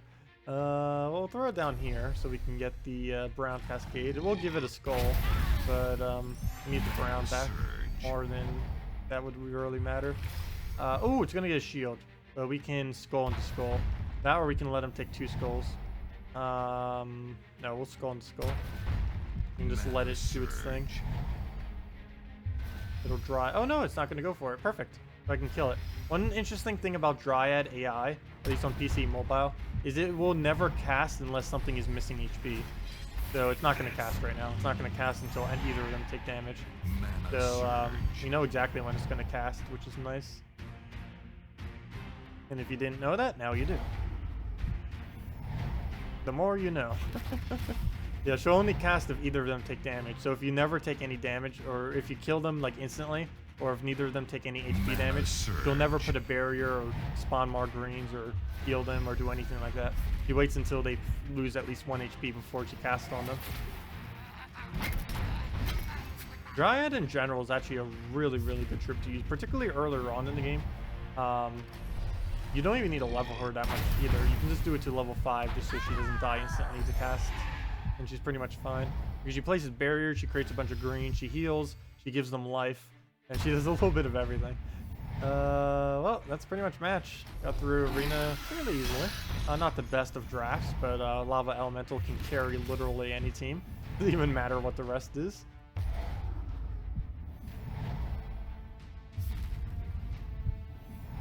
Yeah, there's a lot of weird things that the AI does. Many of which are pretty predictable after you've played for a while. Dryad is one of the most predictable trips though. Like right now, if we had a Dryad on our team, like, let's say for example that our Priestess was a Dryad, it would just always heal our hero since it was damaged. But anyways, let's claim our... Oh, I should have saved that. Oops, I should have saved that for next week. Oh well, we still get this. Oh well, it doesn't really matter. But there we go, all of our rewards. And, no thank you. And there we go, that's arena. Oh, we don't have our new tribute. Wonder how long that took. We can probably backtrack real quick and see. Let's see. Minus... You can actually see by going into the little thing. That arena battle only took us about 30 minutes. Interesting. That was actually pretty quick then for an arena run. Not bad. For how bad a draft that was, that actually was some pretty good, decent time then. 30 battles for, or 30 battles. 30 minutes for an arena run. Not bad at all. But let's go and, well, first let's check our PvP. And then I guess we'll give out the other redeem code since it is about that time. Oh, 2 defeats. Is this still that team? Yeah.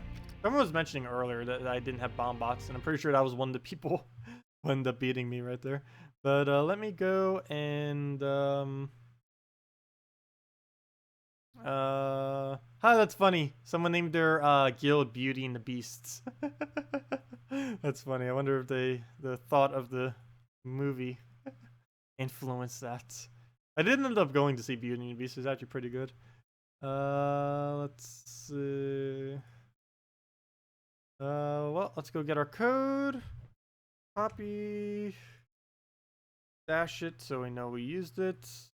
Plug it over here so I can give you the link and everything. Copy it.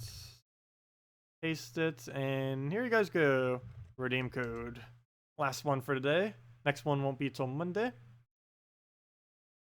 But there's the code. You either use that at gemsofwar.com or go to that link right there, or gemsofwar.com under game code. And for the invite code, you just can check it under the options towards the bottom left. I wonder if they'll add a link for the game code usage. I'm pretty sure they won't. That was probably the whole reason why they couldn't do it earlier, the way that Apple didn't want them to. But anyways, let's go use the code now. See what we see what we get from the gem key. I was gonna say, let's see what we get from the code. Well, we already know what we're getting from the code. That in there. Put a name. We're not a robot. Redeem. Please verify that you're not a robot. I did. I guess I clicked it so quick that it thought I was a robot. Redeem code is, redeem code is 2 treasure maps, 1 gem key, 200 souls, and 2,500 gold. It is for PC mobile users only, unfortunately. Consoles, I have no clue when you guys are getting them. Be able to use them. And we get a runic. I actually don't mind that at all. Wish it would have been a red runic, but purple is fine. Actually, now that I think of it, purple is probably my second highest. Maybe that isn't that fine.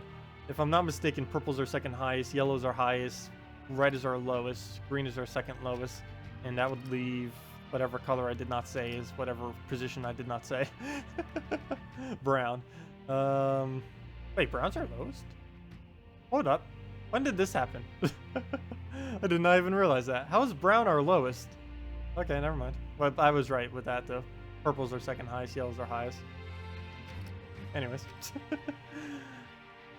But yeah, if there's any other teams you guys want me to do, anything, feel free to leave them in chat. We'll go do them all. You got a Mongo. I actually would love to get more Mongos, even though he's useless. I need more copies of him. I don't even have him at Mythic yet. Actually, some of you guys may have more copies of him than I do, because I haven't bothered opening a bunch of chests recently. And I haven't really gotten any. I think mine is still at like Epic or something, or maybe Legend.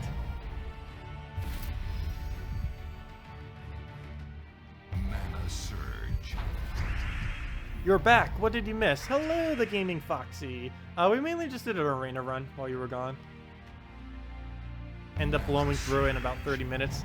Chimera. Oh, Chimera's a lot of fun using in early game due to how effective burn and poison is. Because the lower their stats are, the more effective that is.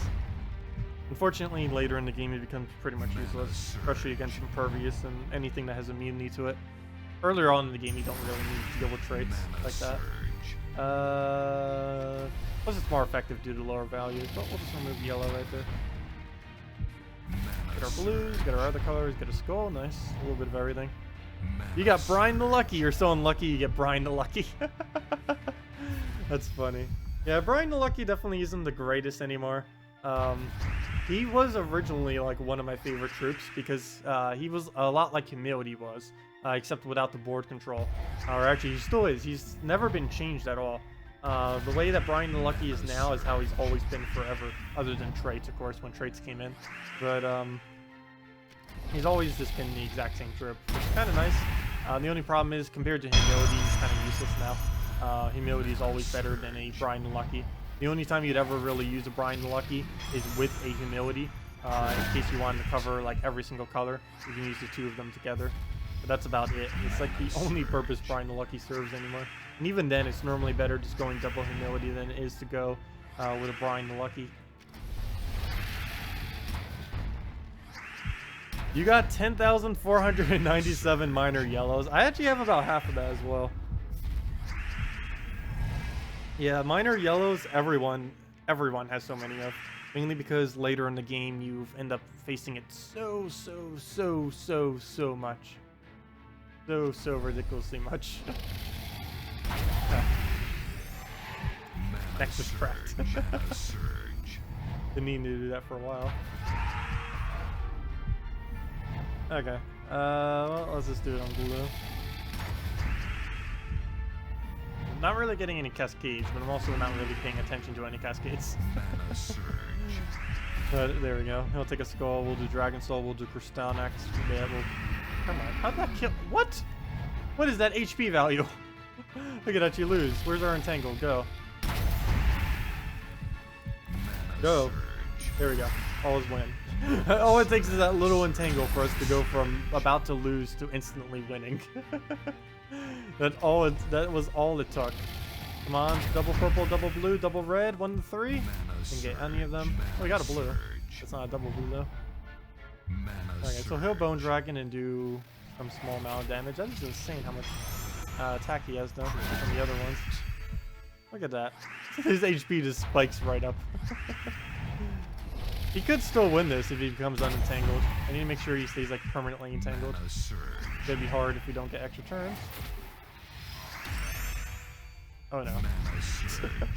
He's gonna have like 1,000 attack on the other ones. Good. He's going up. He's already hit over 200. He's heading there. Getting there. Definitely possible. Which would be horrible. We'll just do that right there. Hope for some kind of double red, some kind of anything to happen. We got one dead, but the only problem is now he can do skulls. And now we lose because of that. Yeah, I think we just lost. We end up killing the guy that had Entangle on him. We can still win though. He needs some miss though right now. And there's no way I can take reds. So I need to make sure I don't clump them together. So we'll do that instead. If he misses this, we have a chance. If he hits it, we're obviously dead. Oh, he did on yellow. Interesting. Okay, we're still in this. Barely. Don't you dare.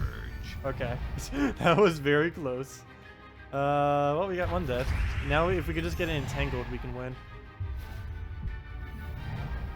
How do I take this safely? Actually, I don't even need to take either of them. I need to be focusing more on brown and purple. What's the safest thing I could possibly take on this board? I guess just taking this red downwards looks like the safest. Mana surge. Mana surge. No! Maybe it wasn't. Oh, you mean if I would have gone for that earlier, I would have gotten a skull? Well, I had no way of knowing that, but I could have gotten a skull there. It would have set up a chance for him to take a skull next turn, but if I would have known that those were there, I could have actually gotten a skull. And we wouldn't have lost. Or at least we would have had a chance of not losing. Fail. That's why you use Gorgolfa instead of Dragonian Monk. If you don't have Sevhina Mora, what troop would you use in his replacement? Oh, Dragontar, always. If you don't have a Sevhina Mora for a dragon-related team, you just put in a Dragontar. It's pretty much the same thing. Well, actually, they're quite different. But as far as strength, they're both about the same thing. The problem with that is you can't use a Dragontar in other teams. The other problem that you have is it's not as good against Skull spam. But it is good against Skulls, since you pretty much have the same negation against Skulls because of how much armor it would give. Let's just take purple. Hello, William. Welcome. So the problem you've been having with redeeming your codes is I've been copying pasting the name. Gems of War does not like that from your account. So you're stuck typing out Bill Warhammer to redeem. Oh. Well, that would take quite a bit of time then. Especially if you're doing it on the mobile side. That could be a bit annoying.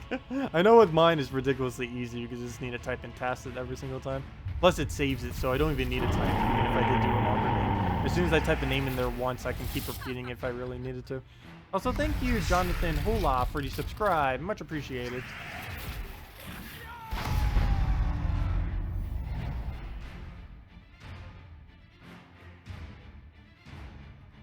Let's see. Oh, how many runic warders does it take to trade a Christinax? Did someone answer that? Let's see. Oh, is it 10? Yeah. I don't know what it is off the top of my head. I could look it up, but there we go. Thank you. It takes 10. That does sound about right. Because it only uses 10, I believe, on its second trait. Second or third? Or is it third? I don't even know. Maybe that's actually the third trait now that I think of it. I completely forgot off the top of my head. Though there are places that we can go to check it, mainly ashtender.com/gems is where I normally check it if I need to know.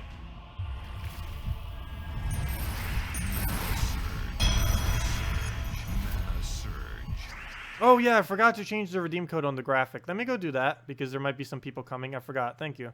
Let me go do that just in case any drifters come, so they know. Needs to get up, use it up somehow.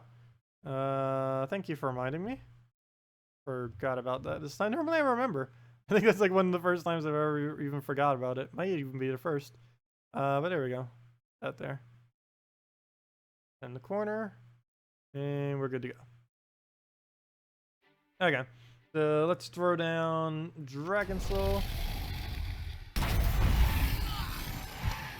Mana surge. Oh yeah, the 210 runics that you need for both the first, yeah. Because it uses common, then runics and runics. Yeah, never mind, that makes sense. Mana surge. They really need to use more major trait stones. Everyone, or I feel like almost everyone, has more major trait stones than like any of the others, except maybe the common ones. But even those, you tend to have more majors than them after time because you use so many of the minors, but not the majors. The main reason for this is like barely anything uses majors relative to their actual rarity. Like runics are almost used as much as majors, even though majors are a low rarity. But yeah, link to Ashtender for any of you that need to know. And you just go to the troop page over there and you'll find pretty much anything you need. You can also link your account and it gives quite a bit of information that way. Pretty useful tool. Nice to have. Let's see. We'll start on purple. Definitely want to get that. Get our Dragon Soul off. Hopefully on Surge. We'll probably try going for a green here if we can. Okay, there we go. Perfect. He did it for us.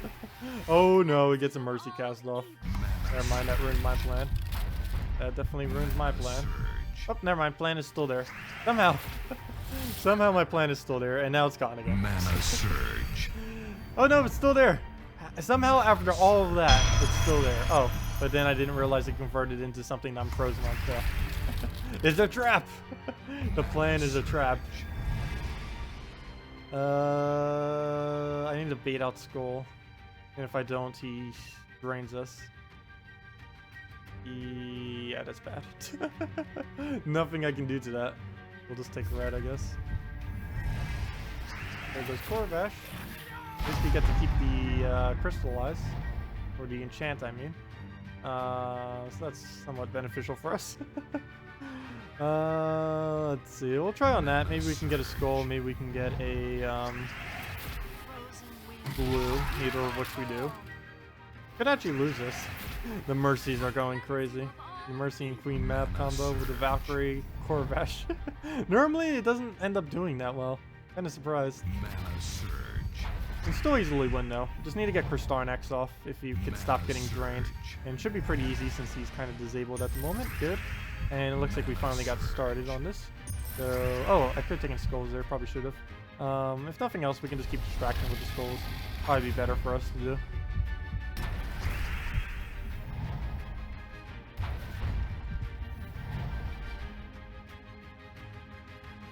Okay, we'll throw down Dragon Soul, get our manas.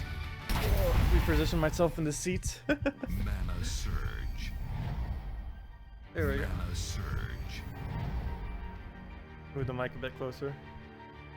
Too close. Can you guys still hear? I'm laying like all the way back in the seat. That should be fine.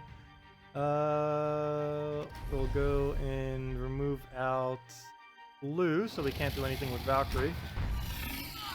Oh, you end up getting a Cake Hammer from the code. Nice. Yeah, I wish they would buff up Cake Hammer a little bit more. The whole premise of why they added them was to kind of be an anti to magic. Yet, and of course, he's a Giant Slayer. But he doesn't really do the anti-magic that well. He does the Giant Slayer well. Excuse me. But he doesn't do the anti-magic that well. Mana surge. Mana surge. I wouldn't mind them adding some extremely, like, decent anti-magic. Because right now there's so many teams that can just go like crazy against magic. I guess what they kind of did for that was web. The main problem is like nothing has web right now. It'd be cool if they added more things with web. There isn't really a viable all web team as of this current moment.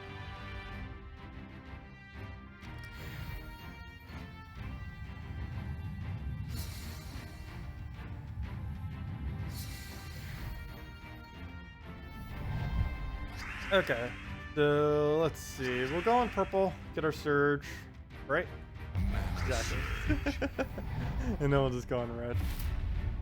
And he'll leave it for us. Nice. Oh, it'll take away both the skulls. Actually, let's leave one of them for him. I need to make sure he takes skulls. Oh wait, no I don't. He's using right. Never mind. That skull distraction didn't really help then. It doesn't matter if I keep it for Wraith or not. Anyone want trait stone info for specific troop? Oh, are you on the page right now? Yeah, that'd be nice to ask now then, because you'd be able to get it for anyone. Yeah, if anyone has any info or need any info on any troops, he has the whole page at his access. Okay, well there goes our troop. Oh, as long as it doesn't die here. I don't mind it killing my first troop, but anything beyond that's a little iffy. So we'll remove purple even though we need it. I'm mainly doing that for the non-existent extra turn. Good job. It keeps getting freeze and I keep not noticing it. Last time was from Queen Mab randomly. I had a 1 in 4 chance. That time was from the... Oh gosh, he even dies. Really? From the Wraith. And of course the double courage, annoying things, trying to gain infinite HP and attack. Mana surge. Hello, RTFM. Welcome, welcome, welcome. Okay, he'll take a poke. As long as we can get Dragon Soul back up, should be good to go. Yellow we're not frozen on. I figured we don't even use it, so we can't be frozen on it. Good. One less thing to worry about. Surge. Oh, there goes our purple. Unfortunately, it was taken all by our little summon. And he just stole it all. As soon as we get it, we lose it. Oh, and now it's being blocked again. Fail. Okay, good. It didn't... Oh, if it would have drained mana there, that would have been really annoying. But come on. Where's all of our mana? And he gets an extra turn out of it. And he gets a Bone Dragon. And he's going to get Death Mark on our Dragon Soul. And that's going to be the match.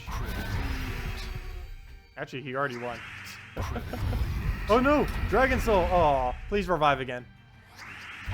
Oh, I've never seen a double revive for myself or triple. That'd be nice if it ever did.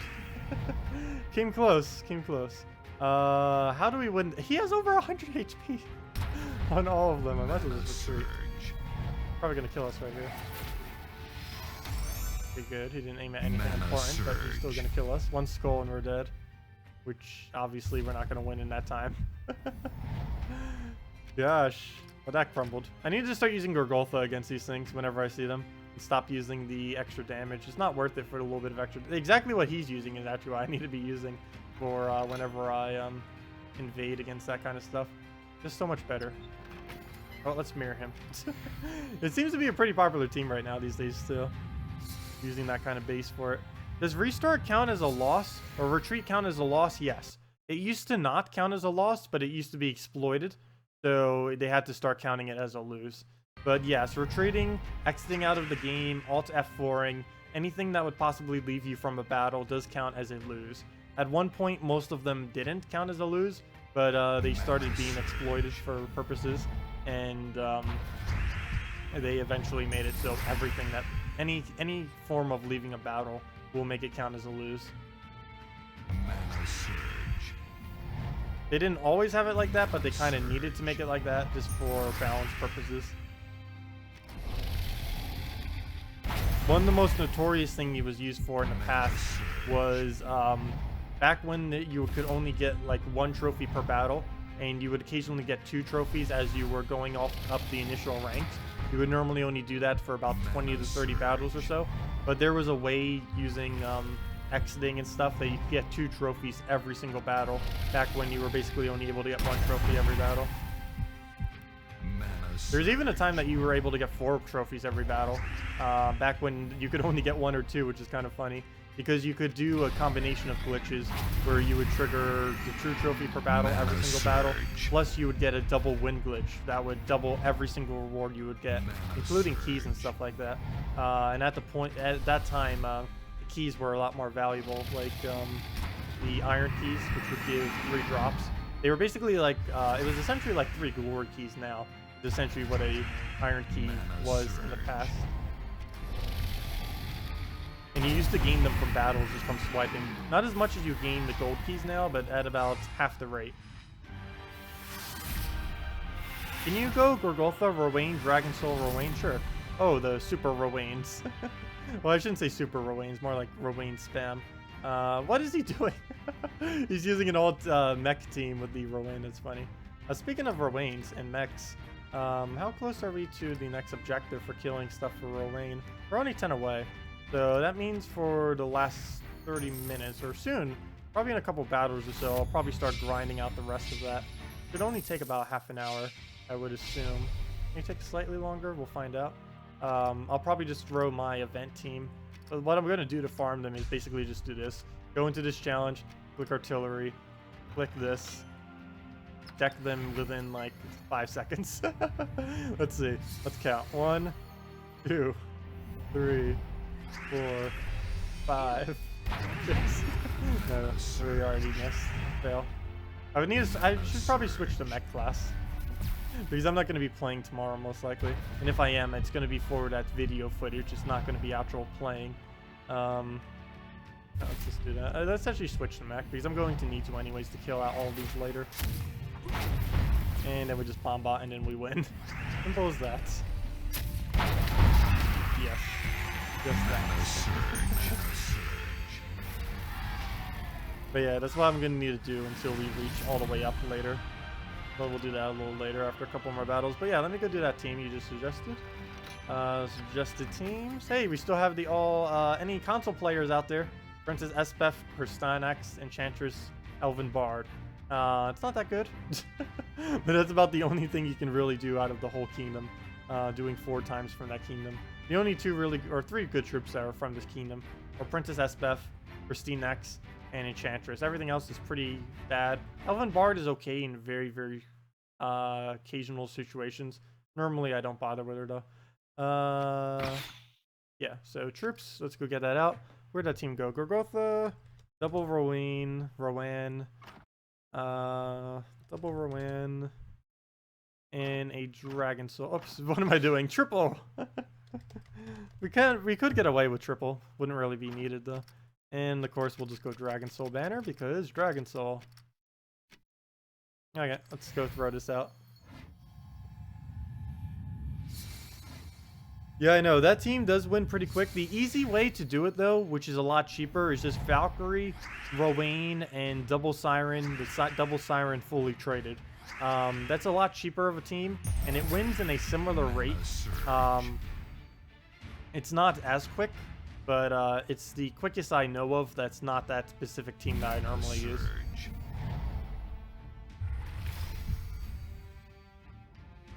Actually, I probably should just go and grind that out now. If there's not any other suggestions, won't take too long to do. Because we win so ridiculously quick. We could actually time it too and see how long it takes us to get like 100 or so.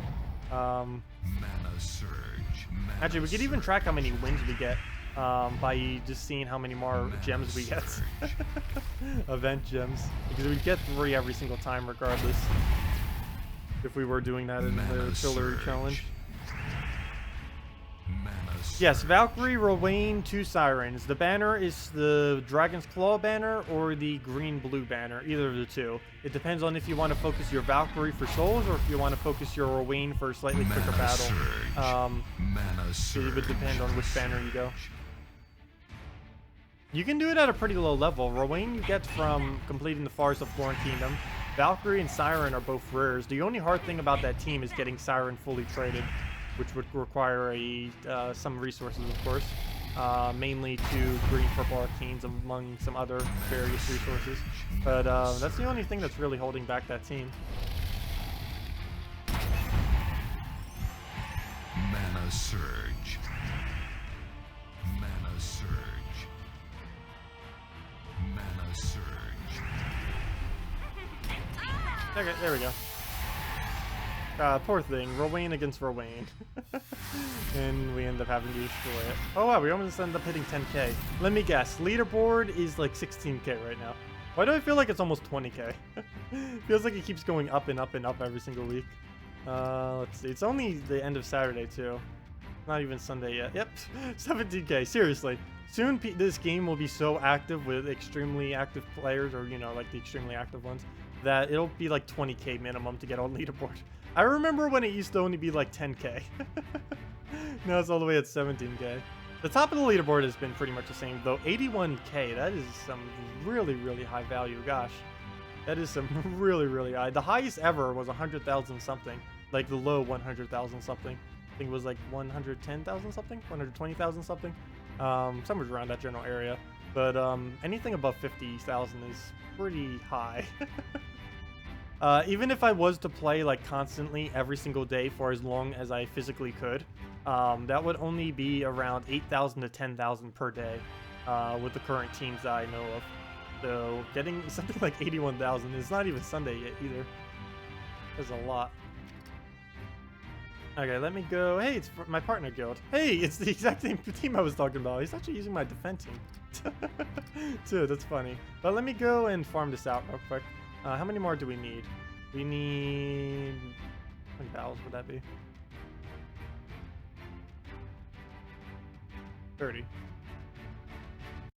32. 32 battles is how many we would need. But let's just go tier through that real quick. That means it will take about... I was right then. It will take about 30 minutes then. 32 battles will be about 30 minutes. Let's actually time it. Actually, 32 battles. Let's do it so it's 30 battles. And, well, we can do 32. The problem is, I wanted to do it when it was blinking so we'd know. But I could just claim the one reward and then we'll know. Let's go test it. Let me go get the little clocky thing. The clocky thing. The clocky thing. If I can find out where that is. I have the program open. I just need to find where it is on my interface because I already have it set up. Found it. That didn't take long. Now I just need it to come in. There it is. Little clocky thing. There we go. Little clocky thing. Okay, let's time it. Might as well. Always fun to time things. Also, anyone just getting here, make sure to use the redeem code below. Speaking of times, make sure to use the redeem code below because that might not be here for a while. Next one won't be till Monday. But do use that before it gets used up. Should still be active. But let's go test this. Go set our team, and I'll start the timer as soon as we click. Okay, let's see how long it takes to do 32 battles. It should be able to do it within 30 minutes or less. Oh, I need to change the Mechanist class. That will use some time, but that will speed it up overall if I switch to Mechanist class. Or maybe it won't. Because we don't actually... maybe I won't. It would be helpful, but it's not really needed. All we need is bomb bots. But I guess I'll switch to it. I think it'll be worth the time. Just switch real quick. Hero. Come on, go. Load. Load. There it is, Mechanist. Change free. X. Adana. Challenges. Artillery. Go, go, go. All that, and it's only been a minute. Not even.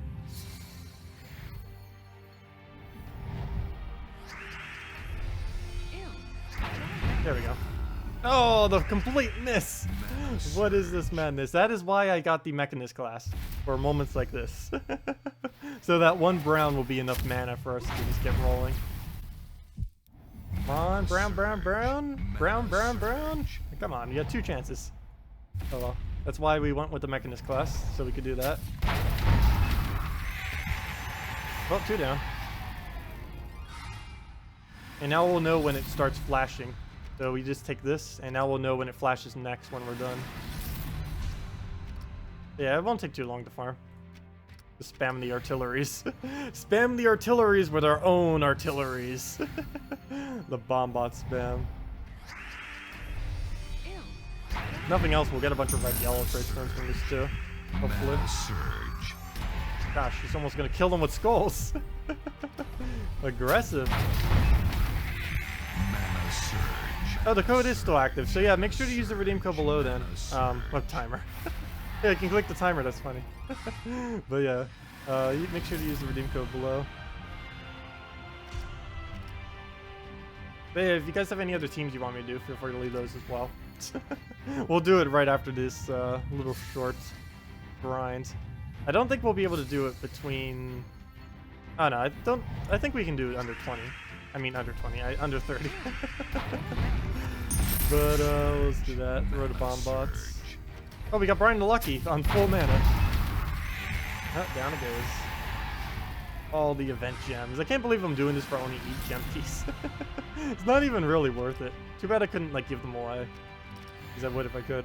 Oh cool, that was actually pretty quick click. I need to find a way to click them really quick if I ever do go like excessively farming. Because this is normally what I do when I try farming. I've been trying to find ways to make it as quick as possible, and the main thing is just clicking quicker.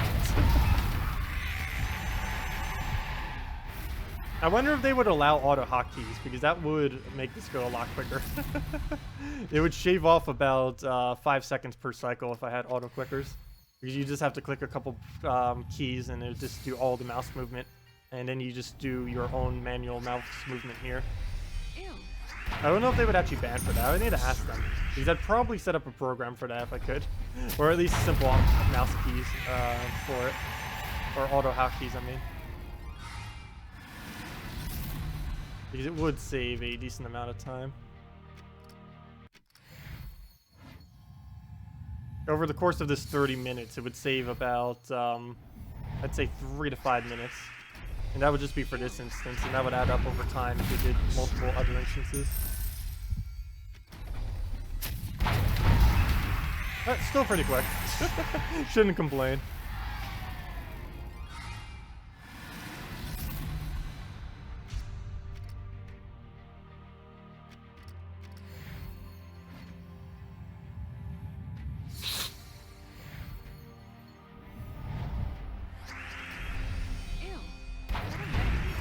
Ah, no extra turn. Oh well. That cascade. I hate when we get long cascades like that though, because they're not useful at all. Even if they give us a oh god, no! The misclick! The misclick! Fail. Oh, that wasted time. A lot of time. End your turn! The misclick. Mana surge. I really hate that there's no challenge with 4 mechs. It's a bit annoying.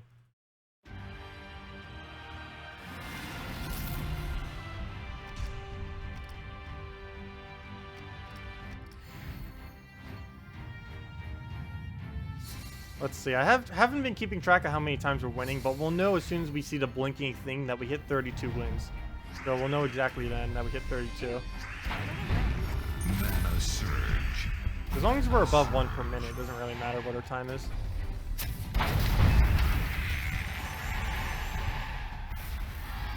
And we're getting Bombot kill every single first turn because we're doing challenges, so that should be helping out quite a bit too. Because normally when I was testing this team's win rate, I was testing it based on... I was initially testing it based on Explore, which tends to be slightly harder as far as the troops, whereas this in here, it's always the exact same instant one-shot kill teams. Whereas in Explore, Bombot wouldn't always be enough to kill them. There we go, didn't misclick that time. Not again.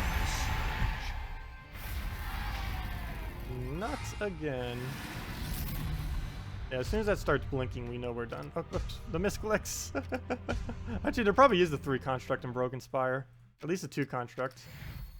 I mean, 2 mech. Oh, wait, never mind. There wouldn't be a mech. Never mind. I mean, there's 2 construct in there, but there wouldn't be a 2 mech.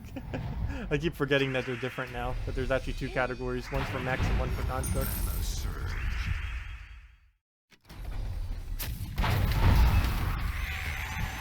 Oh, there we go. Hey, we got Brian Lucky again. That's kind of lucky.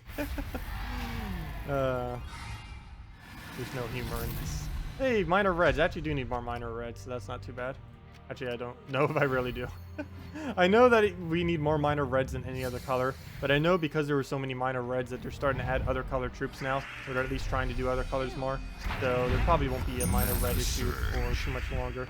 Because I believe, even as we speak, more minor reds are needed than any other minor traits done.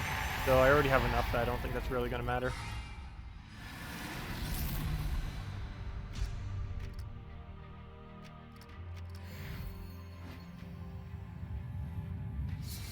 Your sanity is a deteriorating construct.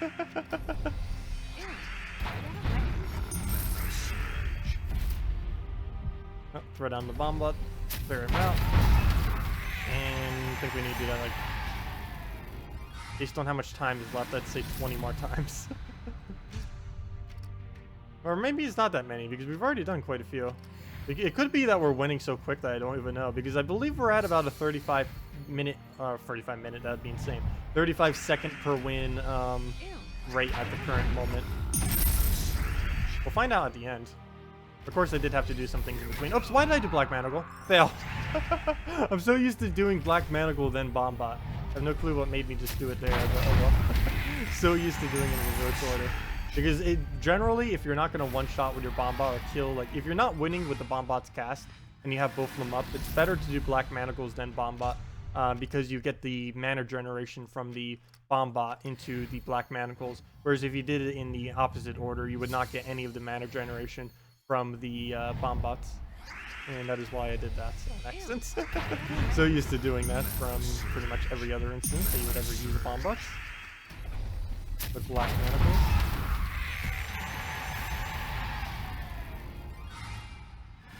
Hey, another minor red. I wouldn't mind getting all minor reds, though red yellows would be even better. Arcanes. Those are like the only 2 drops I really need. Well, actually, never mind. I shouldn't say that. I need runic reds too. Don't know how many we've even gotten. I don't even think we got a single runic red yet since farming here. Would be useful to get some. Did we really just get 0 mana? We could have just swiped and gotten more mana. How did she miss the entire board? Come on, end your turn. End your turn. Come on, yellow drop. Aw, well, at least it'll distract itself with Skull. Oh no! What's with all these extra turns? End. He just does not want to end his turn. He's making the clock go up. Alright, we'll throw down Bombot.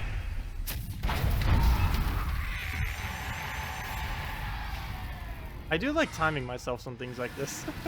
I actually enjoy it a lot more if there's a timer on it for some reason. I have no clue why, but I do. Okay. We'll just throw that down. But yeah, if you guys are ever wondering how I get so many trait stones sometimes, this is essentially what I do, except I do it on Explore, not on challenges.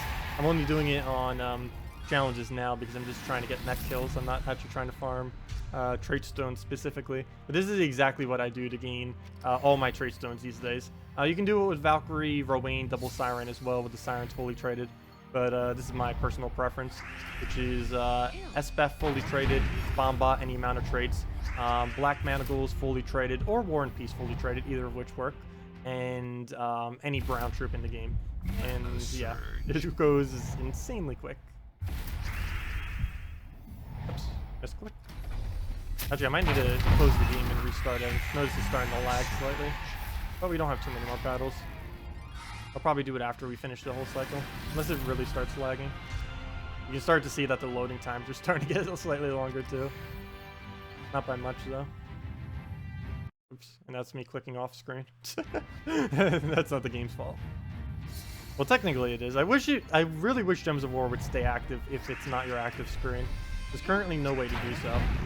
And based on what they said in the past, it seems like it's not something they're ever going to change. At least it only applies to the PC version, but it's still very annoying.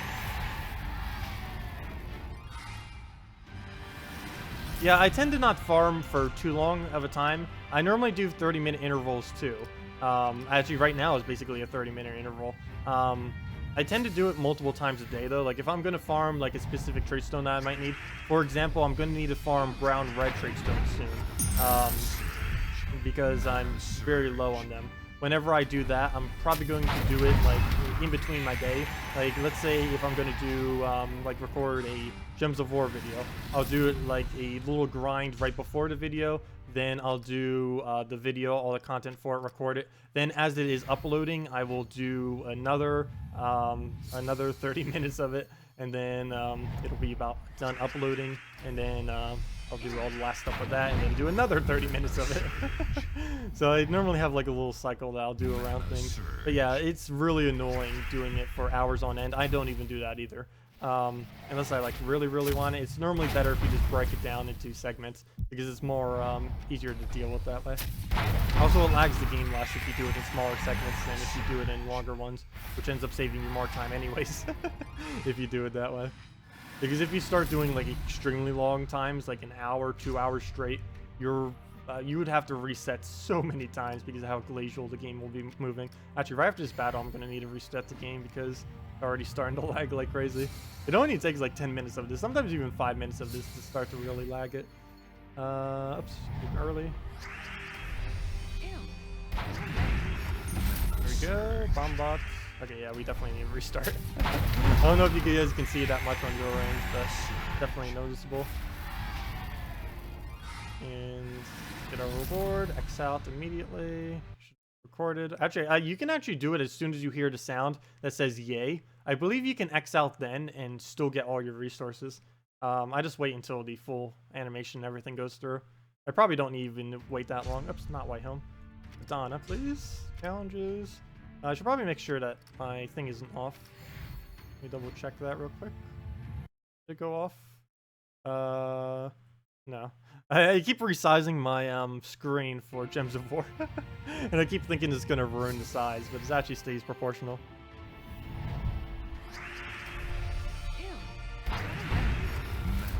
Oh yeah, I actually love grinding in games. A lot of people tend to hate the grinds in many games. I actually find it to be really, really enjoyable. A lot of people tend to hate it, but I don't know. It's the progression of improving in the game that I always find to be fun, even if it is just grind like this, where you're not really having to think much. I do like the resource progression that games have. Of course, in Gems of War right now, I'm basically maxed out on everything. But I can still do the grind on my Let's Play account. I don't know why, but some of the grind just doesn't feel the same on my Let's Play account. It feels like I'm almost wasting time because it's not my main account. But I do sometimes grind on it. If anything, it's normally just treasure maps. I'll kind of just throw them in for fun. That's not even really grinding. That's just throwing them in for fun for the most part. You can only farm for about 5 to 10 minutes before you get bored. Oh no. I could probably do this for a whole 6-hour stream and not get bored. I am really good at doing things repetitively without getting bored. I can do almost about anything to amuse myself, which is kind of nice. Because tasks that are more boring in jobs and just in games and anything in general, I tend to be pretty good at doing because I don't tend to fatigue from boringness for the most part. First, I do like having variation. That's always more fun, especially for a stream. I'm just doing this to get it done with. Normally, I do all my grinding off stream because obviously doing this for a 6-hour stream would be one of the most boring streams ever. Well, we'd still be talking the whole time, so it wouldn't be the most boring stream. But it'd mainly be, the content would be me talking, not really the farming, because it's literally the same thing thousands of times, or not thousands, hundreds of times in a row. And right now we're just doing 32, and that's what the timer's testing right now too. I'm just doing this until we reach the end goal for the week. I'm seeing how long that actually takes, since we only need 32 battles. It looks like I misspoke when I said it earlier, but it might actually be possible that we do this under 20 minutes. I wasn't even like joking or anything. I was just like completely misspeaking then because I didn't think it would be possible. But we're actually on a quick enough path that this could be almost be done in 20 minutes. That'd be 32 wins in 20 minutes. That'd be pretty insane. And that was after we switched our class. We were even doing a couple things during that too.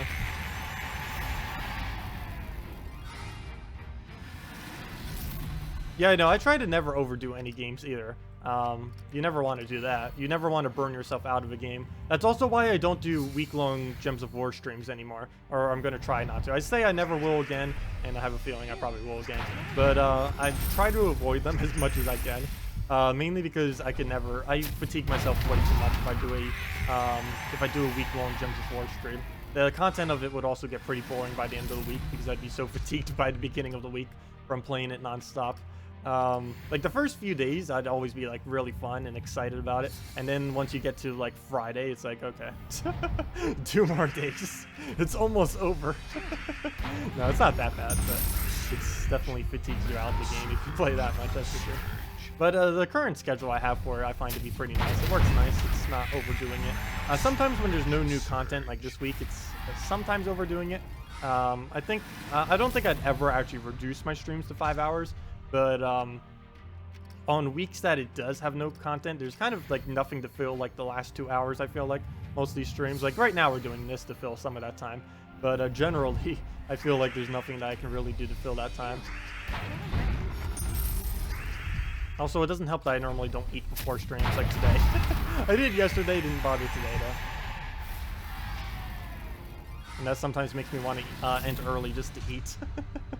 All I have is leftovers though from yesterday, so not really too interested in leaving early for that. Good morning, Josh. Wow, it's your morning? Where do you live that is your morning?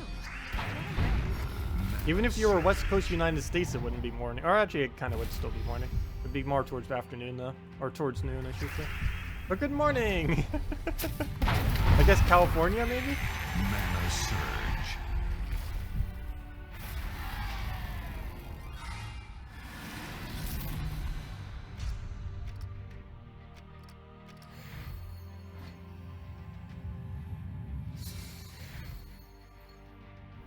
Would you win or lose if you use the bomb bot and if you use the bomb bot and was your last troop left? It kills the rest of the enemies. You would lose. The way that having no troops on your side of the board works is if any instance in which you have no troops left counts as a lose for you.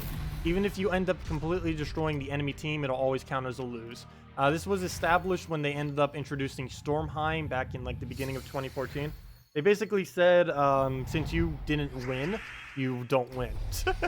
Because technically it counts, it basically counts if you have no troops first before counting to see if the enemy has no troops.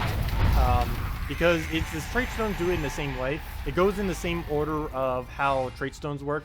Trait stones start from the top left troop and go all the way down, and then go down the other way. So you'll see that Princess will get her trait first, then goes into Bomba, then Black Manacles, blah blah blah, goes all the way down from the other side, then blah blah blah. And losing and winning goes in the same order. It'll check your side first to see if you have won or lost, and then it will check the enemy side to see if you if they have won or lost. But since it checks your side first, then it counts as a lose. Oh, what did I just do? Oh, I just destroyed my bomb. Wasn't paying attention. Oh, I just destroyed my bomb. Yes. Fail, fail, fail, fail, fail, fail. I think it's quicker just leaving. I think it's quicker just retreating. Fail. Anyways, where were we? But yeah, you would lose it. Long story short, if you have nothing left on your team, you will lose.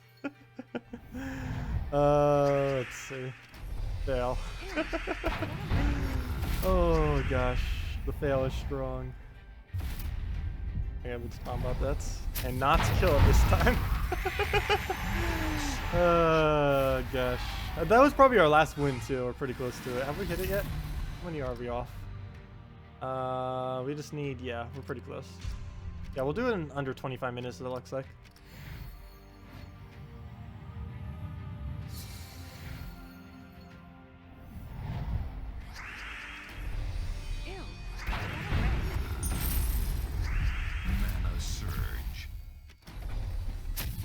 You're using that team to get trait stones for SPF, so the team will become more powerful. Oh, nice. Wait, you're trying to do this team with an untraded SPF? That might not be a good idea. You'd probably be better off doing the Rowan team. Because I believe with an untraded SPF, it would just be quicker doing the Valkyrie into a Rowan and then just killing that way with the Sirens. Because I believe it would be too slow, because you'd have to use at minimum, absolute minimum, you'd have to use 2 turns to try to get Princess SPF up if she wasn't fully traded. So it might just not be time efficient to do so. But you could definitely try it. I don't think you'd be able to get under 1 minute wins though. But you could. Depends how quick you could really get Princess SPF up and what your mana surge chances are. If you have over 50% mana surge chance for both, you probably could get away with it. It'd be about a minute per win. Right now we're at about a win every 40 seconds or so. Counting the entire loop, not counting the battle, or, you know, counting the battle, the in-transition screens and everything. About 40 seconds per win, I believe, right now. We can actually calculate that after, though I did have a couple fails during this. That does make it slightly slower, but that's to be expected when you're doing anything, so I guess that's representative of what the time would actually be if you were to do it. Because we end up switching our class, we end up having that big fail, and I think there was like 2 other small things that distracted it for a second or two, or for several seconds, I should say. Throw that back down. But it's really consistent. Like you can see, it will basically always hit. Even if it doesn't, it just takes like a single swipe to get the mana you need. Works out really nicely. The traits don't even like completely go, and you'll have like all of your mana already. Like our whole team just has mana. Oh, there we go. I think we only need 2 or 3 more wins. We were pretty close.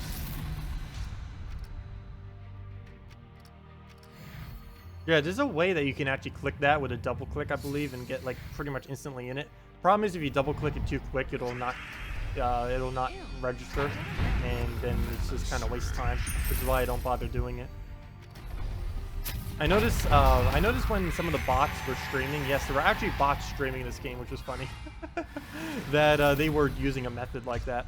Like, I think we can do it, like, right here, if we double click, like, right here, yeah, if you just double click that, you can actually get it, never mind. But there are a couple areas where you can do stuff like that.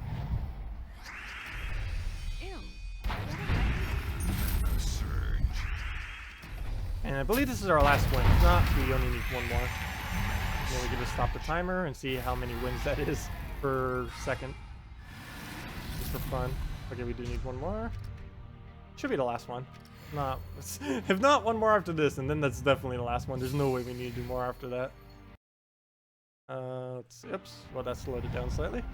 Still gonna do it under 25, it looks like. I was expecting under 30, but nope, we're gonna do it way faster than that. I'll throw the bomb bot.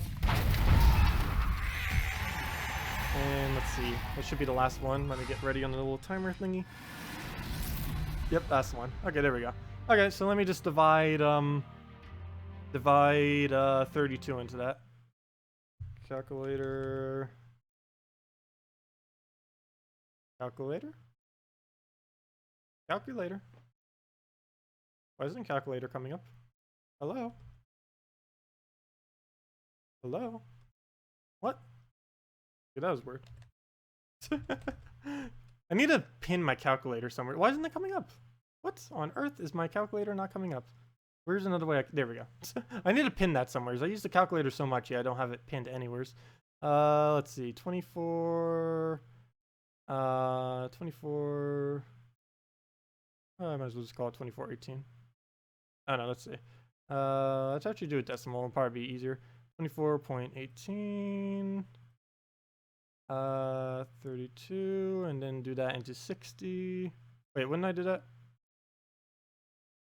And do that. And yes, it would come out to 45 seconds per fight then. So yes. So that's about what it came out to. That's weird. It actually came out slower than the other thing, but that's probably because we had the fail and because we had the other thing, just the switching of the class and everything. But hello, Zol, and have a good day, H82. Glad you could join us. And have a great weekend. But yeah, it would come out to about 45 seconds per win then. Interesting. Okay. Well, that's our farming. That's our farming for today. Okay, move that out the way. Don't need that anymore. Also, double check the redeem code below. May still be active. Posted that about 45 minutes ago. Might be dead, but who knows. Okay, so let's go get our event. Our 8 gem keys that we did all this for. There we go.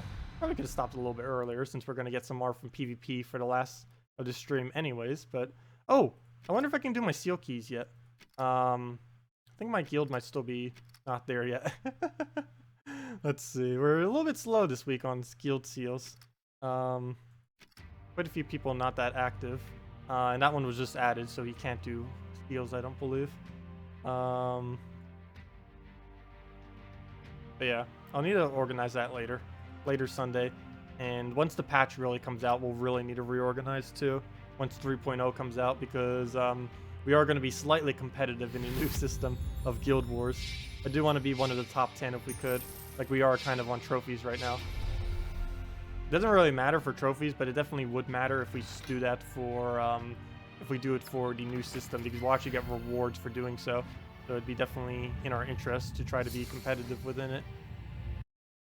So let me fix my tabs. They're all over the place now. Let's see. Anything else said? You're going against the Explode team in Sword's Edge, and you put you against a team without any swords edge strips. Yeah, I had that happen a lot in a lot of kingdoms. It's really annoying. I don't know why they have it like that. There's a lot of times where you can actually roll an explore battle where not a single troop in that battle is from the kingdom where you're actually battling. It doesn't make any sense at all.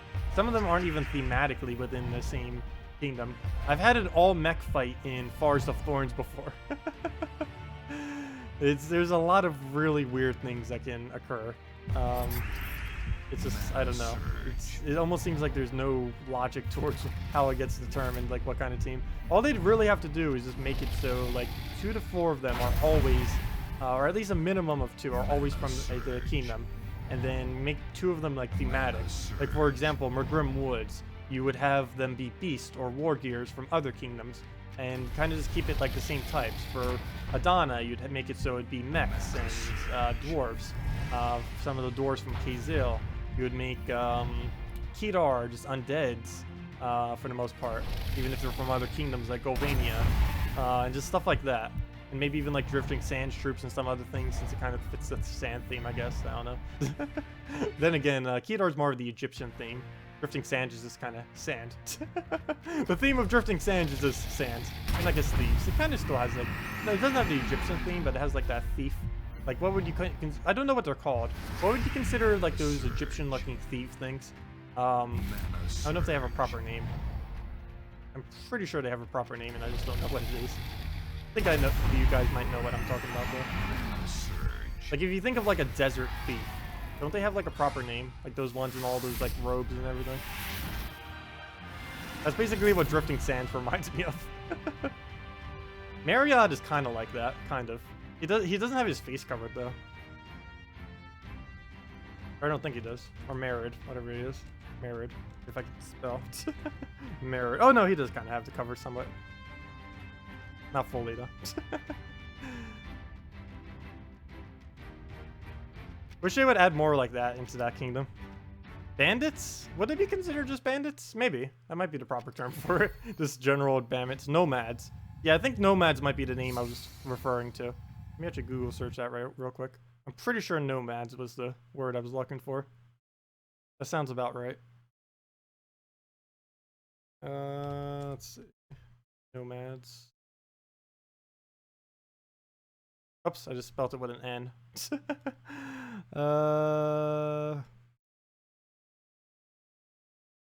Yeah, I believe that was pretty much it. I don't know for sure if that was the word I was thinking of, but it's close enough.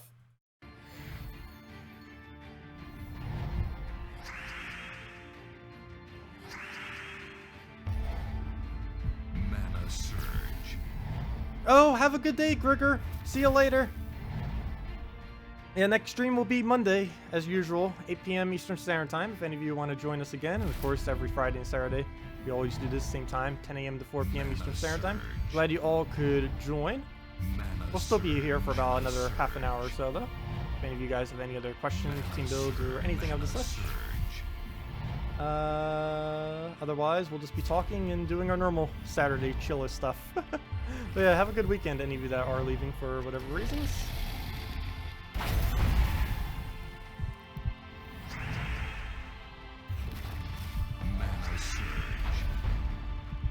Okay, throw that on the browns there. Cultist Poke on the Skull. We'll get our Dragon Soul mana off the purple. Get our Crystallized Dragon Soul into the Starnex, and that's match. Or it should be. In theory, that would be match. Why did I take those reds? That was just a waste of time. Same as taking those purples, but I didn't bother going for the purple. Mana surge. Oh, we didn't get full mana on it. Okay, well, Crystallized will. That won't be enough damage anyway, so we might as well go for our souls. And there we go. Let's do it on brown or something, and that's match. Actually, don't even think it matters what we aim at. And there we go. Mana surge. Oh, come on, map. Come on, one more. Oh, one more would have been a map. So close. But we didn't get it. That looks like we're going to hit over 10,000. So it looks like we played a little bit more this week than what we normally did. I don't feel like I played anymore. Maybe just because I was winning quicker because I was using the Dragon team quite a bit.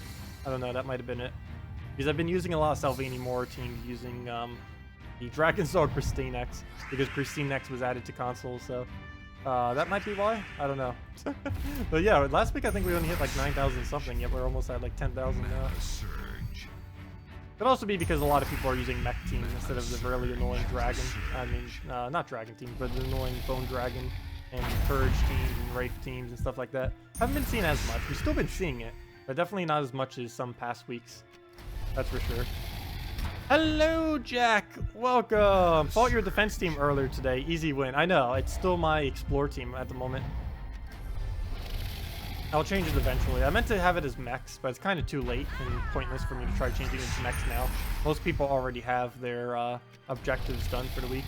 I literally just grinded it a couple minutes ago. We ended up doing 32 wins in 45 seconds apiece. Mana surge.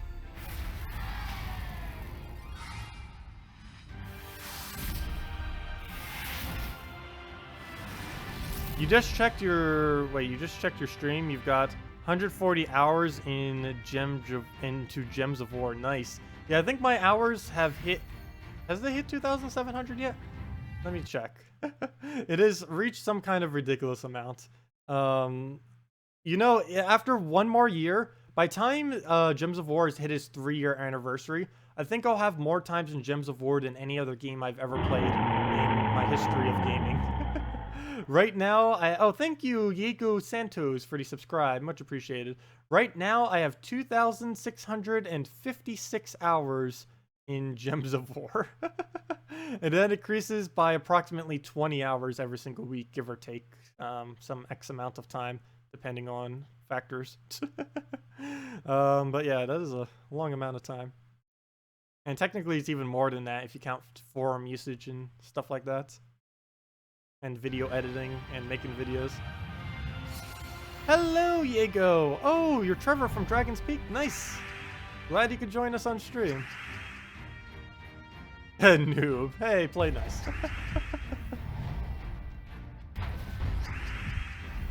Mana surge. Mana surge.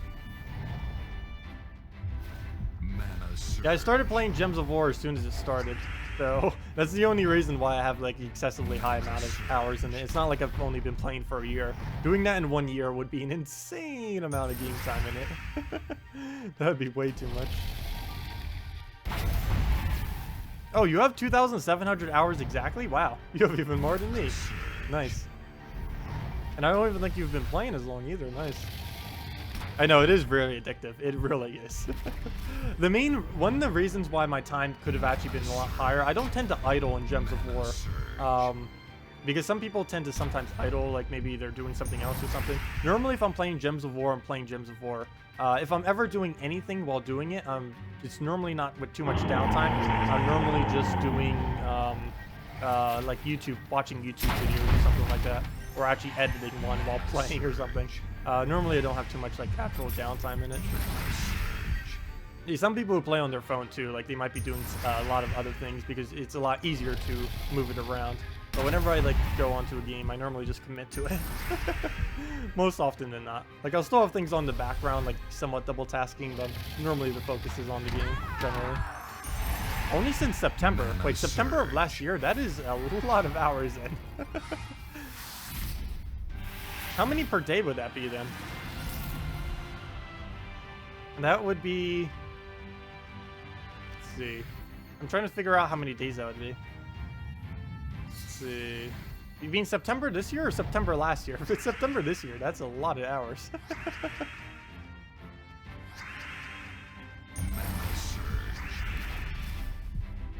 What do we do? What do we do?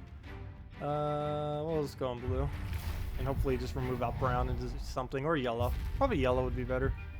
We'll go for that. Or at least color-wise would be better. I don't know about Cascade. I'm not going to even bother checking. Take too much time to find the perfect move. Mana surge. Oh, that was from 2016. Oh, gosh. That's a lot of hours, then. That's some commitment. That is some decent commitment. Mana surge.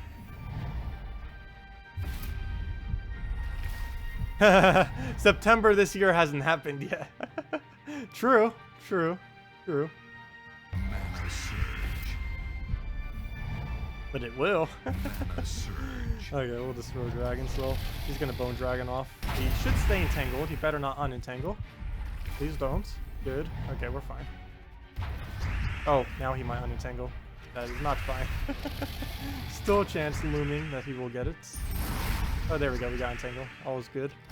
Oh, no, but now I might kill it. He still gets a skull spam. Oh, no, he doesn't. Ah! He gets... Oh, also thank you, whoever just subscribed 2 minutes ago. I forgot to say thank you. Mainly because your name is uncomprehendable for me to say. Hackfleshake Hassard Hacker. Hacker. I don't know. Whatever that name is. Sorry that I completely butchered it, but I think that's German? German? I want to say German. I don't know for sure. It's this name. Thank you, this name. Let me just copy paste that. Thank you, this name, for the subscribe. Is that German? Anyone know if that's German? Or is that just random words? One of the two. That or another language I don't know. Could it also be an option? Which is pretty much every option. Or every language, I should say.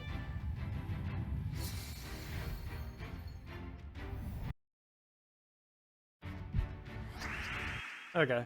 What to do? Looking for purples. Mana surge. Okay, that is German then. I thought so. Mana surge. The DER is what kind of gave it away. And the SCH.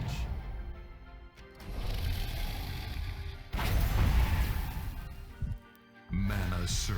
Yeah, I know. My German isn't good at all either. I've never taken any German classes or bothered learning it at all. Though me learning a language isn't any representation of me knowing a language, though.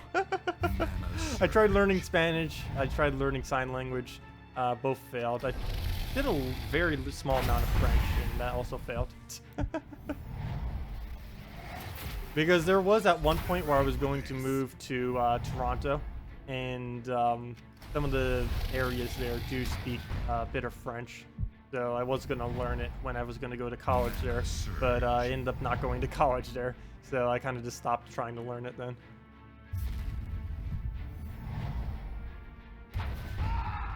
What on earth do I do here?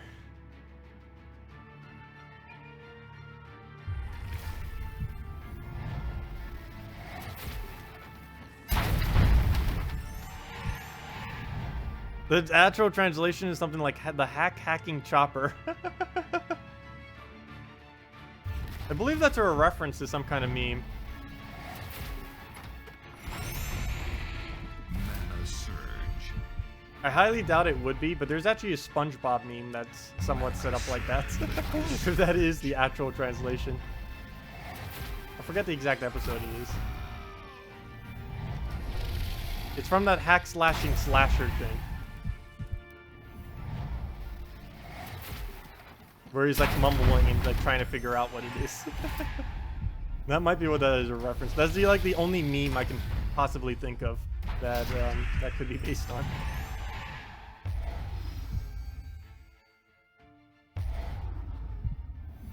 The hash slinging slasher, yes, that. Yeah.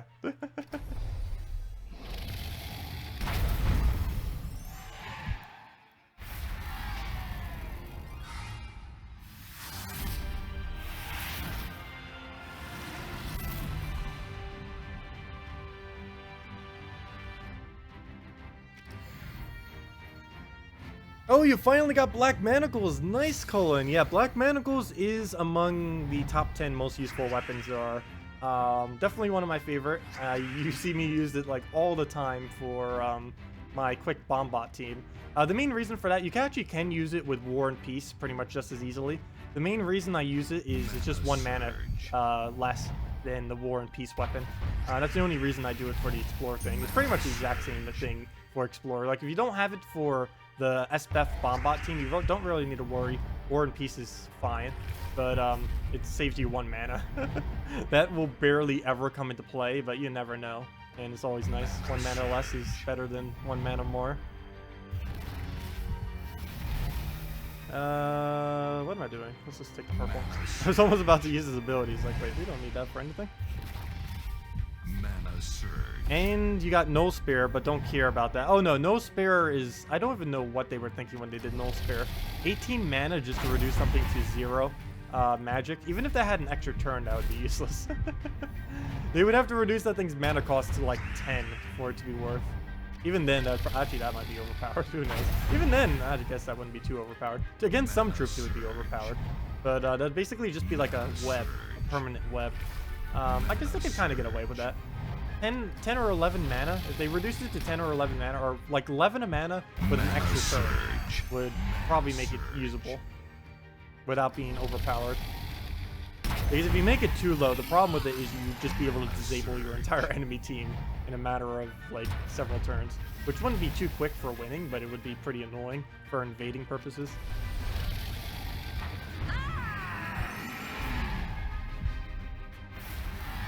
Could you give 10,256 gold for 20 gems? What do you mean by that? What would you do, a task or something else? If it's for a task, I think that would be worth it. It's a little over 10,000 gold for that many gems is definitely worth it. The first, I think, 5 to 7 blue tasks in your guild are excessively good value. If you're not doing that every single week, I definitely would advise doing so, or at least trying to find a guild that does help in doing so.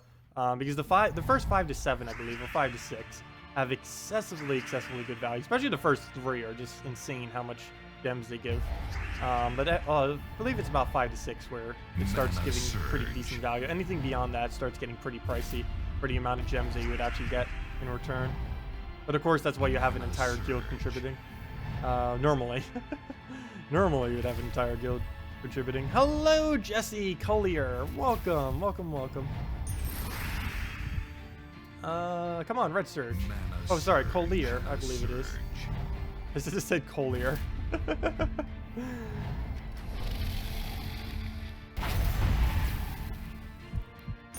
Oh, there we go. Next turn. We'll throw down. Throw down. Move that over to yellow, I guess. And then we'll remove the yellow. We'll introduce Dragon Soul into the win of Star next. Hopefully, if not, we can win with Sevhina more. Come on, click. Oh, don't revive. There's 2 things that can actually revive. Him into a baby dragon, and that one into Dragon Soul. Oh, that's not gonna be enough to kill. Okay, at least neither of them revive though. So we can follow it up with Dragon Soul for the last little bit of mana. I mean, souls.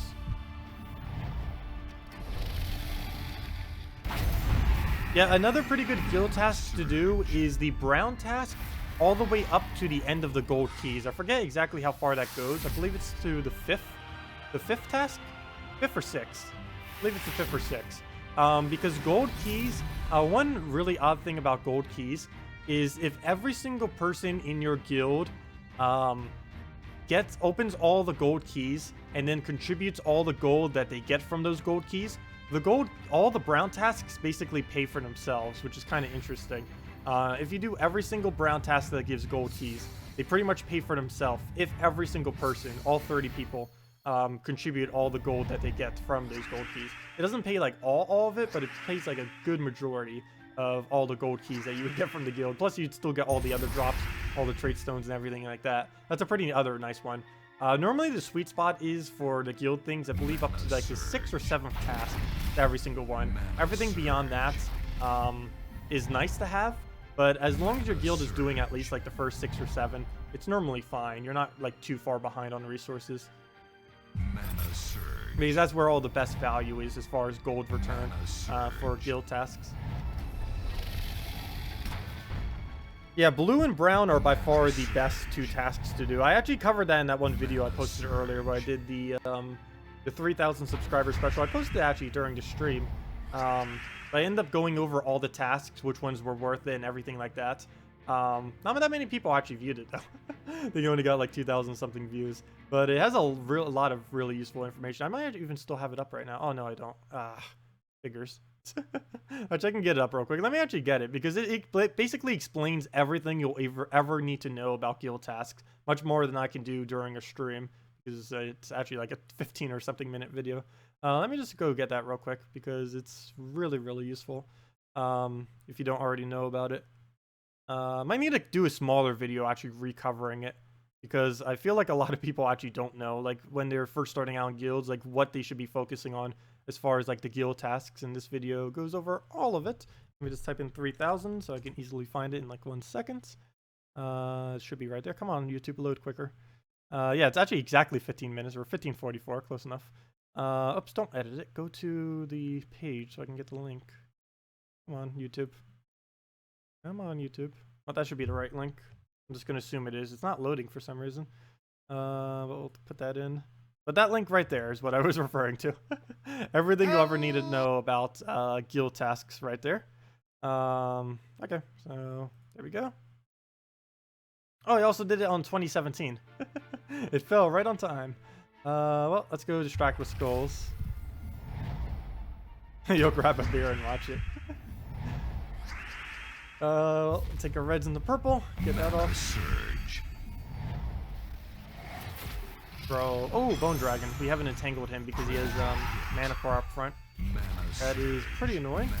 I thought we got rid of all the mana core decks. I guess people are still using them occasionally. I thought that was kind of something that came in past, but I guess some people are still doing it. I still do it sometimes, using mana core up front. It's just the easiest thing you could really do that doesn't block anything, that has impervious, which is why people do it. Well, there's no point in trying to take Christine's mana this turn. So you might as well just take brown or something, I guess. Oh, never mind. We still take blue. Oh, I guess we get it regardless.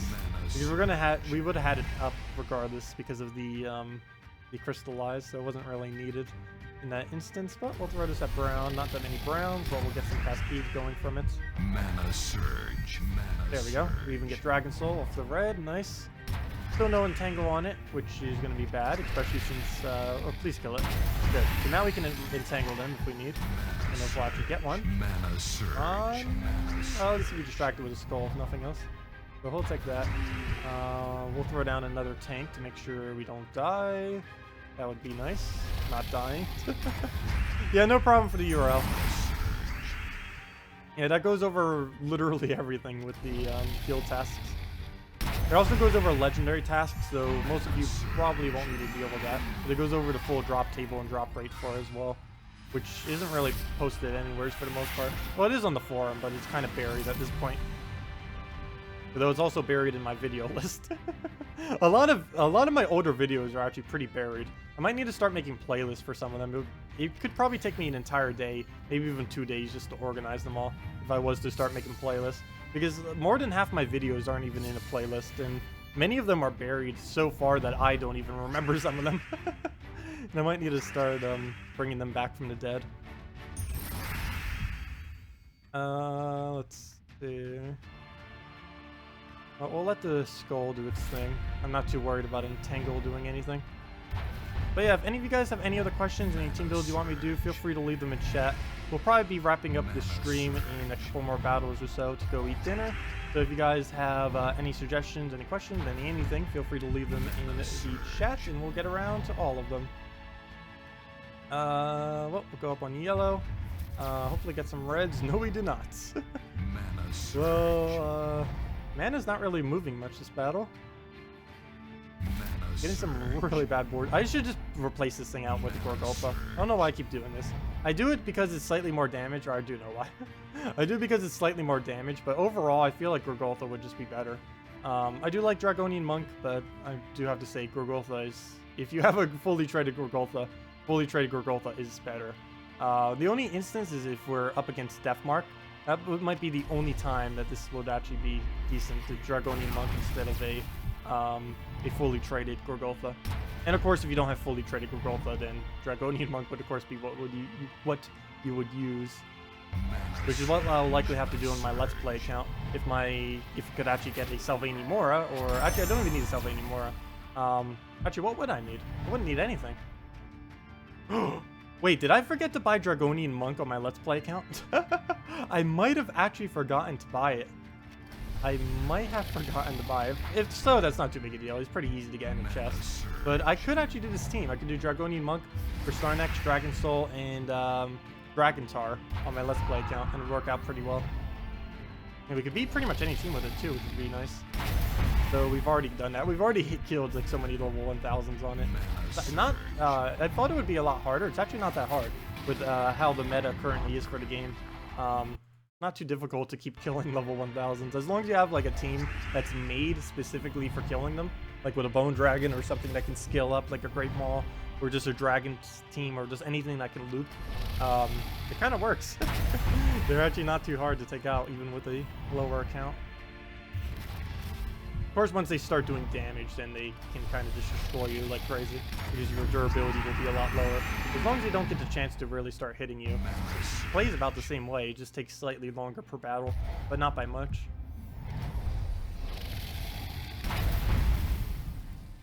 Mana surge. Well, we'll take our reds, Dragon Soul it. Mana surge.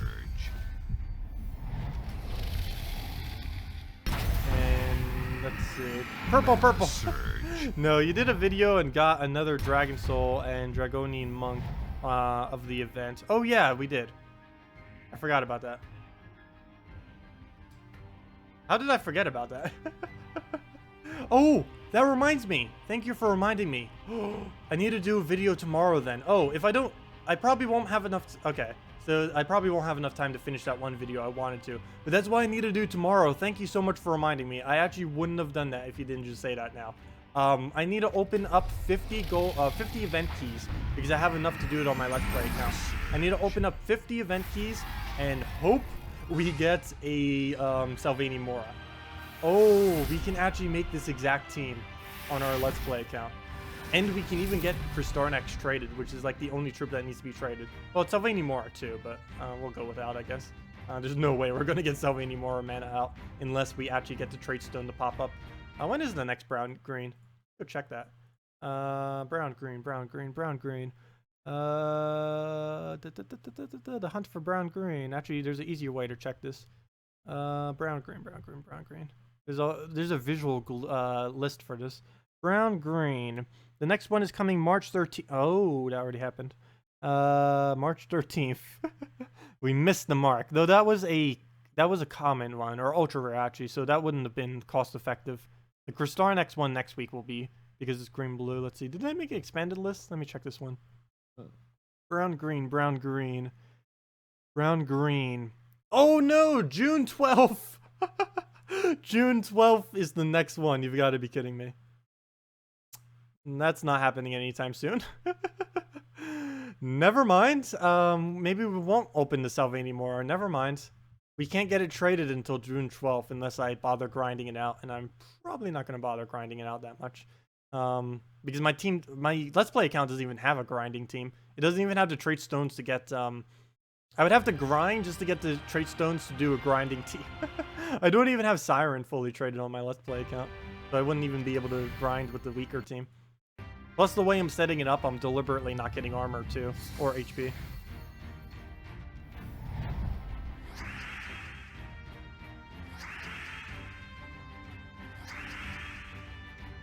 Okay, well, we'll let him do his little skull thing. Let's see. We'll go on red. Then take the purple, get our crystallized, go from there. Mana surge.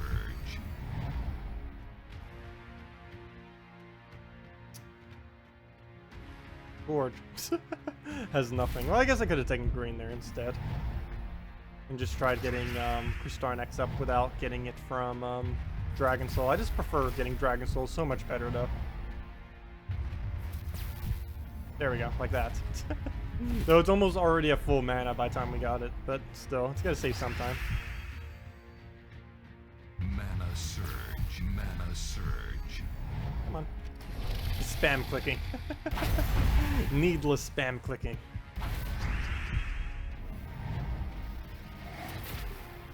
From the light of Oh, there's a bunch of greens that are going to do nothing. Actually, let me king them out because he uses green so much. We'll disable for star next some, but we can just take purple to fix that. Oh, there goes one of our troops. Angle to make sure it doesn't do that again. Purples for purple purposes. Purple purposes. Mana surge. Purple purposes. I don't know why that's so funny, but purple purposes. You know when I've been slightly streaming too much, or you can tell when I'm getting like lightheaded or Mana something. surge. When I'm starting to get like this. I blame lack of food. I'll get that after that. Mana surge. Actually, I'll probably end this battle. If anyone else has any other questions or anything, feel free to leave it now. Otherwise, I think I will go get food actually now. I do get loopy like this after a while. Anyways, I keep laughing too much too. I notice that I'm doing it, I just can't help it sometimes. Now I should probably eat. I don't know why. There's some instances where I think like everything is funny. It's a little bit annoying too. I don't know. Oh, the funny story too. I don't know if I've ever said this. This would be pretty good to end on. I ended up getting my molars removed 2 Decembers ago.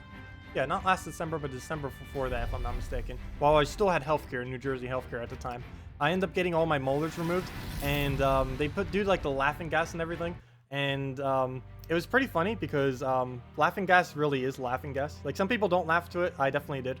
And they were saying that I made their day because of how I was acting. Oh no, I just kept they couldn't really do anything because they just kept laughing, and I kept doing it more than normal people would, and I couldn't really control it either. It was pretty funny. All of your molar, oh, you know, the molar things, yeah. Oh, molar medic. I forgot that's your name as well. But yeah. I mean wisdom teeth. Sorry, yes, the wisdom teeth. Why did I say molar? Sorry, I meant wisdom teeth. Yeah, wisdom teeth, not molar. Sorry. Yeah, wisdom teeth. All 4 of the wisdom teeth. But yeah. Oh, I was also so out while they were explaining all the medication and everything that I didn't even hear what they said. I was just like in the car and it's like, oh, how did I get here?